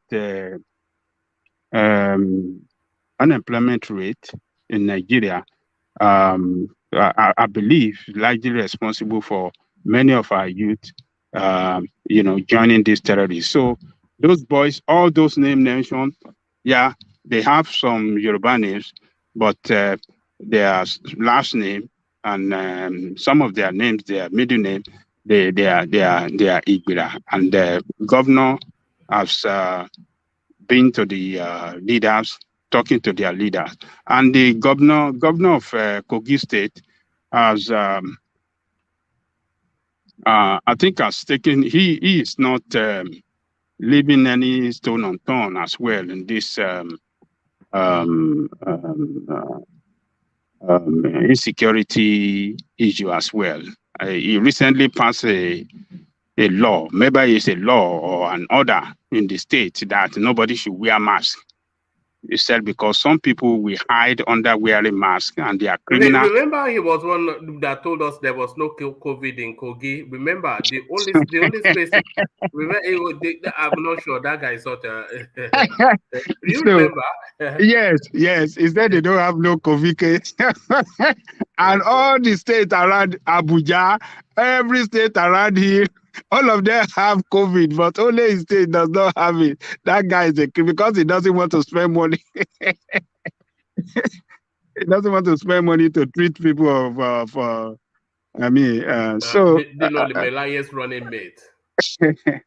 So he recently, passed an order. I think he issued an order last week that nobody should wear face mask. That is against the law in that state. Wearing mask, anybody wear mask, they have to arrest him and take him to jail. So he's doing everything he can in that state, to prevent activity of these terrorists as well. So I hope federal government will understand the strategic location of that state, and we, help to secure that state so that they can prevent the spread of this terrorist activity to other parts of Nigeria. Hello, Ajan Lekoko, we've lost you. Hello? State, border 10 state, and it's a serious situation. But the governor is doing his best, and let's see what is going to happen. But the Amotekun in Ondo State, they are up to the task as well. If not for Amotekun that we have in the West now, we will have been, maybe the West we will have been in a very, very serious problem. So the Amotekun that was established by the governors, they are really helping. They have arrested several people several times, seized several weapons from them. Dangerous weapon, AK-47, arrow, cutlasses, and everything. These people coming from the north in trailers with dangerous weapon, carrying dangerous weapons with them down to the south, down to the west. What are they coming to do with weapons? Why? So, but Amotekun, I think we have to give it to them. They are trying. They are up to the task. Do you know any update about those people that were arrested? Were they deported or arrested by Amotekun?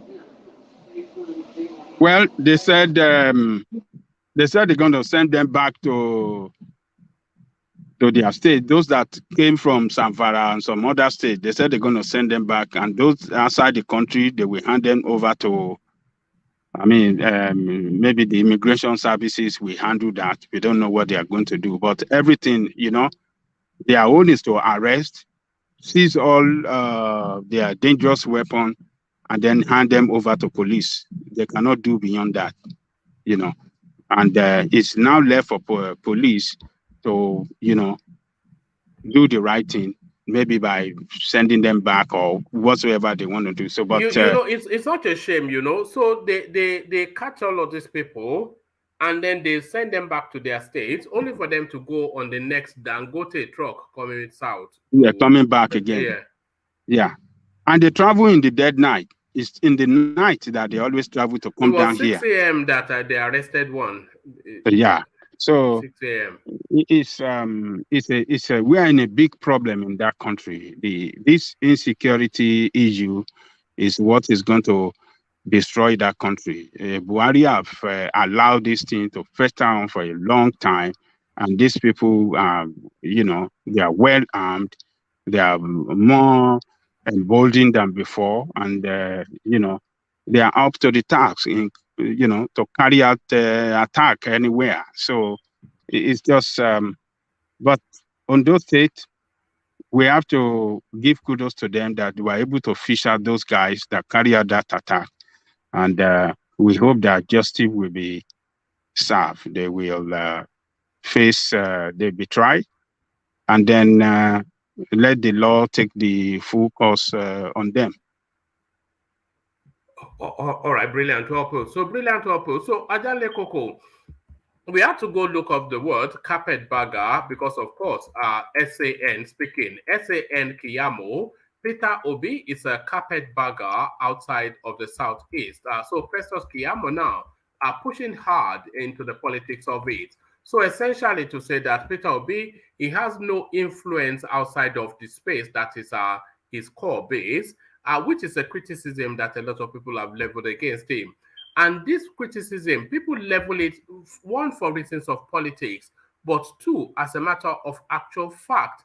Peter Obi does not really have anything outside of the Southeast, except, of course, at the Twitter mob. So what are you making of carpetbagger by Kiyamo? Kiyamo is not the first person to make similar statement, though they didn't make it in such a with the terminology that he used for it. I think Atiku make a similar statement in a recent interview with Right News. I think I'm right, one man. You are correct. You are correct, yes. Yeah. Atiku said, make a similar statement. He said it in a very nice way that Labour Party is not a threat, it's not in consideration at all. So every other politician in Nigeria, in any one of the two parties, we say similar thing. Nobody will reckon with, they won't reckon with the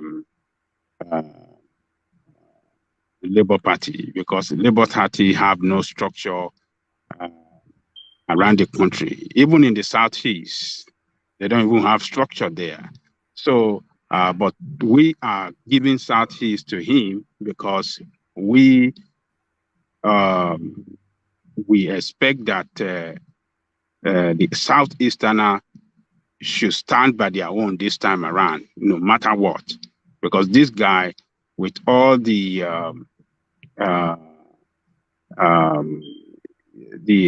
waves and the phenomenon that is going around with him now, I think they should stand by him and just let him win those and allow him to win those eastern states to send a message that, look, don't take us for granted, even though that the votes that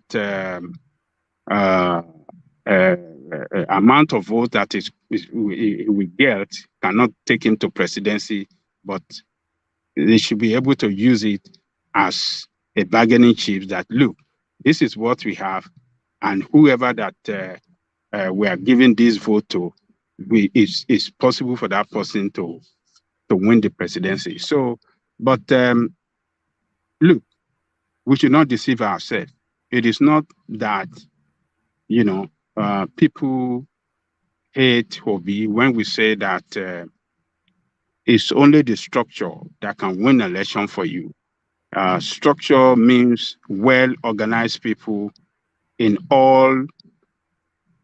every nook and cranny in that country, ready They are the foot soldier that are closer to people in every nook and cranny in that country. They are ready to knock on the door. They are ready to mobilize people out. They are ready to share money to voters, to potential voters, to vote, for their candidate.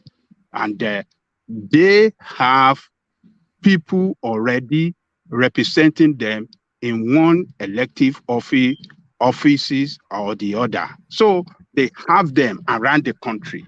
And that is the structure right there. So, but when you don't have it, it's going to be very difficult to have those close contact with the traditional voters. We have some people that are traditional voters. Adele Koko, do you think Peter Obi is being held hostage to a task that he cannot really deliver? Because what all you are describing now is all the truth of it. That this is the hard workings of real politics, everyday politics. So, but the headlines will tell you that. Remember when people will tell us that Peter Obi will come here and win Yoruba land and whatnot, and they are not even saying that just to be cheeky. That is what they actually believe, and that belief system now they are weighing it upon this guy, who I think has sufficient enough within himself to know that that doesn't vest anything like reality. But it's held. Do you feel that Peter Obi is a hostage to a concept that is bigger than him? Look, Peter Obi, this project is bigger than him. And why I've said it's bigger than him is that he's not prepared for it. He just got to a point and he said, look, with the momentum I'm having from the youth, from the internet, I don't want to kill this momentum. It was clear to him that he should go ahead. If he had gone ahead to participate in that, participated in that primary, he would have lost bigly, and that will have brought shame to him. And that is why that guy suddenly left out to where he is today. And he's there today. The momentum, the noise is still going online. The momentum is still going, which is good for him. It's good for him. But I'm telling you, one man for the position of presidency in Nigeria, the hard money to prosecute it, to pursue it,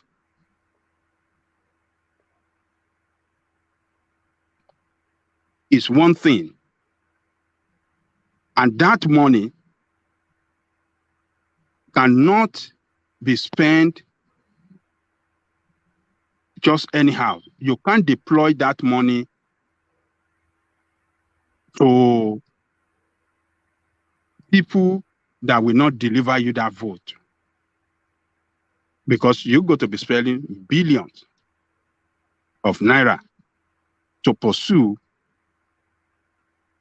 presidential election in Nigeria, because you have a lot of people, a lot of institutions, traditional institutions, market institution, market structure around the country. There are some associations that you want to bring them to your side, and to get them is money that will do the job. In Nigerian context, it's money that will do it's not just word of mouth. He used the word of mouth in PDP, going from one state to the other. That word of mouth, even though those word of mouth are the truth of what is going on and the way we should and what we should do in that country. But he saw it 3 days to the election that this word of mouth cannot achieve anything. It is dollars, it's money. And that's why he left PDP. He said it. That is what, because they have monetized the process and he doesn't want to participate because he doesn't have money to compete with those master players, the big boys in the game. So the presidential game is a game of the big boys in terms of money, big boys in terms of structure, big boys in terms of recognition, that name recognition, big boys in terms of that experience on how to organize these, they organize the campaign. Yes. Hello? Yes, I'm listening. Sorry to interject you. One man, sorry. Let me quickly just say this. I'm going for my checkup now, hospital checkup. So I want to leave the show. Sorry to cut you. One man, sorry. This what we were saying about this Fulani X-Men, what's going on in the war. This fight, you're talking about Ruga too, and this bill that boy is trying to pass. It's just little that people don't understand that we lost the first battle, not today. It was 1979 when Obasanjo passed the Land Use Act that all land belongs to federal government. That is the act that is giving these Fulani people power to do all these things. We are only just in the appeal stage. Then secondly, coming to this August incident, I find it difficult to believe to blame this so hard on the Igbira people. This is just conspiracy. We should try and remove tribe from crime so we can solve crime. All crime is local. So you can deal with criminals in the proper way. When we start tribalizing it, then it will not be difficult for us to fight. This is a serious issue. This is a threat to our security, national security. So we should deal with it properly and remove tribe. Then coming to Peter Obi's wicked policy or whatever he's doing, is all politics. He's trying to leverage on what he can to salvage what he can salvage from PDP. So that's my section. Thank you, one man. I'll have to leave the show now. I'm heading to the hospital for my checkup. All right. Good luck with that. War Peace, and good of you to join us. And thank you especially for earlier on correcting me on how I handled that space. So I encourage people to do that. If you feel that I'm a bit remiss in a conduct, please draw my attention to it. You know, I'm here to take the learning just like anybody else. So thank you, War Peace. Always a delight in your company. Join us again. Next time I'll give you, I always say I want to be giving priorities to people that are far-flung, but especially people coming from Nigeria. But War Peace, yeah, good luck with that. Hopefully they check you to say that you have the body of a 25-year-old, even though you are 92. But thank you, War Peace. Thank you. All right. We'll see you soon. So that's War Peace, of course, our correspondent from Japan. So thank you, War Peace, and thank you for yielding the space to him, Ajanle Koko. Back to you. So the game is a game of money. It's a game of experience. It's a game of organization. It's a super game. So Obi did not prepare for it, but what is he going to achieve from this? Yes, he will get the experience. Maybe next time, if he couldn't get it this time, he'll be well ready next time, and he'll be better prepared next time for it. I mean, he'll be better prepared for the position next time than any other person. Ajanle Koko, what would you say to the assertion that Peter Obi is going to be the Sowore to Soludo, just like the way Sowore was Sowore to him? So he will essentially be the forerunner. Sorry, who dropped out? Well, then? Did we lose Ajanle Koko just then? I'm here. Yeah. I'm here. So it will be the John the Baptist, just like Sowore was the John the Baptist to Peter Obi. Peter Obi now is going to be the John the Baptist to Soludo, just to open up that space to the possibility, because we are now seriously, I think for the first time ever in the history of the country, giving real consideration to a possible Eastern president. Let me tell you this, one man.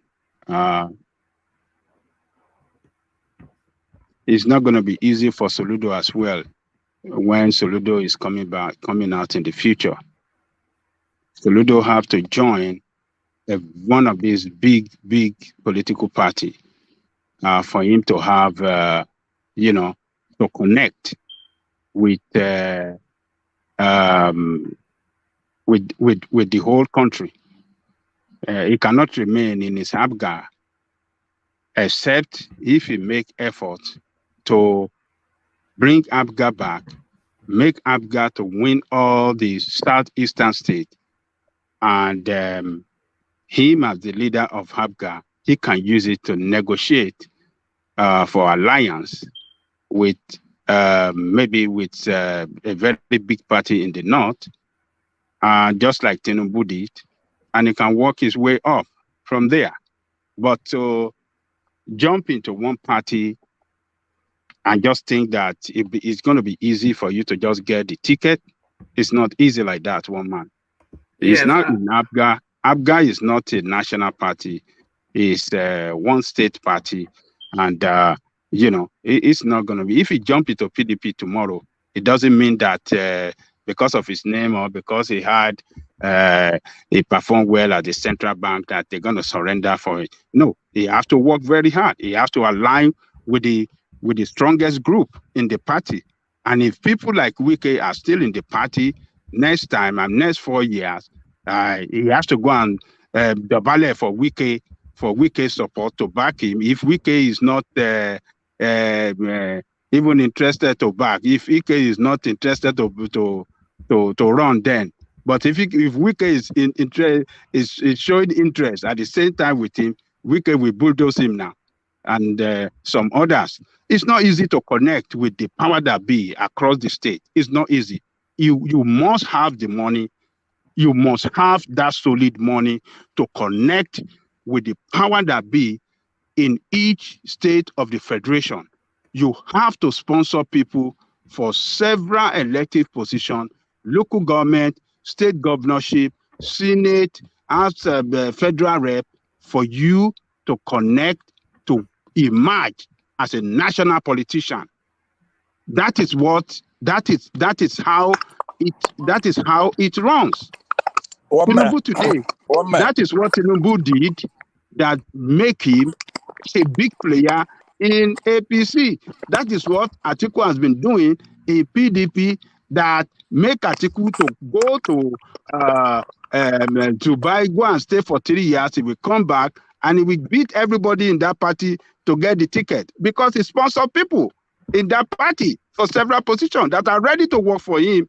Those are the structure that he has built in that party. So you can't just say you have a name or you are a best economist, you are just coming to speak grammar or talk economic terms. You think people will surrender ticket? No.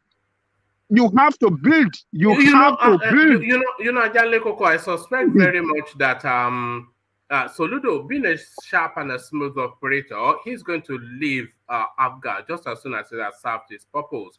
Because usually what we are saying is traditionally people use APGA as a stepping stone into real politics.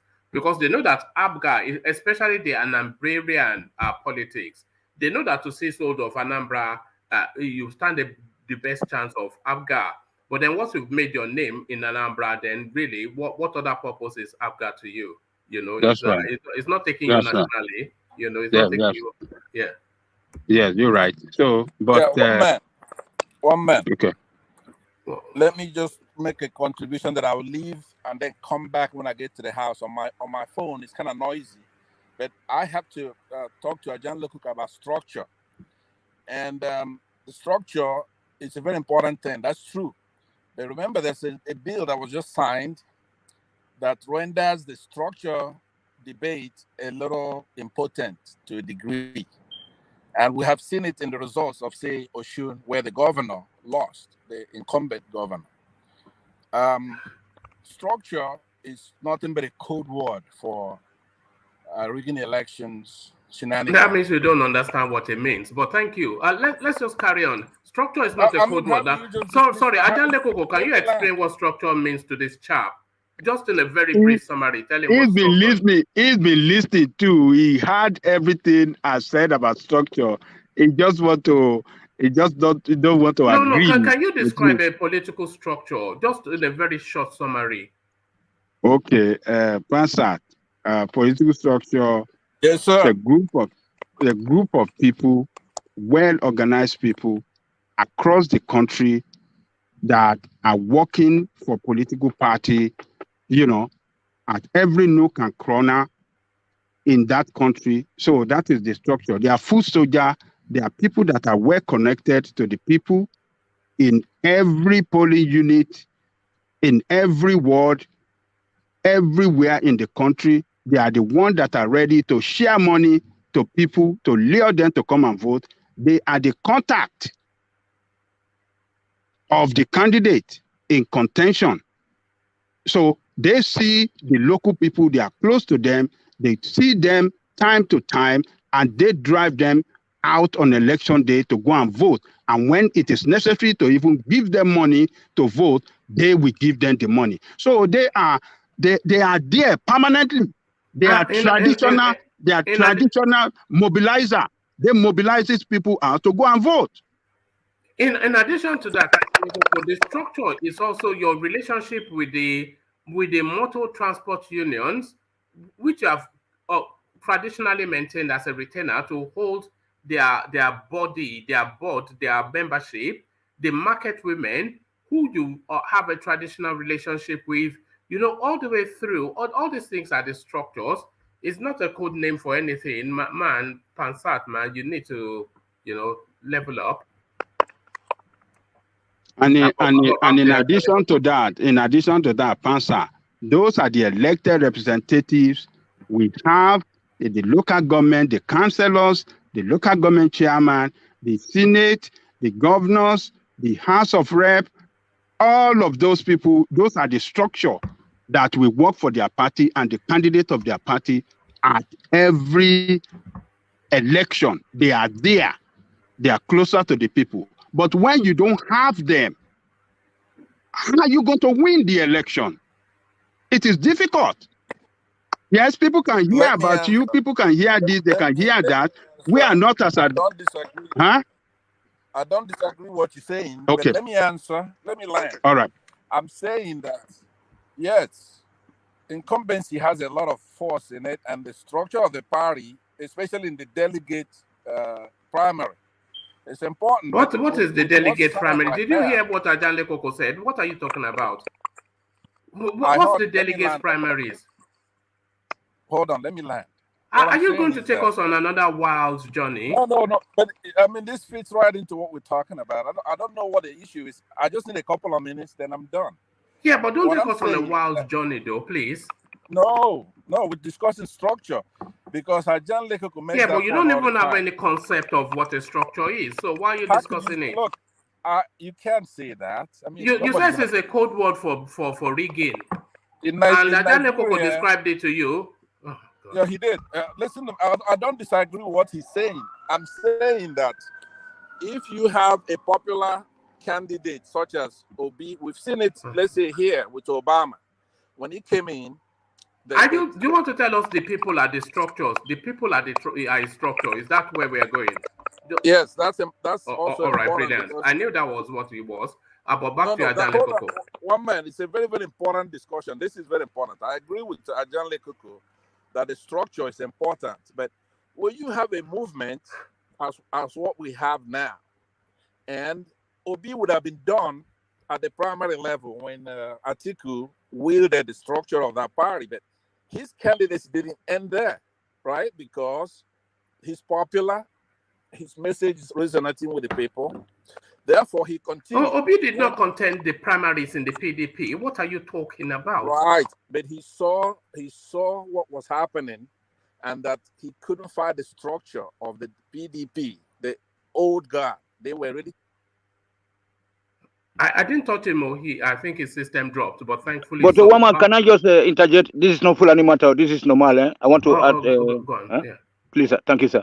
You see that both Pansat and Ajani Koko are right, but the problem that I'm having is that when I will go to start the voters education or the citizen, awareness campaign, so that you see that it all boils down to the lack of a social security system, sir. Because normally in a sane society, they don't need those kind of structures like market women, like agberos. That's why that we say that Tinubu is going to win Edo State, because with all those type of structure right now. So when are we going to start, having these voters or citizens, enlightenment campaign, etc., etc. This just it gives me some sleepless nights. Sometimes I cannot just eat. I'll just take bread and cola. Thank you, sir. Oh, all right, brilliant. So that's a rhetorical. So Ajale Coco, it's up to you. Down to you. Please, just Bread and cola. take us back to a Bread and safe cola place. will not let you sleep now. What are you talking about? You go drink Coca-Cola, you say you want sleep. So now the cola near the drink. Oh, if I drink water, my eye will return me. Oh. Okay.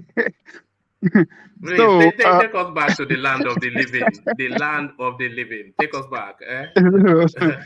So, Soludo, if Soludo want to enter the presidential race in the future, man, he has to connect well. He has to connect to the power that be in the party. He must join the right caucus in the party.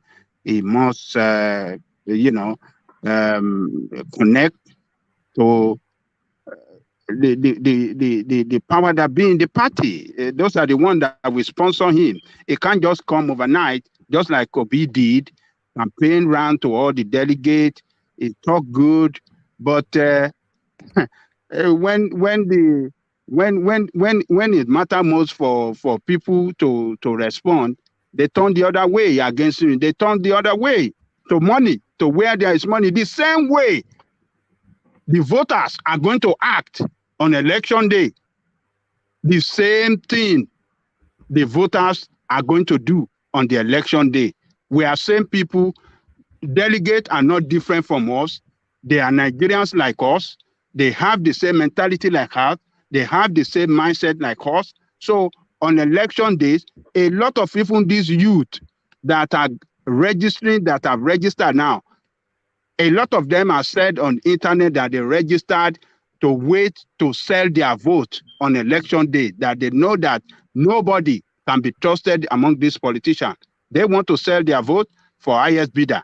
Whichever party that is ready to offer them more than the other is the party they're going to vote for. So it's a serious situation, one man. So Soludo, I don't know. He has to he has to be well prepared. He has to be well prepared for it.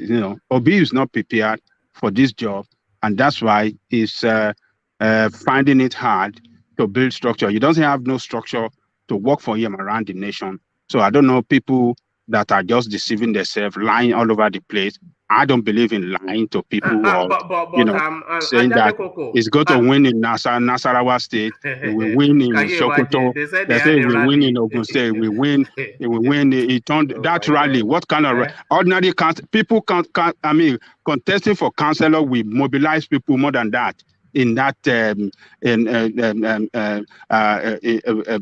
organize, they will organize. They will have more people on their rally more than what they are showing on the internet. That look at Nasarawa, look at Obedient, look at a lot of people. Look, a lot of us on the internet doesn't know how politics work. Have never participated in it before. We never participated in it. We doesn't know how it runs. So we just talk. And a lot of us think that the way it runs in Western world is the same way it runs in Nigeria. No, totally different game. Totally different. The way politics is run in Nigeria is different from the way it's run in advanced world where we live. So, but time will tell. We wait. We will see which party is going to win the election. Ajale Koko, overall, the entry of Peter Obi into the Nigerian political space and the way he's going about his politics, it has to overall be a good thing for our democracy. Oh yes, oh yeah. One thing that he has achieved, he has awakened a lot of, more youth. He has brought them, awakened their consciousness into Nigerian politics. And I believe if Obi does not get it this time, they will want to continue to participate in Nigerian politics. And that is what is good. The youth, he has done a very good thing to bring in the youth into the politics. You know, he has gingered them up, and it is good for that country, not only for Obi, but good for that country in particular. You know, more youth must participate. If more youth participate and they show seriousness not to sell their vote, they can change the political game in that country. So sorry, But, Adeleko, yes. haven't brought them in, and he has brought them in mass numbers. Haven't brought them in. Is it now his responsibility to educate them on the realities of politics and the expectations of politics? Because he has brought them in and they are uneducated, not to say that they don't have their masters in PhD, whatever, but they are uneducated politically, and they are just swept up in the enthusiasm of it all, telling us that Peter Obi is going to land in Aso Rock, which Peter Obi himself has never once said he's going to. So should he educate them on what the aspiration should be, what the reality should be, what the processes are, and what the landscape means? Because I don't think a lot of them have a full grasp of the fullness of it. They just think it's all this hoopla and brouhaha that they just scream and shout your way into Aso Rock. It needs to educate these people, surely. Oh, yes, you need to educate them, you need to reorientate them, because you see, Obi biggest challenge is the party he found himself. That party, Labour Party, does not share the same political ideology with him. It does not share same economic philosophy with him. So, but if Obi can now change his own political ideology into that Labour ideology, what Labour represents, and the economic philosophy of Labour, and sticking in Labour Party, and use that Labour Party to showcase one good thing, that look, Labour Party, we are a party that will not take money from you to take from. We are a party that is open for free and fair election. We don't allow anybody to bribe their way into securing a ticket for an elective office. If he can lead that party to market them that, yes, this is the best option for you. This is what we need in Nigeria. We don't need bribe your way to power politics. So, and he continue to lead them into election after this one, after this, and they are able to have people to come out and contest in all the elective offices.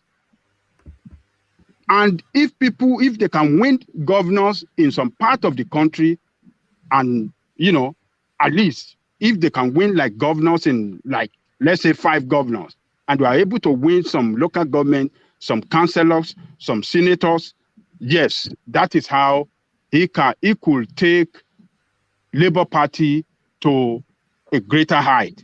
So Obi have a big responsibility for him now, because I don't know where he want to go after Labour, because he has jumped from one party to the other. So where is he going to go after Labour? If he jump out of Labour, he will ridicule his political image, he will ridicule his personality. So all he has to do now is to stay in Labour, help them to build that Labour, and reorientate our youth. And change the game completely. Let the youth know that no, this is the way it should be done. If you want the best for your country, don't go and join the useless two parties that are always, stealing from the state and using the resources of the state to bribe their way back into power every time. So if he could do that, I mean, that will really, and if he can open an open what do you call this? A donation, if we can create an public donation, a GoFundMe or something, GoFundMe or public donation for that party. What he said something about Peter Obi's candidacy, what he means for the country. It's not only about the Southeast one. I think if Peter Obi didn't exist right now, the country would be in a more dire state because there is no glimpse of light at the end of the tunnel. And given the state of affairs right now, I won't be surprised there would have been riots at this stage. When you look at ASU on strike for more than 6 months now, and the security situation is not getting any better, and the prospects for the next 8 years is these two old guys. Can you imagine how desperate some parts of the world will be feeling, like the country will be feeling right now, not to mention the youths? Tunanja, just to say something, we cannot discount money politics. I've come to that realization myself. We discuss culture and religion as some kind of factor that enables people from voting. But I'm saying that, do you believe that Nigerians are strong enough morally to ignore money politics and vote for the right person? And I don't believe that will happen. I think money politics is here to stay, and we just have to deal with it. Unless you're willing to spend that money, I don't see Obi winning. It's just the reality of the space. I'm sorry. I think Obi supporters are willing to spend money.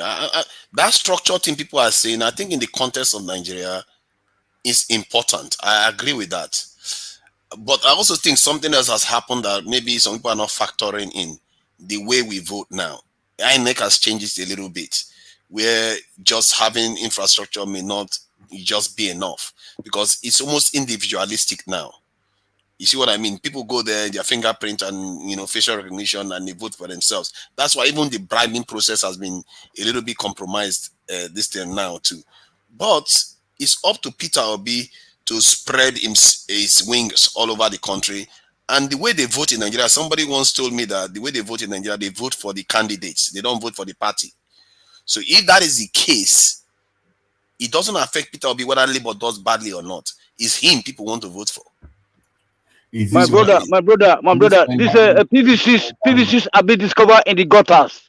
And you hear that one man read it out that they are trying to backdate to put some gangsters into the list of candidates. I mean, there is no way we cannot make it.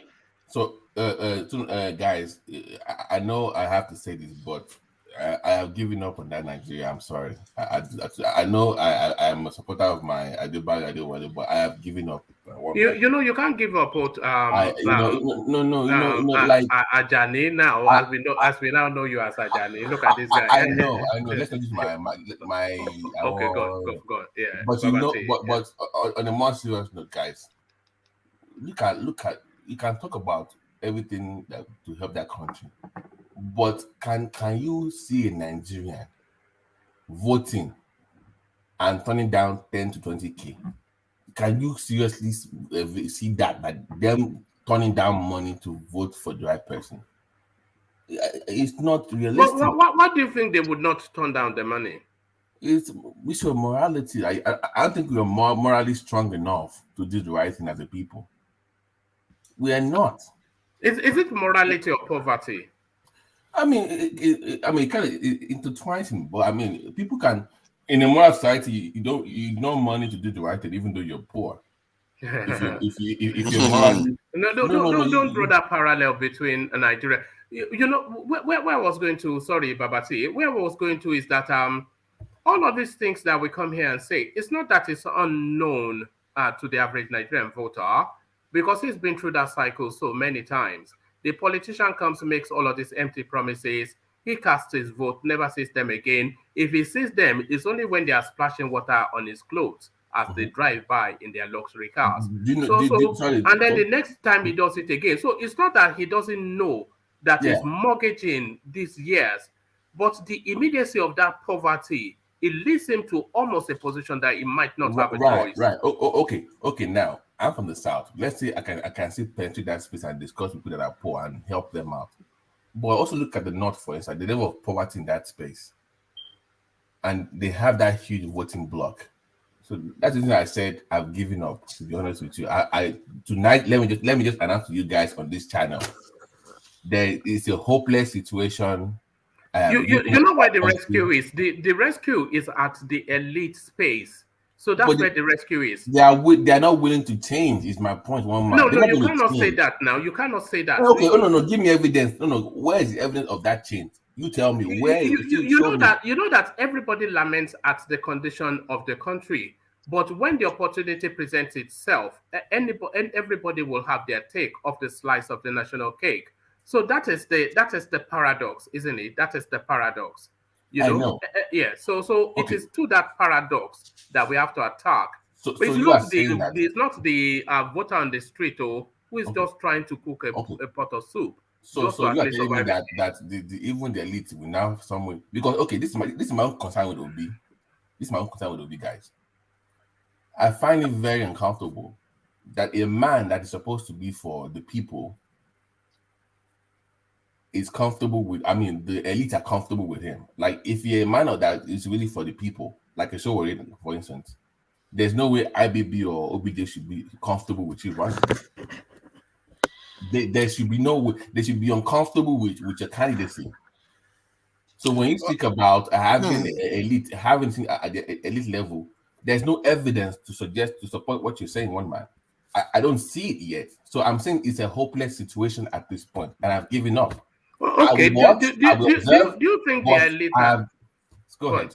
No. Land your point. I'm saying that there's no evidence that the elite in that country will do the right thing. I'm yet to see that evidence. Do you think the elite? Do you think they are desirous of change, or do you think their desire for change is superseded by their greed? So that's quite a specific. Okay, let me answer you. They are, but it is their own version of change that you need to consider. They want change, but in their own way. That might not favor the people. So they want change, rightly so, from Buhari. Is that change for the better? Do they want change for the better? No, for their own interest, not for everybody else. Is my point. So when you say change, it's not for the people. It's for their own pocket. I think sometimes some changes that they want also lifts all boats. It's not all change that elites want that is good, and sometimes elites have a difference of opinion. And the reason why I say this is because Obasanjo and IBB they made it very clear they didn't want all these old guards running anymore. You see what I mean? So they want a change of guard to the younger generation, because maybe they themselves have ruled long enough to know that, you know what, we are jaded by the colonial era. Maybe a new generation should come and take over. So they have difference of opinion, and it doesn't necessarily mean. See, think about it from this point of view. Let's say they are greedy. If Peter Obi does well, they become richer. If Nigeria becomes bigger and more successful, they become richer. Sorry, one match. But that goes to my point. A real man of change for that country cannot be a person that the elite is comfortable with. If you're really for the people, the way that country is for right now, if I put the show way up right now, they will not be comfortable with him, because he's there to do the will of the people. That's what you need. Obi is still their puppet. But there's no pathway. There's no pathway for that narrative. That's my point, one man. It's a hopeless situation. It's my point. You go back to that's why Babagi said saying that he's giving up. No, Babagi, you cannot give up, because I'm telling you, you have to go.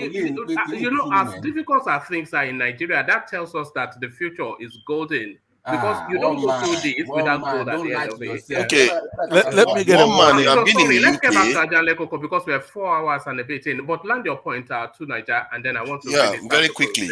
there. Yeah, you've been in the UK. Would you say that there's one man you know in even in history, that is a man of the people that really fought for the people?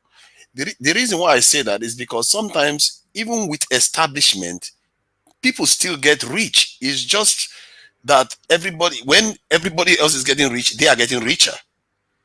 There's not one man in UK politics that I know that is like all about the people and down with the elites. You mean that has held position? Yes, that have held prime ministerial position in the UK. That is saying down with the elites, all for this thing for the people. But yet they fought well enough for the people for them to get a good standard of living. That is maybe what is going on here, because people, the elites, they have difference of opinion. Some of them just want everybody to become richer, while they become even richer than every other person. Because the richer people in America are richer than all our rich people here. So why wouldn't they want to compete with their fellow rich people around the world? So ambition, it doesn't necessarily mean we get poorer out of it. I think if Nigeria does well, our rich people do better. For me, that is a win-win for everybody. All right, brilliant. So back to Ajan Lekoko. Ajan Lekoko, round off your thoughts on that, where you were, and then I want you to have a brief commentary on the Wike space, and then I'll go on to Thomas, just for time. Ajan Lekoko, back to you. Okay, so Peter Obi, I don't see him winning the election this time. Nigerian people are so corrupt in everything. Mindset, everything is so corrupt as politicians. So if Obi does not spend money, if he's not ready to bribe, the way Nigerian people are today, I don't see him getting that vote where it is necessary for him to get it hugely. He cannot get it. These politicians have destroyed that country, but the people of Nigeria haven't got it right themselves. So that is the challenge before Obi. So the Labour Party, after this contest, if Obi is serious to change Nigeria, it should remain in Labour Party and then start to educate, reorientate our youth, organize seminars and stuff like that, and go around the country, get all the educated ones all over the place, universities, and just organize stuff and keep building that party. Maybe something can change. So on the issue of Wike, what is the issue on Wike, woman? Wike is at it again, the usual thing. It says, why I invited Tinubu to commission projects, why I invited Tinubu's men to commission projects in River State.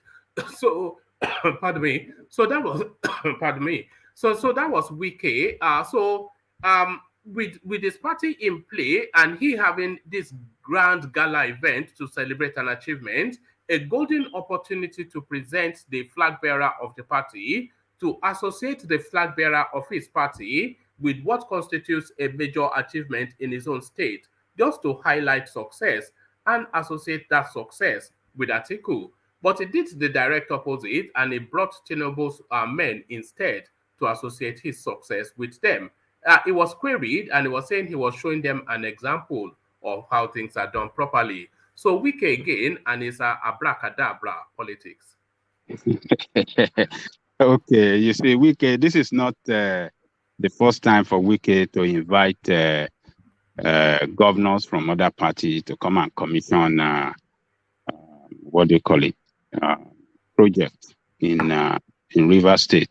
Even some that are even former governor that are not current governor, he has invited them, like Mimiko. There was one that he invited Mimiko to invited him to the commission, and so I think what Wike is trying to do by inviting several people across the country to come and commission is just to showcase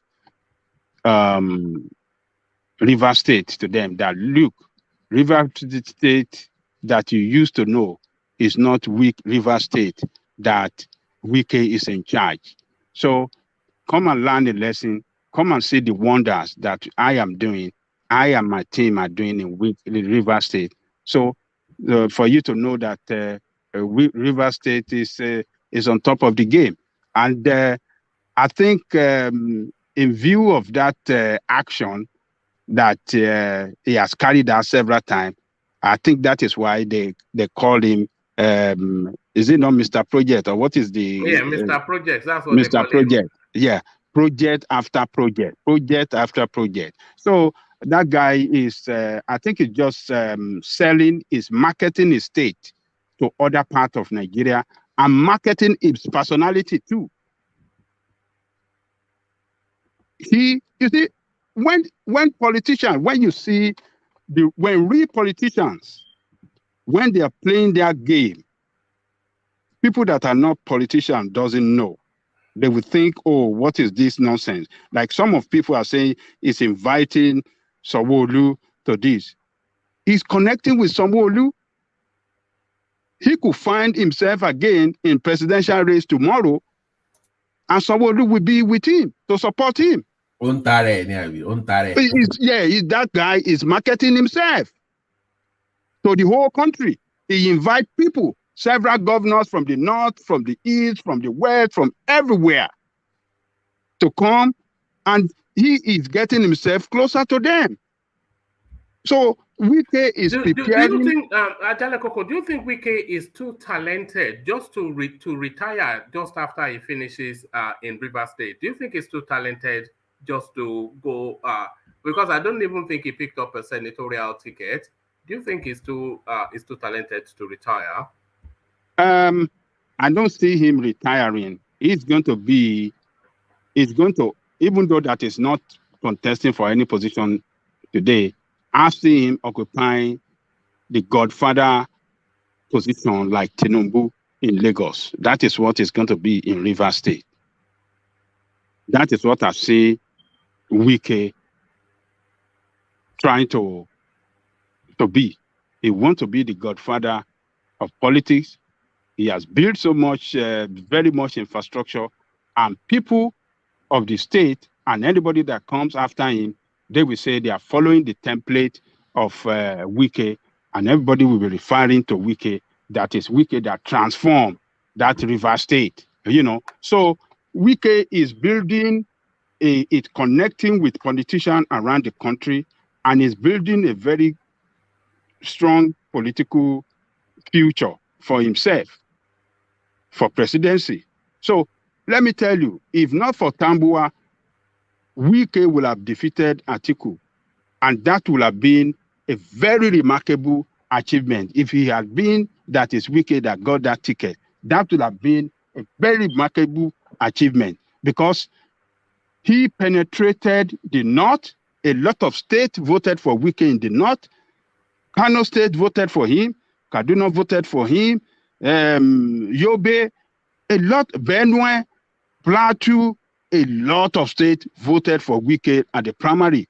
So, and he has built that relationship, and I think he's building that. It's an effort to build that relationship more. That is why he's inviting several governors from other parties. Ekiti governor had been there before. Even the vice president, he had invited vice president as well, sometimes ago, maybe it was last year or early this year, to commission one project. So it's not for, it's not doing that to support Tinubu. I don't think it's time to support Tinubu, but that has been his style to connect with strong politicians around the country. And maybe in the future, he's marketing himself. Maybe in the future, when he's standing up again for presidency, well, they don't know, maybe they could find themselves in a different party other than PDP. We don't know what's going to happen in the future. So he's doing good. Let's give it to him. He's a master politician. Right. He's graduating. A part of me actually rather likes Wike. I don't know why. I just like him. I like his It's bombastic. It's bombastic. Bombasticness, yeah. He's a narcissist. One man is a narcissist. He's like a narcissist. Narcissist, no? Well, there are two types of narcissism. Let me not even. But there are two types of narcissism. There's, I think there's the grandiose one, and then I can't recall what the other one is. But he's certainly a grandiose. Can I please? Sorry. Do you think that Wike will be as influential as he is once he leaves office? Because he's going to be a farmer, and you know, former governors don't necessarily make. Maybe Tinubu or a few others, but once they leave office, and they don't have that power anymore. Sometimes they are not as influential as they were. So do you think when Wike leaves office, it will be as influential as it is right now? It depends. But just to say, I just remembered, there's the grandiose narcissist and then the vulnerable narcissist. So there's a distinction between the two. A good example of a grandiose narcissist is somebody like Trump. I love Trump. Yeah. Trump is my guy now. I voted for him. Yes, he's a narcissist. But to that space, what I see playing out in PDP is that Wike will orchestrate as much as he can to make sure that PDP loses that election, and then once PDP loses that election, that marks the end of Atiku's political career. And he, along with Sheyi Makinde, they would then try and seize that party and remold it after their image. That is just my own speculation, not based on anything, but just how I read it. One man, I don't think that Wike will do that because his friend from the north and his friend from southwest as well will not let this wrangling between them go out of hand. They will want a settlement.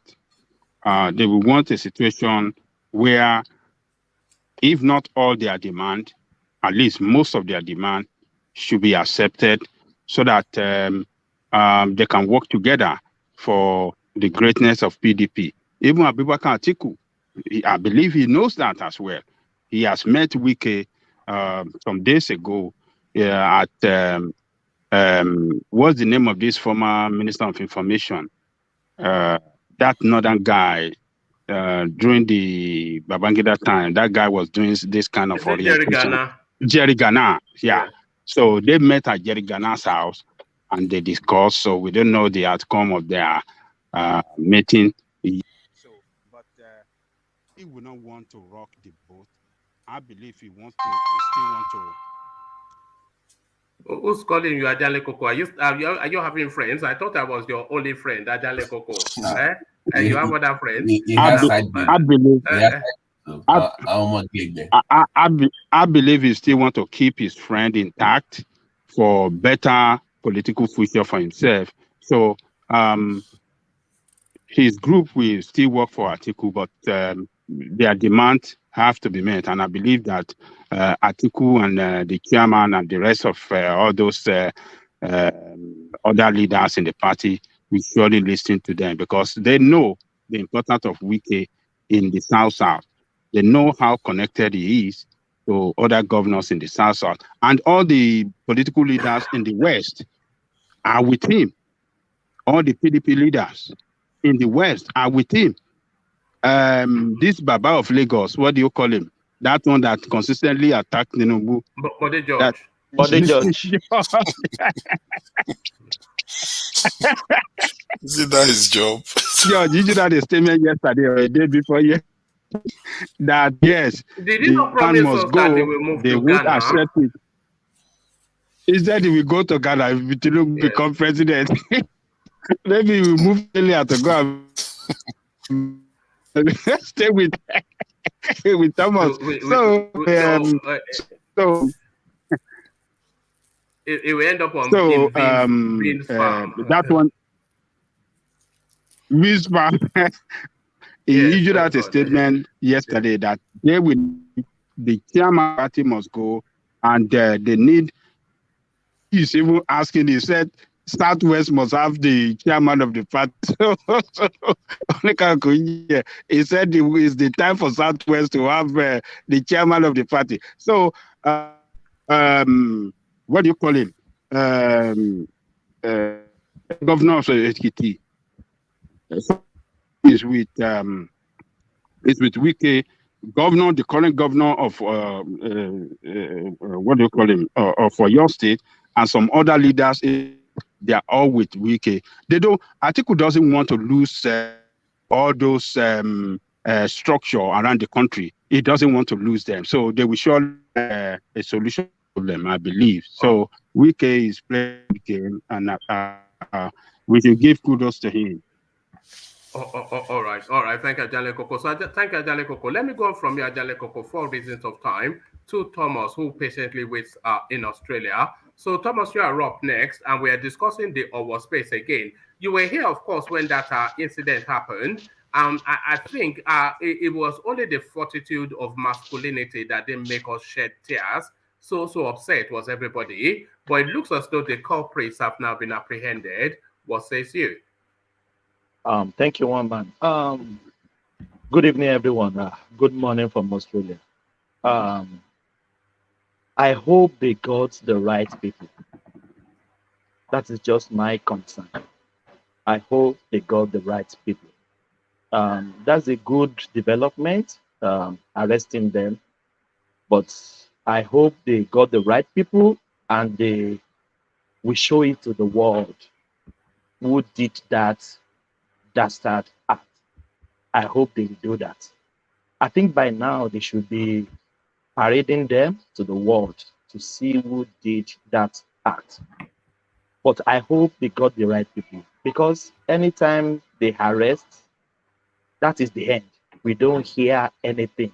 We will not hear how they were prosecuted, how they were convicted. They will not hear anything. So that space, one man, is a very sensitive state. As you rightly said, we just man up that we don't cry on internet. 40 plus people were killed, and I agree with Solly earlier on. We know that the Southeasterners, they are the one that normally congregate in Catholic churches. So maybe they were targeted, we don't know. But we know that the Southeasterners, they are the one that normally congregate in the Catholic churches. Even in the West, in everywhere, you will see most of them, because that is their indigenous church they normally attend. So I hope they got them and brought them to book, but I'm still concerned that they got the right person. Just for the reason of time, let's move on to another person. All right, brilliant. Well put, Thomas. So Peter Obi is a carpet bagger outside of the Southeast. Festus Keyamo now slapping the ex-Anambra governor down with a quip. One man, this is the political season. Politicians on the opposition or your enemy will say anything to put you down, drag you to the mud. So Festus Keyamo is doing the right job he was hired to do. So I'm not surprised. So what he said is what is going on.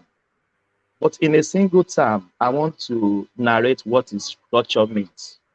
And I can say I was vividly on table on what happened in Oyo State when Babade Dibu held the political space in Jogula in Oyo State. People will brought money to Babade Dibu. Babade Dibu will be eating his amala and begiri. And he will point to 100 million in what they call it in Ghana Must Go. People will rant him like this. They will say this is what Adewolu Ladoja brought. Or he will mention, he doesn't care, he doesn't share away from it. He said this is what Babangida or somebody brought. And he will open it in the presence of people there. People lining up, queuing from his house outside, like they want to vote for election. Your child that is in UCH, how much do you need? 2 million. They will count 2 million. They will give them. Your child that want to go to England to school, how much do you need? 10 million. They will count money. This is not about sending it to account. This is cash. That is what we call structure. That is what that Baba is a giver. Those are the people that will go to the grassroots and work. They can do anything. If Baba Adedibu point to you, you are going to be the governor of the state in the next. That is done. Done. That is done. There's no change about it. So that is what we call structure. I witnessed that. Unfortunate DOG is not here. DOG was in Ibadan then when it's happening in Oyo State. That is what we call structure in politics. So Baba Adedibu is the example of structure, of political structure in Oyo State back then. So what Kiamo said, people may take it or leave it. Peter Obi is still champion in the Southeast. I've said it countless of times. I don't see Peter Obi winning my state in Oyo State. I'm not seeing him winning it. I'm not seeing him winning states in the North. I'm not seeing it. In my humble opinion, I don't see it. Then this act of jumping from one church to another, it's not a good politics for Peter Obi. He's taking it too far. I expect him to be jumping from one mosque to the another in the North. That is what I expected him to do. We saw the chairman of APC the other time in the church when Muslim ticket was very gaga. We saw him in the church climbing altar as a Muslim, saying praise the Lord, speaking to people in the church. He even said the Lord is good, and they say all the time. Look at this. That is politics, Oh one man. That is politics. That is politics, one man. That is politics. So I expect Peter Obi to be in the North, in Zamfara, in Taraba, in Katsina, in entering mosques, praying with them in the mosques. That is the politics I expect him to preach, to be taken out. But going to church is just it's limiting its I don't know what I would say. It's limiting himself to the Christendom. And Christendom to him is already is good to go for him. The Muslim the Christian that doesn't like Muslim ticket, they will vote for Peter Obi. He's preaching to the converted. He needs to preach to the who are not converted, the Muslim, the core Muslim, the core Muslim, going to the mosques, praying with them in the mosques. That is what Peter Obi needs. It's not jumping from one church to another. It's not going to help him. And he's caving himself in a cocoon, in a corner that people will think, this is Christian candidate. This is South candidate. So that is just my opinion of that because of time. Let's move on. All right. That is just my humble opinion. To the Wike space, your thoughts on that? Wike and his double Dutch politics. One man, Wike to me, I've said it countless of times. He should lick his wound and heal of his wound. I expected him. One man, if you recall, after Atiku met him, Wike still come out to speak indirectly to Atiku. If you remember that day, you don't want to read the full passage to us. You just brought up the headline. So Wike is still not happy, one man. He's not happy. But as I said, it's a contest. Somebody has to win, somebody has to lose. You lost. Just move on with your life. If you don't want to go with Atiku, so be it. If you want to go with Tinubu, so be it. If you want to leave the party, leave the party. Thomas, so that they can. What do you think he wants? What does he want? What do you think he wants? What he wants is the presidency. He lost out of the ticket rather. Then he wants desperately. He wants the vice. And an Atiku think they can't work together because Wike and Atiku, they are two captains, and two captains cannot be in a ship.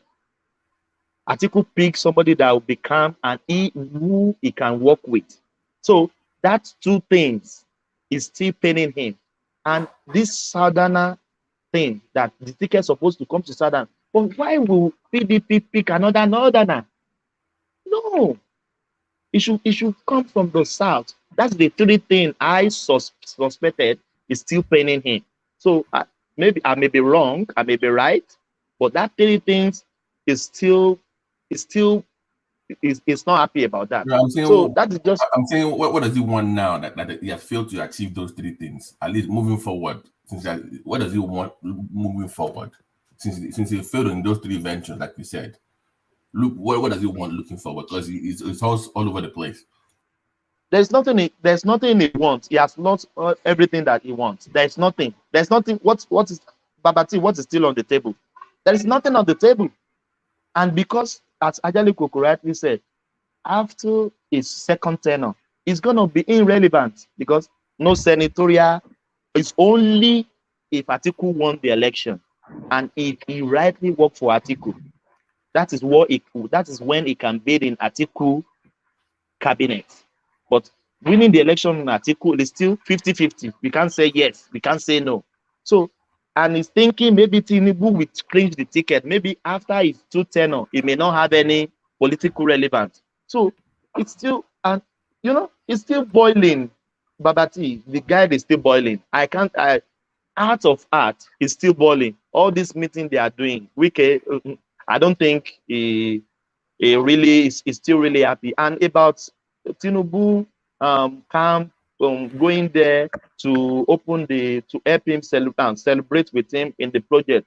One man, I think the right thing is before election, you can fight. Governor can fight to get to the ticket, to get to the office. But after they get to the office, they should be working together. No matter how the party you come from, if PDP won election in another state, APC won election in another state, they should work together. Their party differences should be taken away outrightly. In my opinion, I think that is what is supposed to happen. It's not that I'm PDP, I'm APC, I can't work with APC governor. They are working for one goal for Nigeria. In my opinion, they should work. I don't see anything wrong with inviting Tinubu camp to celebrate with him. And we are still in the same under one umbrella, which is Nigeria. And that is just my opinion. Come and move to another person because of time. Thank you. Brilliant. Well put. Why are you wearing a coat, Thomas? Why are you wearing a coat? Is it cold where you are? We are in winter. Yeah, remember one man I asked him the lesson now. They said I've said it countless of time. Yeah. This is winter. No, it just freaks me out. I can't get the concept of Australia needing a jacket. Maybe it's a kangaroo. No, it's the heat. It's the heat. It's just. It's winter, one man. I told you, this is August. Winter is going to finish this year. We have June, July, and August. Winter, 3 months. All right, brilliant. All right. Thank you, Thomas. So Thomas, you're welcome. From you, and thank you for being mindful of the time as well. From you, let me go on to Tony, who hopefully is still with us. Tony, are you still there?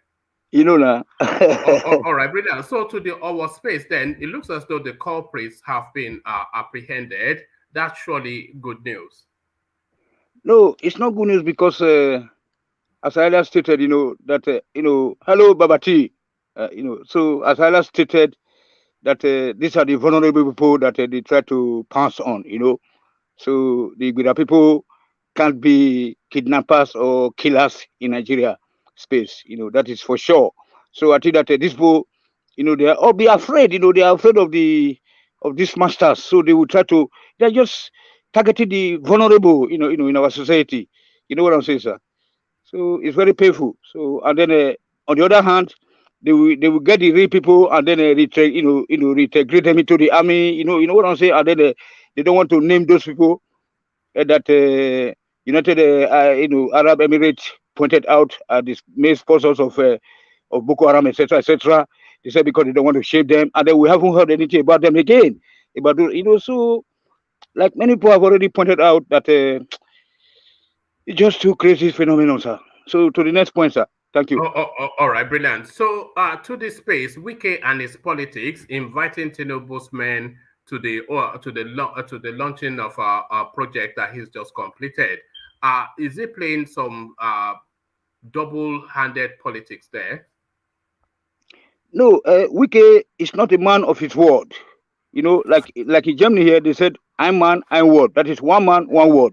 So, but the beginning, he said that if he loses out as a presidential candidate, that he's not going to take anything less than presidential candidate, not even the vice presidential candidateship. So, so it's not stable.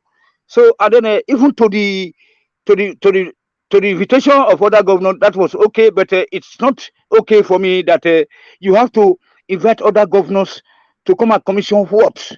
If you're inviting other governors to come and participate in an educational project that is that has got to execute or whatever that might benefit River State, Edo State, Delta State, and the Lagos up to Lagos State and Edo State, then it's okay. You can call all the governors and then you can liaise together and work together. Even like here, people, even the Denmark and the Germany, they do cooperate at the border points, so they work together. All the various states, here, states bordering, Austria, they work together, but not to come and commission. I've never seen it. That is just like, I don't know. You always ask me to watch my language here. I don't know what we are. That is, when we bridge a bridge, you have to go and commission it. Then you are bridging a bridge with probably $3 million. Then you now spend $7 million to, for the commissioning. You know what I'm saying, sir? So this is making me to cry. Like I said that sometimes it make me not to feel like cooking. I've got 3 freezers, at my home here. But sometimes I just hate, to eat. I just take cola and bread and that's all. Because it's too painful what is coming out of Nigeria. Commissioning a project. What project? I mean, this is just it's too mean.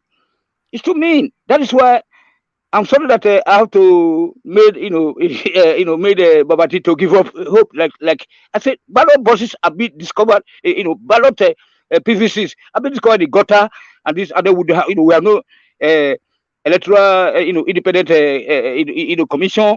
And then look at what like the topic that you gave yesterday about this 400,000 barrels of crude oil that have been missing every day, that unaccounted for, etc. etc. It's making me to go crazy that when you want to commission a project, I mean, this is why you are elected as a governor, so do this job and just close your mouth, not ask people to come and commission what, use it 3 million to build a road or whatever, and then you are now using 10 million to commission it. So to the next project, sir. To the next point, sir. All right. Peter Obi is a carpetbagger outside of the Southeast. This is Festus Kiyamo, and that is essentially to say that he has nothing at all outside of the Southeast that he can pin confidence on that gives him electability. So what are you then making then of the man from the creek after the man from the Southeast? Yes, sir. They have already analyzed this now. Our guy, Ajani Kuku, analyzed it, talking about structure, which is very correct.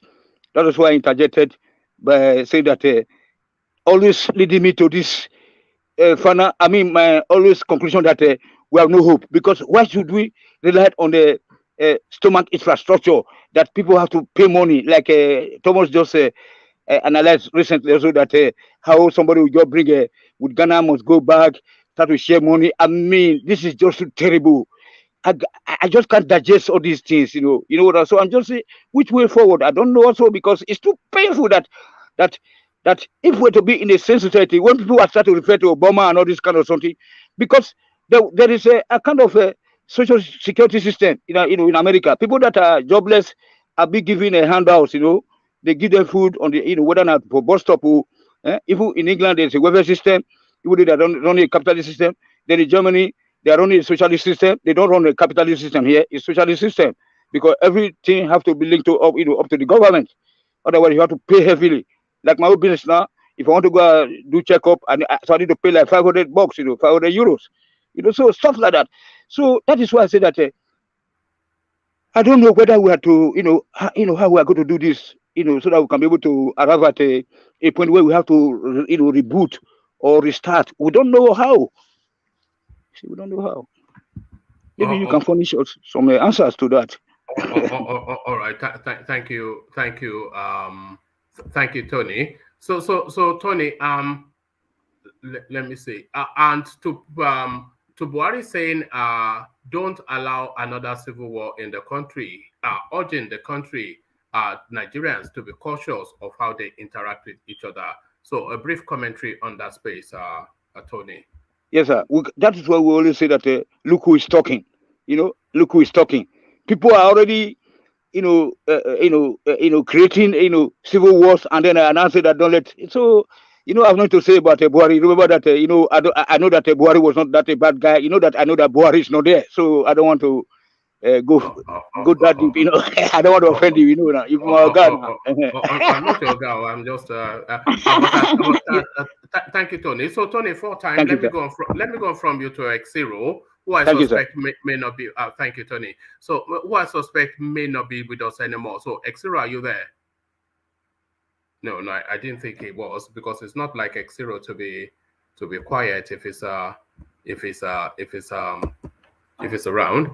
So gentlemen, I want to seek to start to round off here. I think I've pretty much swept up everybody. So I'll start to take closing remarks to land on Ajanle Koko. So to the people who came laterally, I will start with you, but just to give you a bit more room to just have a bit more say. So I'll kick it off with Pansat, and I'll walk the way through. So Pansat, we're taking closing remarks. So your thoughts on the session and the conversation, Pansat. Thank you very much, one man. Great job in moderating the panel, and it's been quite a good discussion so far on everything. Let me start off by saying that if any man comes and says, "Hey, look, my candidate is Showore," and then they asked, "Why aren't you supporting Obi?" And that man says, "Because he doesn't have structure." Now, it's like, hey, is this a specious argument? Some sort of pietism? Is it a humbug? Posturing? Deceit or what? Because Showore doesn't have any structure. So to base your criticism of Obi on something even your own person doesn't have, it's just bewildering. I can't figure it out. That's a valid point. Now, the other point I was going to make was already made in the comment section. I believe it was by Alexander Kashi answered Thomas that the campaign has not started. The quote says, "Election campaigns has not started yet. Thomas, I'm sure he would do all you mentioned." Close quotes. I think that's the answer to that one. Election hasn't started, so a guy goes to church on Sunday in Abuja, where he lives, or whatever, where he's operating from. That's just going to church. Inec has a timetable, and it's actually against the law to start campaigning before the campaign season starts. But at the meantime, let us not forget that Obi is the only candidate that's doing the right thing for this season right now, which is to broaden his appeal to key constituents that he's going to need to win. There's just no doubt that he's the only one that's doing that. Atiku is not broadening his appeal. Tinubu is not broadening his appeal. Now, there's another point that Thomas made that required... Would you not say that Peter Obi is playing catch-up? Atiku, Tinubu, of course, national figure, and Peter Obi, hitherto a regional figure, because nobody saw Peter Obi outside of the Southeast until latterly, until this moment in time. To the contrary, Obi wasn't just the governor, he was the vice presidential nominee for PDP in the last season, 2019. Yes, that was when Atiku brought him to prominence, but right. It doesn't have the national spread of Atiku or Tinubu. Well, notoriety, to be notorious. Forget totally notoriety. It doesn't have the national. You know what national spread is. It doesn't have the national spread of Atiku or Tinubu. I disagree with you. All right. So that's why I'm saying that what is Tinubu known for outside of his region? Yeah, he's quite in politics in Lagos. Yeah, he has that. There's no doubt about that. But then outside of his region, what is he known for? They don't know some of the things that you mentioned. I didn't know the things that have been said about him, that he brought up so many people. Tinubu is known for facilitating the emergence of Buhari. Right. Even the North acknowledged that. Right. Tinubu is known for being long and deep at the topmost end of Nigerian politics. He's been there for decades and decades. I understand. It's not a new name to anybody in Nigeria. No, it's not. Nor is he an unknown name to anybody in Nigeria. Ditto Atiku. So Peter Obi is playing catch up. Nobody knew who Peter Obi was until Atiku brought him out in 2019. No, but I'm saying, and in support of you, one man. You didn't let me talk during your own time. Obi doesn't have a political associate. Tinubu have associate and nationwide, and nationwide as well as Atiku. He doesn't have. So he's playing catch up. Look, this is not. This is not that we hate Obi or we don't wish him well. No. Let us just say the truth, man. No. That's why I'm saying the truth. That's why I'm addressing you. I couldn't wait to come and talk to you because there is a dissimulation in what you're saying for your own candidate, Oshowore. There's a dissimulation, dissembling, dishonesty, basically, double dealing. Pharisaism, Tatuferi. Let me give you Tinubu 2 as your candidate. Let me give you Tinubu and Showore. If the criticism you're landing on P2B applies to yours, you're double dealing because in the Southeast, nobody knows Tinubu. Well, you must be joking. No, hold on. What I mean, you say this is not. I tried to give you APC have two governors there. APC have two governors there. What are you talking about, man? Let him just do it. You know he wants to do it. Just do it, and then we'll move on. No. Look, I'm only gonna tell you the truth. I'm not gonna. No. That would be a first. All that I'm saying is that if, for instance, when Thomas says, "Hey, P2B is not gonna win my state," right? Two things there. You don't need to win 50%. According to the electoral then, you have to get like 26% or whatever it is in that state. You don't have to win it as well as you get enough. But the second thing is that Tinubu or Showore is not going to win my state. So if what you get onto applies to your own candidate, I just don't want to use that word. That's what I'm going with. Peter Obi is unlikely to win 25, even 5% in your state. Okay, and Tinubu exactly, starting to win but 25% it also applies in Anambra. it applies the same for the other one. So yeah, there are equity in those things. In those states, there's some that are not gonna make it. But I'm trying to avoid a particular word. So I'm using duplicity. I'm using, humbug, posturing, two-facedness, because I'm trying to avoid the word hypocrisy. We can't come out here and we're analyzing politics. Now, remember, I can be an advocate for a candidate. What is hypocritical about saying Peter Obi does not have national spread, does he? If the person I'm supporting, like Showore, doesn't have it. No, it wasn't Showore that we were discussing. It was Peter Obi. Right. So, but that's one difference I wanted to make. You're straw manning. No, I'm not. Okay.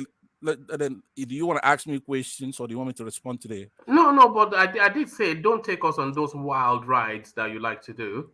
No, I'm trying to tie it in because the argument about structure hits Agenda Coco two ways. Can I respond to you 1 minute?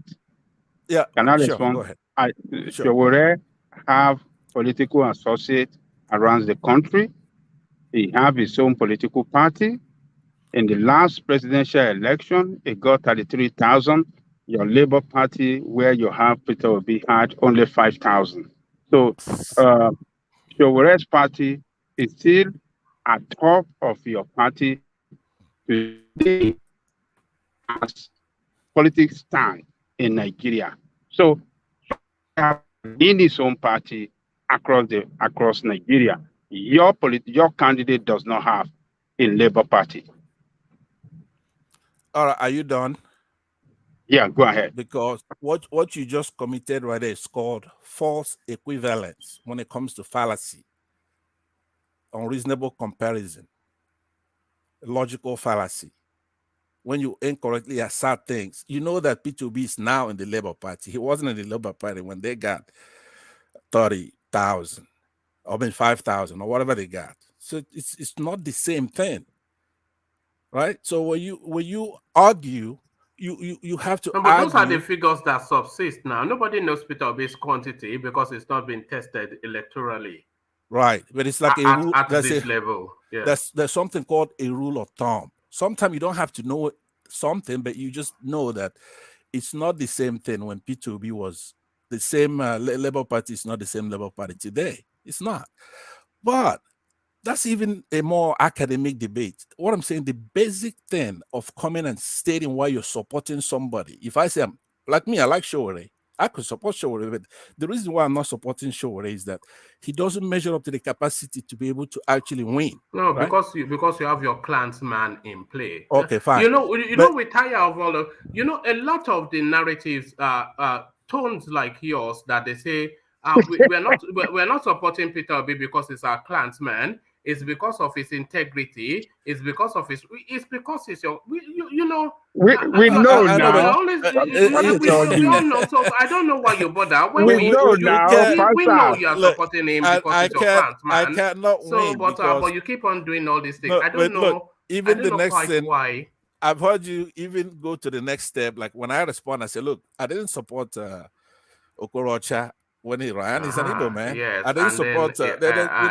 But if Uzodinma was running, you would not support him. That's okay. Come but on, man. By the way, you have not touched the main thing I'm saying to Ajan Lekoko. I'm saying your guy, your Showore doesn't have the things you are picking on Obi for. You haven't responded to that.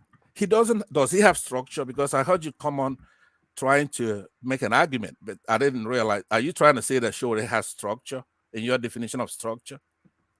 Just yes or no? No, Showore have a structure.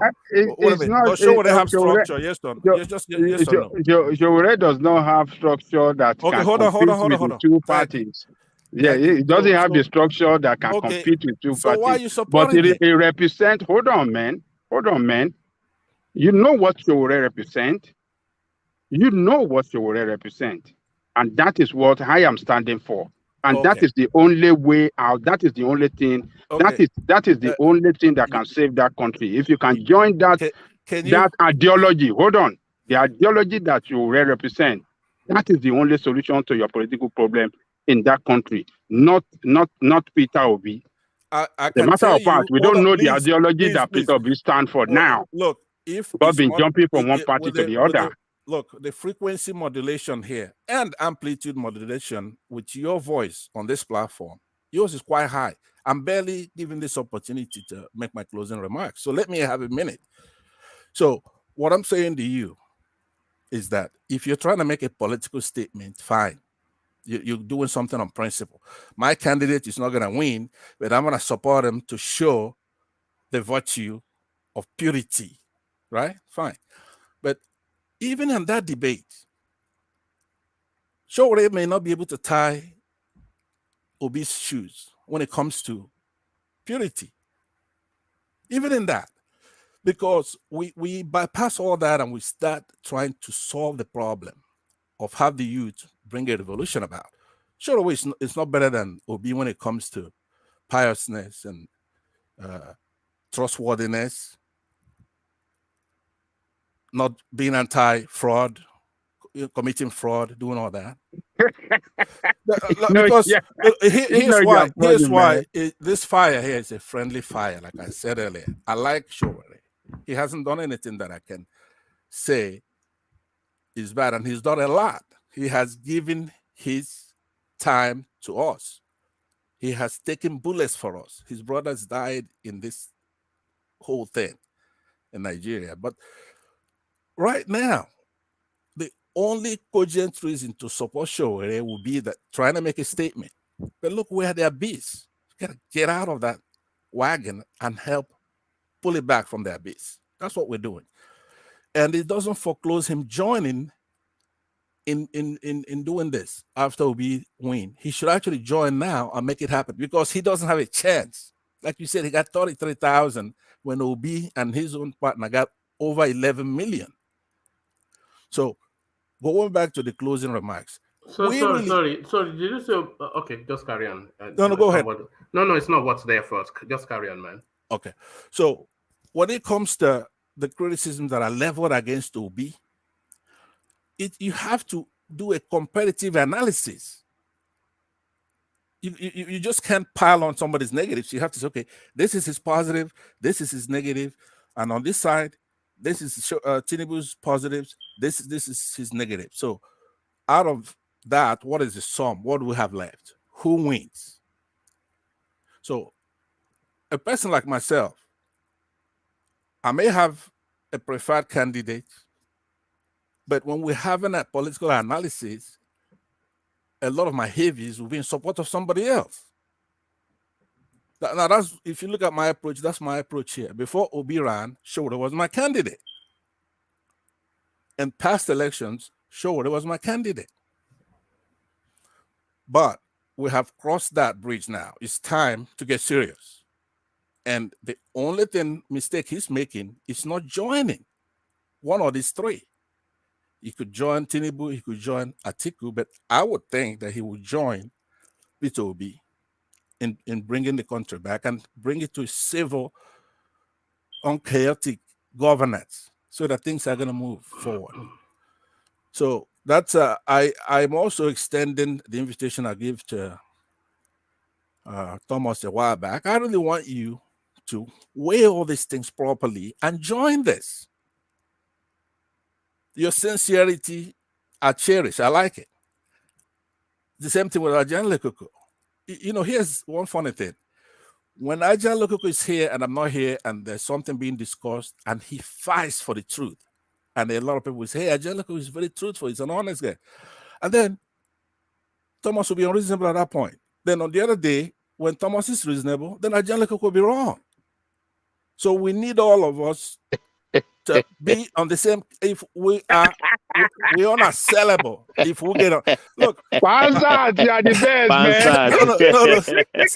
No. I like you, bro. I like you, bro. I like you, bro. Okay, so let me just conclude, so I will not. Obi warrior, Pansat. Let me not overstay my welcome. I'm just saying, the pietism, the insincerity, right? It starts, it's speciousness to say that Showore has anything to offer that Obi doesn't have to offer. It doesn't make sense. It's dishonest, sanctimonious, and dissimulation. It doesn't make sense. I can't put it together because I'm also on that train. I like Showore. You and I used to be here defending Showore. I didn't even know who Obi was at the time. Showore was going to be who we're going to fight for. And we were fighting. One man was very, very, what should I say, abusive to him, even the mention of his name. And so was... I was never abusive to him. Or I'm never... okay, just carry on. Never, I'm not even... Also... Yeah. No, I'm sorry. What I'm trying to say is just that you didn't want to hear it. You didn't think he's passes muster and all that. So that in that sense. And then Thomas was the same. So a couple of days ago, I'm saying to Thomas, because he said, hey, I'm warming up to Showore. I want Showore now. I may want him now, something like that. I'm going, hey, you were very, very caustic to idea of Showore. I'm the one who said that his brother was killed.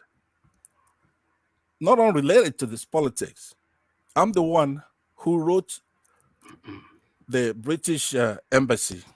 I hear one man trying to hurry me up. So yes, because it was closing remark. I know you've not had the floor, so I allowed you a bit more. But I appreciate it. I'll stop here. You were very kind, and I appreciate it. It's a great show, anyway. So thank you, panelists. All right, brilliant. Thank you. So to Babati. So the same courtesy extended to Babati. Babati, a few words. Yeah, a few words. I'm just gonna keep it short. Thank you for having me. It was nice listening to you guys briefly, anyways. Especially the Pansat and Thomas, two very eccentric speakers on this platform. Uh, it dawned on me today, one man. I think you were surprised I said I gave up on Nigeria. So let me just say once again, it's over. We're done.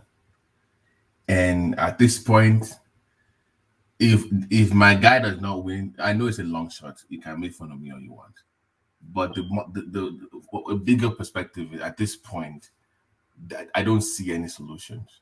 I mean, we can come here every day and talk about Nigeria and hope for the best, but it's going to have to get worse, way worse, before it gets better.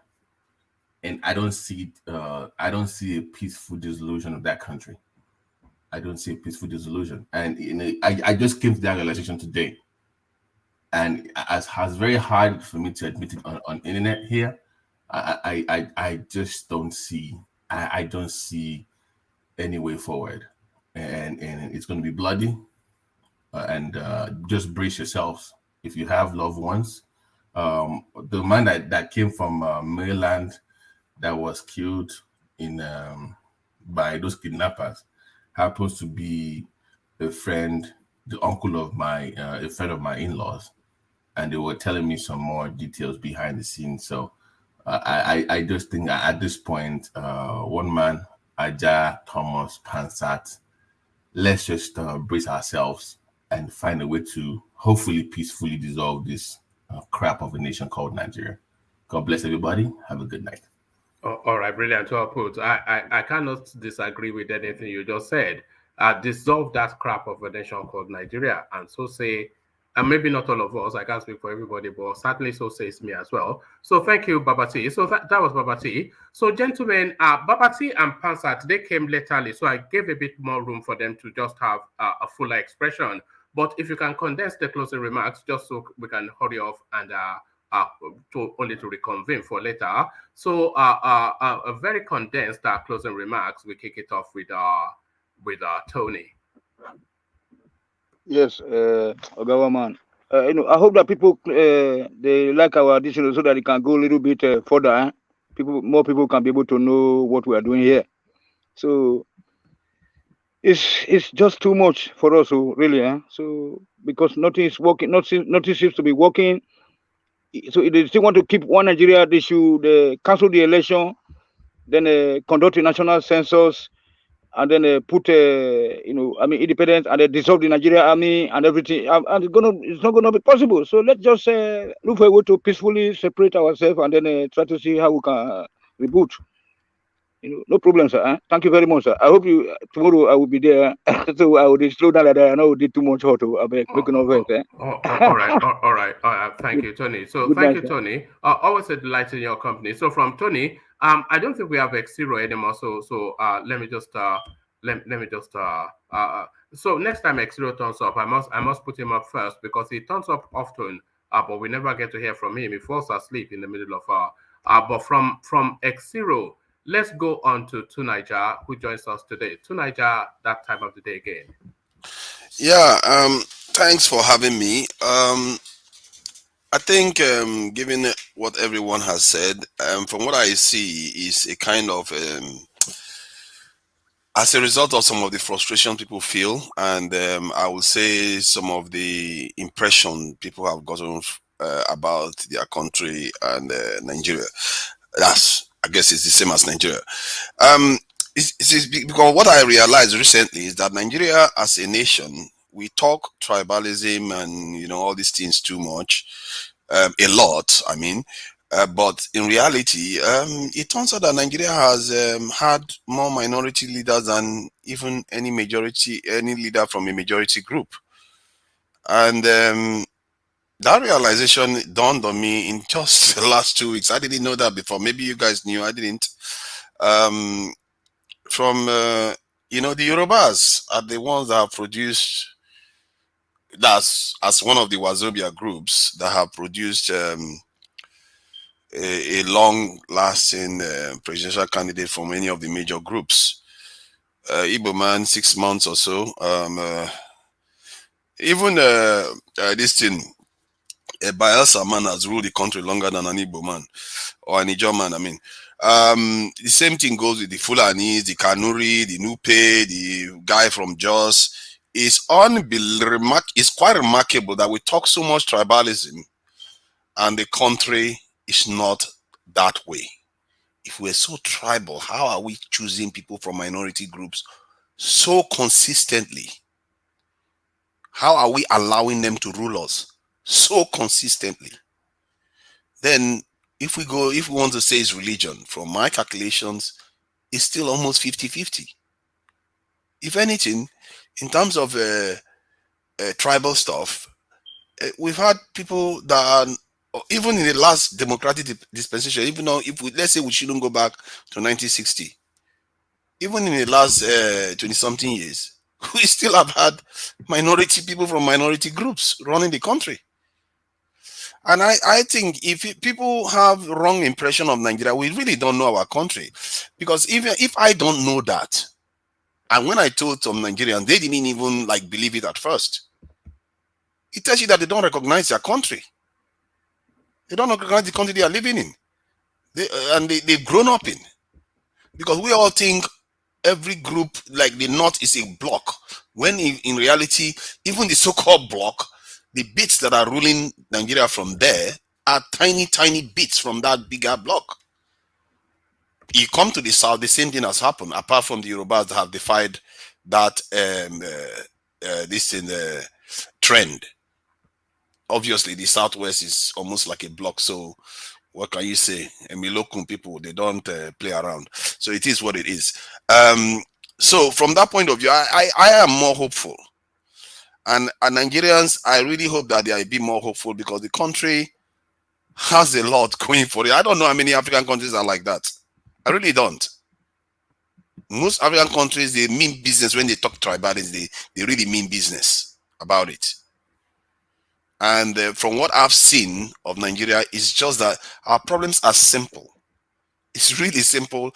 And I don't care what presidential candidate. As a matter of fact, I tried to find somebody worse than Tinubu. I just couldn't find one. I almost went ahead and said, even if they elected Boko Haram leader, this country, as long as the people mean business, that Boko Haram leader will do their bidding. No matter how he doesn't like Western education, the people say no, he will have to do the bidding of the people. And that's why my true constituency is the people.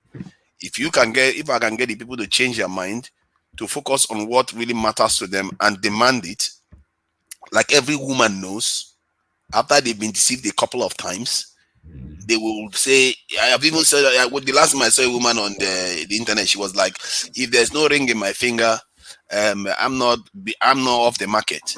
In other words, commitment. Your politicians need to show they are committed to what they say they are going to do, not just words. They have to show commitment. They have to convince you. They have to do something, say something publicly that will convince you, that is convincing. Yeah. And that's my hope for Nigerians.